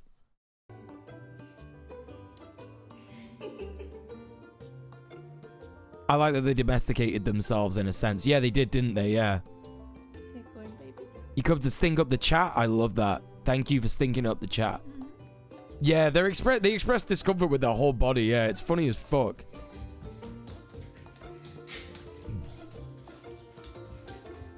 Oh, you almost got him. Look at these fuckers.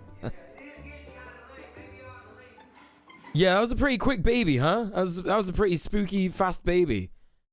I'm not a fan of how fast that baby was going, to be honest. Holy fucking shit. You know what this needs, don't you? You know what this needs. Most people in the chat know what this means.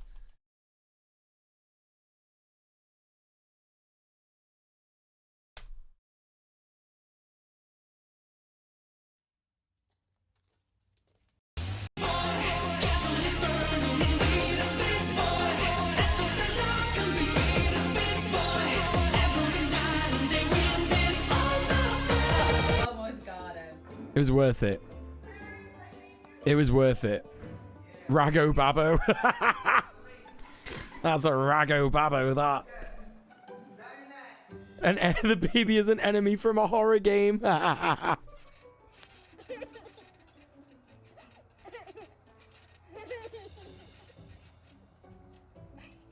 Why is that cat just putting up with that?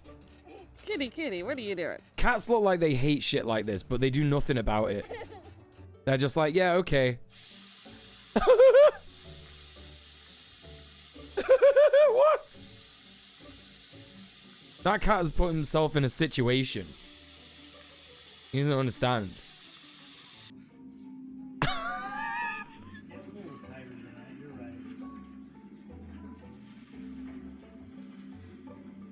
He's getting groomed. Groom your dad. You like that? Come on. I'm gonna speed up. Wait, what? I just saw this on Twitter. Elon Musk is willing to pay a 19-year-old $5,000 to take down his private jet tracker Twitter account down, but the creator asked for $50,000 to help with the college or buy a Tesla Model 3. Okay, that's like Sigma grind set right there. That's a big Sigma grind set move, to be honest. Oh, you're so cute. What's this? Cat has a crazy deep meow.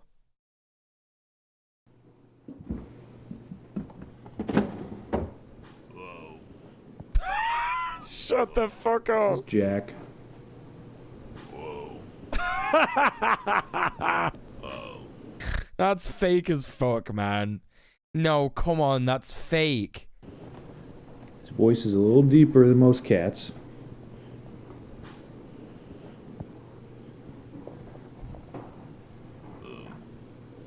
No, it's fake. It's fake.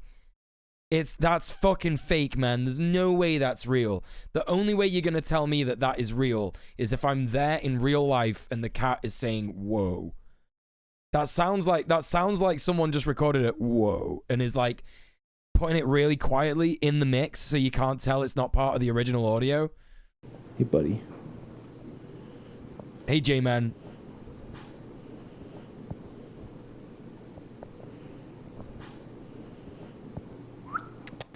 You say hi? You say hi?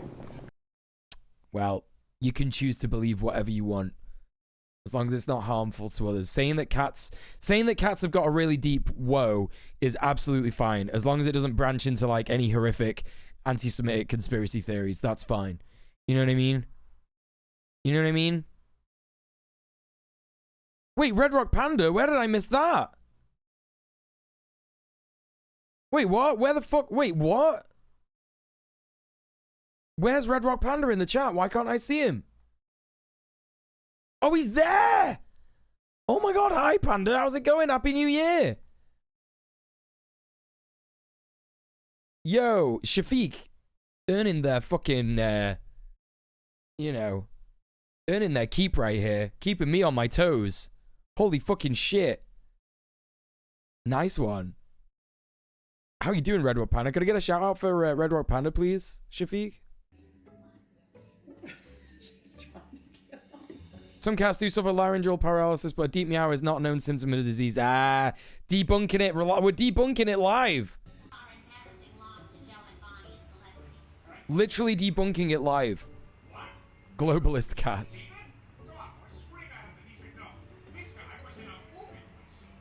Oh my god, I can hear a Peter. Yo, that is a thick... Oh my god, that is a thick-ass cat. Look at this thick-ass boy. Damn. Time zones are the worst. I agree with you on that one, mate. Yeah.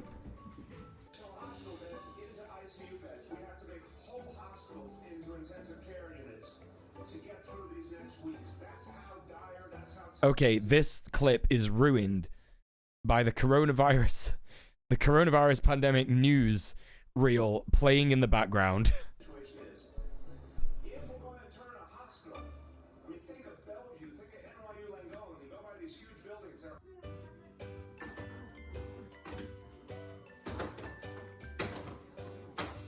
Oh, look at the dog.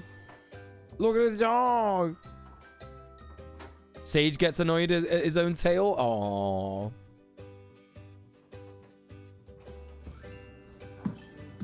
Oh, it's the puppy. It's a puppy. Like what? Oh.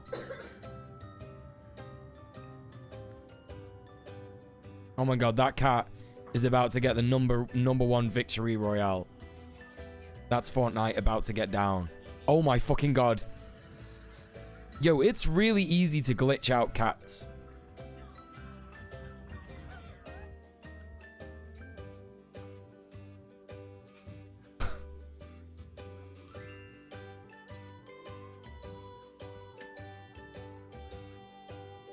Oh, it's so sad that they have those faces like that, man.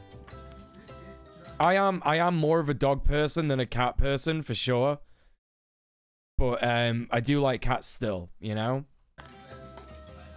I like most animals, really, to be honest.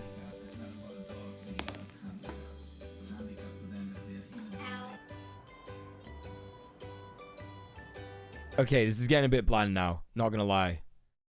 It's getting a bit bland. What else do we got? My alligator picks out a new toy at the pet store. This one's from Quill. An alligator has been a really good girl and she hasn't destroyed anything in her room. So we figured we would reward her and let her pick out a brand new toy at PetSmart. Okay, this is crazy. I'll never understand people who get fucking... Now before we go in, I do have to explain for anyone new to the channel, we would never recommend an American alligator to be a pet. We didn't even want one, she kind of fell in our hands. We got her from somebody who kept her in a 4-foot wooden box for the first 27 years of her life.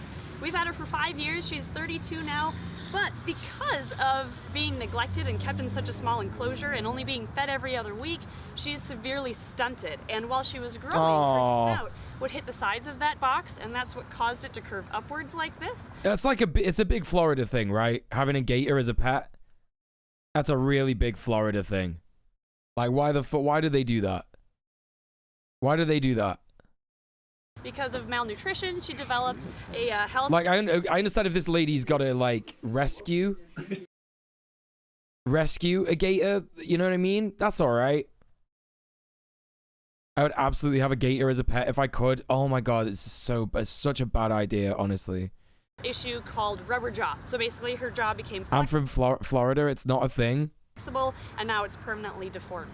So again, we do not recommend an alligator as a pet. However, it's a rescue. This is a rescue, yeah. And she always will be for the rest of her life. Rex is a rescue from someone who kept it in terrible conditions. Well, with that out of the way, let's head on in and let her pick out a toy. The thing is, yeah, is like I hear this from like animal rescue channels again and again and again and again and again and again about like quote unquote exotic pets, right? Like if you get a pet that is not like a common pet, it's just gonna go feral at some stage. There's just something that's gonna like fucking trigger its animal instincts, you know what I mean? And shit's gonna go fucking feral. Crazy people carry them in cars to do crime with. That sounds less believable than people have them as pets. Not gonna lie. That sounds like way less believable.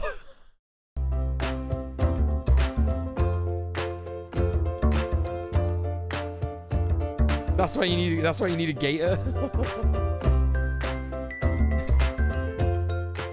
Okay, we've made it to the dog toy aisle. Here you go. Now things we're gonna keep in mind. This lady looks when like we're someone that goes to my gym. That's crazy. She actually like looks like so much like this one lady at the gym. letting her It's pick out crazy. a toy is that we want the toy to have something for her to hang on to with her mouth so she can kind of fling it around. It also can't be too big for her, and we want to make sure it doesn't have pieces that could possibly break that she could swallow. Like, we're probably not going to get her. I'm gonna ask her if she got a gator tomorrow. Yeah, we're on like nodding and smiling terms, so I think it would be fine and normal to just be like, hey, have you got an alligator as a pet? this because I just worry that she could bite that and then we'd have a foreign body inside. Have you not seen the guy that tossed the baby gator into the Wendy's drive-through window? No, but I'm about to.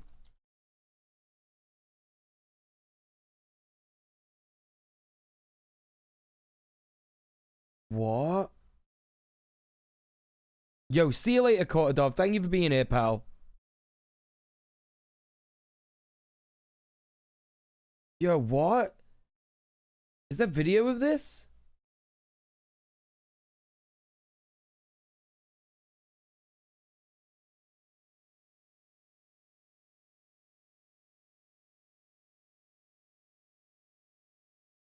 Oh, you're kidding. All right, whatever, man. Whatever.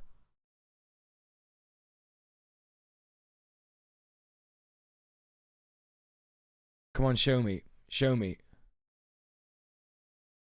It's gonna be hella loud, this, Just ain't a it? stupid prank that he did that's now turning into this. And you definitely believe this was a prank. Oh, 100%, because he's a prankster. He does stuff like this because he thinks it's funny. Ed and Linda James say their son Josh is harmless, but he's sitting in jail facing serious charges. Charge against him is assault with a deadly weapon, intent to do less than murder. I don't even get that. I don't know how I don't get it. They're still waiting to get the details from their son directly. What do you mean you don't get it? What do you mean you don't get it? He threw an alligator at a person. One of the employees working at this Wendy's. Was somebody at Wendy's that they were pranking? Do you think those? What is going on with the CC right now? Well, I mean, how could you not think something like that was a prank? Oh my god, it's reading an ad. It's reading an ad. It's reading a fucking ad. Wendy's won't give any comment on the 3.5-foot alligator seen here hurled through the drive-through window. But Florida Fish and Wildlife was far from amused. They used a credit card receipt from a soda James purchased prior to the October incident and tracked him down in December. An alligator is a weapon, This morning, the family learned the charges. They said, will he cooperate? I said, absolutely. He's not a bad kid. He's a stupid kid. He did a stupid prank. He had no... This makes me wonder how the hippo was doing from the stream a few weeks ago. Ah, yes. The great hippo stunlock of 2022. Uh-huh. problem with turning himself in. And you're saying that he is not a violent person. Absolutely. Yeah, that's not a baby gator. That's a big fucking boy. Absolutely not. It was a total prank. Yeah, he's not a kid. He's like 25.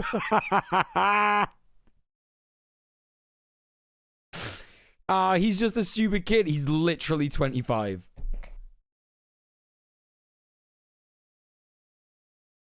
Oh my god.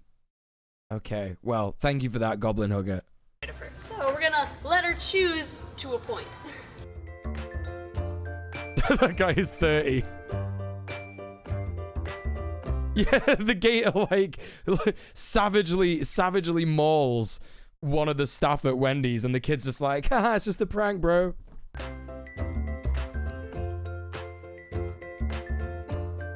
Okay, it's absolutely fucking with me that this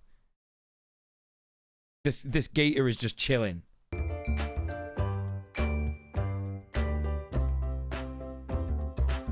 How about this? this, Rex? It's an alligator toy. Oh, don't. No. Dude, come on. Come the fuck on. Don't be just holding. Oh my God. Like, my fight or flight is going absolutely crazy right now. Absolutely fucking crazy. Are you deranged? This one. Alligator toys. She does not like the alligator toys. No, she does not. You know what I mean? Like, you just get one thing wrong like that. You just get one thing wrong like that. No more hand. No more hand. Your hand's fucking gone. Hey, Prosy Rosie, what's going on?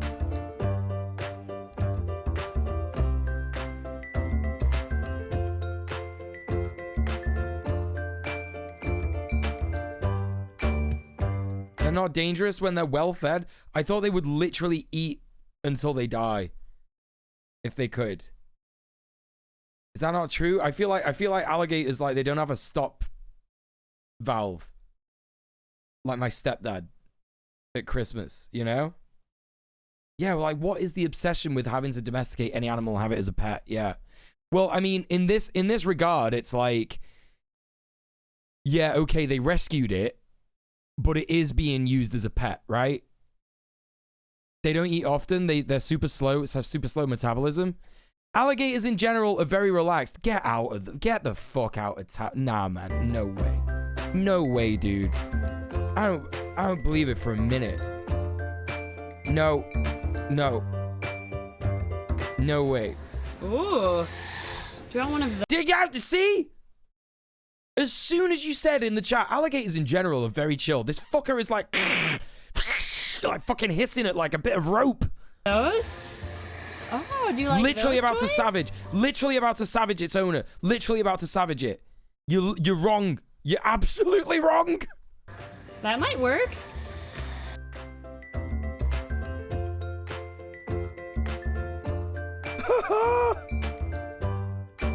Fucking hell.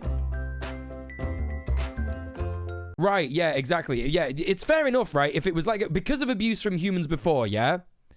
Right? Because it was abused by humans before, it makes sense that they would have to rescue it, but you would not want to, like, they've got like a dog harness on it, they're taking it around a store, they're using it for content. It's just, you know, it really, not great, you know? Not great. It has a bedroom, but sure, it's not a pet. All right, so what's coming to mind to me for her, if you want something that's interactive, something like this could all bounce right back and forth with her. We would, but she's already got a wobbler. How is this worse? How is this worse than the lobster boy? Wait, you mean JP? Favorite toy. Awesome! Hey, Astral, what's going on? Wait, what do you mean keep gators away from me? You don't need to keep gators away from me. You will never find me near a gator.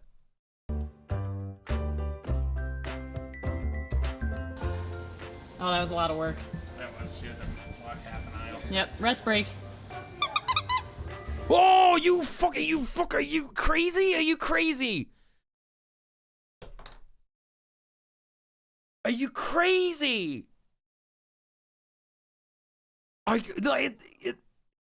It's like holding a gun like this, right? It's like looking in a gun like that.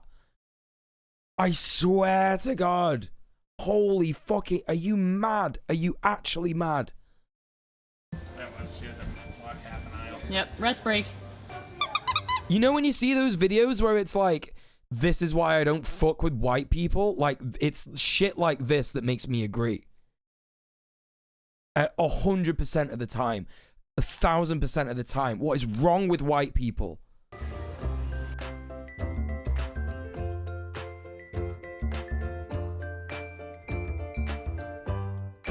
Oh, mate, honestly, what are you doing?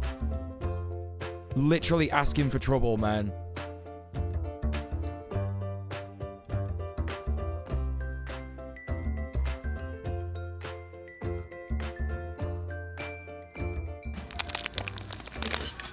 Apparently she likes it. Oh, not that toy. That's hers now. It does give me anxiety. It's giving me anxiety as well. I'm glad that this gator is in like a zoo now, like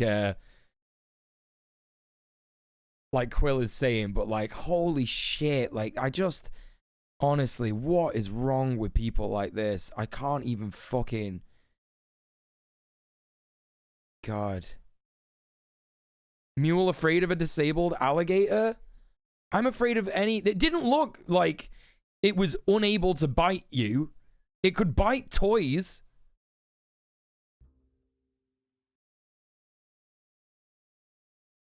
Okay, Rex. Go back in your room. I did see the gator wearing a shirt, yeah. Look!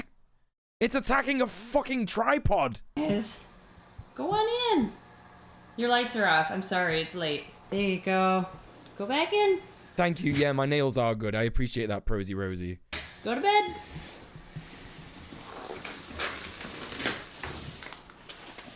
Listen, Buttocks, I would survive any horror movie. That's just a fact. I've seen so many of them. I'm like, I know all the signs. I know all of it. Good girl. Hi, Jerry. How you doing? Shafiq, can I get a shout out for Jerry? Please go follow Jerry. They're fucking amazing. She's shown off her hand before after Rex had nipped it. Well, I can't show that on stream. For sure. It's pretty late. We had to do a couple programs afterwards, so I'm just gonna put her to bed for now. But I'm gonna wait until she wakes up tomorrow because she's pretty exhausted. Yep. This is where she rests after I bring her places. She's got the foot kicked back. She's ready for bed. Good night, Rex. I'll give you your toy tomorrow. Okay, Rex. Here's your toy. Here. Get it. Oh, okay. All right. Okay. Aww. Get it. Get that toy. Don't eat it, actually. Don't try to eat it. You can't eat it. Yeah, also, like, gators aren't really known for, like, needing to, like, you know, shred their teeth or whatever. You know, like, bears, like, cats have, like, scratching posts for their nails and shit, and, like, dogs have, like, toys for their teeth and shit. Like, gators aren't really known for doing that shit. If they, like, get something like that, they're like, that's food, and they just, like, inhale it. Look at her just chew on it. Yeah. No, it's doing the head movement. It's literally trying to, like, you know? Try and take it from her and put the wheel in her mouth. Okay. Yeah, it is kind of disabled, right? Because it's like, you know, it was kept in a box for years and years. Let's try it. Alligators constantly grow and shed teeth. Yeah, but surely they do that, like, naturally, right? Let's... Let's be very quick. It's gonna death roll. Oh, jeez. It's gonna death roll. Wow. And Emily gets splashed. Wow, I'd say she likes it. And she stirred up all the gunk in her pool. Yes, you did. You're gonna make a mess of that pool. But that's her toy. That is her toy now. Yeah, now I have to change her water. Can I take this? I want you to chew on the tire part, Rex. Here. Try it. Oh my god, oh my god. Just like one movement of the head, like... Yep, fuck this, man. This is giving me so much anxiety, honestly, I swear. I swear to fucking God. Just baby talking a literal dinosaur. I just can't do it. Like, look, you're allowed to like alligators and reptiles. It's all fine. You do you, Quill. You know, that's great. But holy fucking shit, we are not the same. We are not the same. Jumping spiders are cute? No. Incorrect. Okay. Where am I at now? Where am I at? What am I doing? You know what? I don't think I got time to go for another video. I'm sorry. Okay, gang. Okay, gang. It's time to go raid someone. Thank you so much. We raised so much money for me today. Thank you so much. I appreciate you all so much for fucking helping me. Helping me afford my life. We're gonna go and raid our lovely Nicole now. Come with me. Follower only chat she's got. But of course, that's fine. Most of you follow her anyway. And I will be back I will be back on Sunday on Bad Bunny's channel, who we're going to now, which is why you should follow her. 10 p.m. on Sunday, we're going to be doing Red Planet. We've got FD Signifier. We're going to be talking about non-reformist reform. And we're going to be checking in on you to make sure you've done your homework. Very exciting. And I will be back on this channel on Monday. So thank you so much, everybody, tonight who has come by, who has followed, who has rated, who has hosted. If you've given bits, if you've donated, if you've gifted a sub, if you've subbed yourself. Thank you so much for all the support. I really appreciate that. And yeah, until Sunday, have an excellent weekend. Mwah. Peace, peace, peace. Good night. Good night, good night, good night. Love you.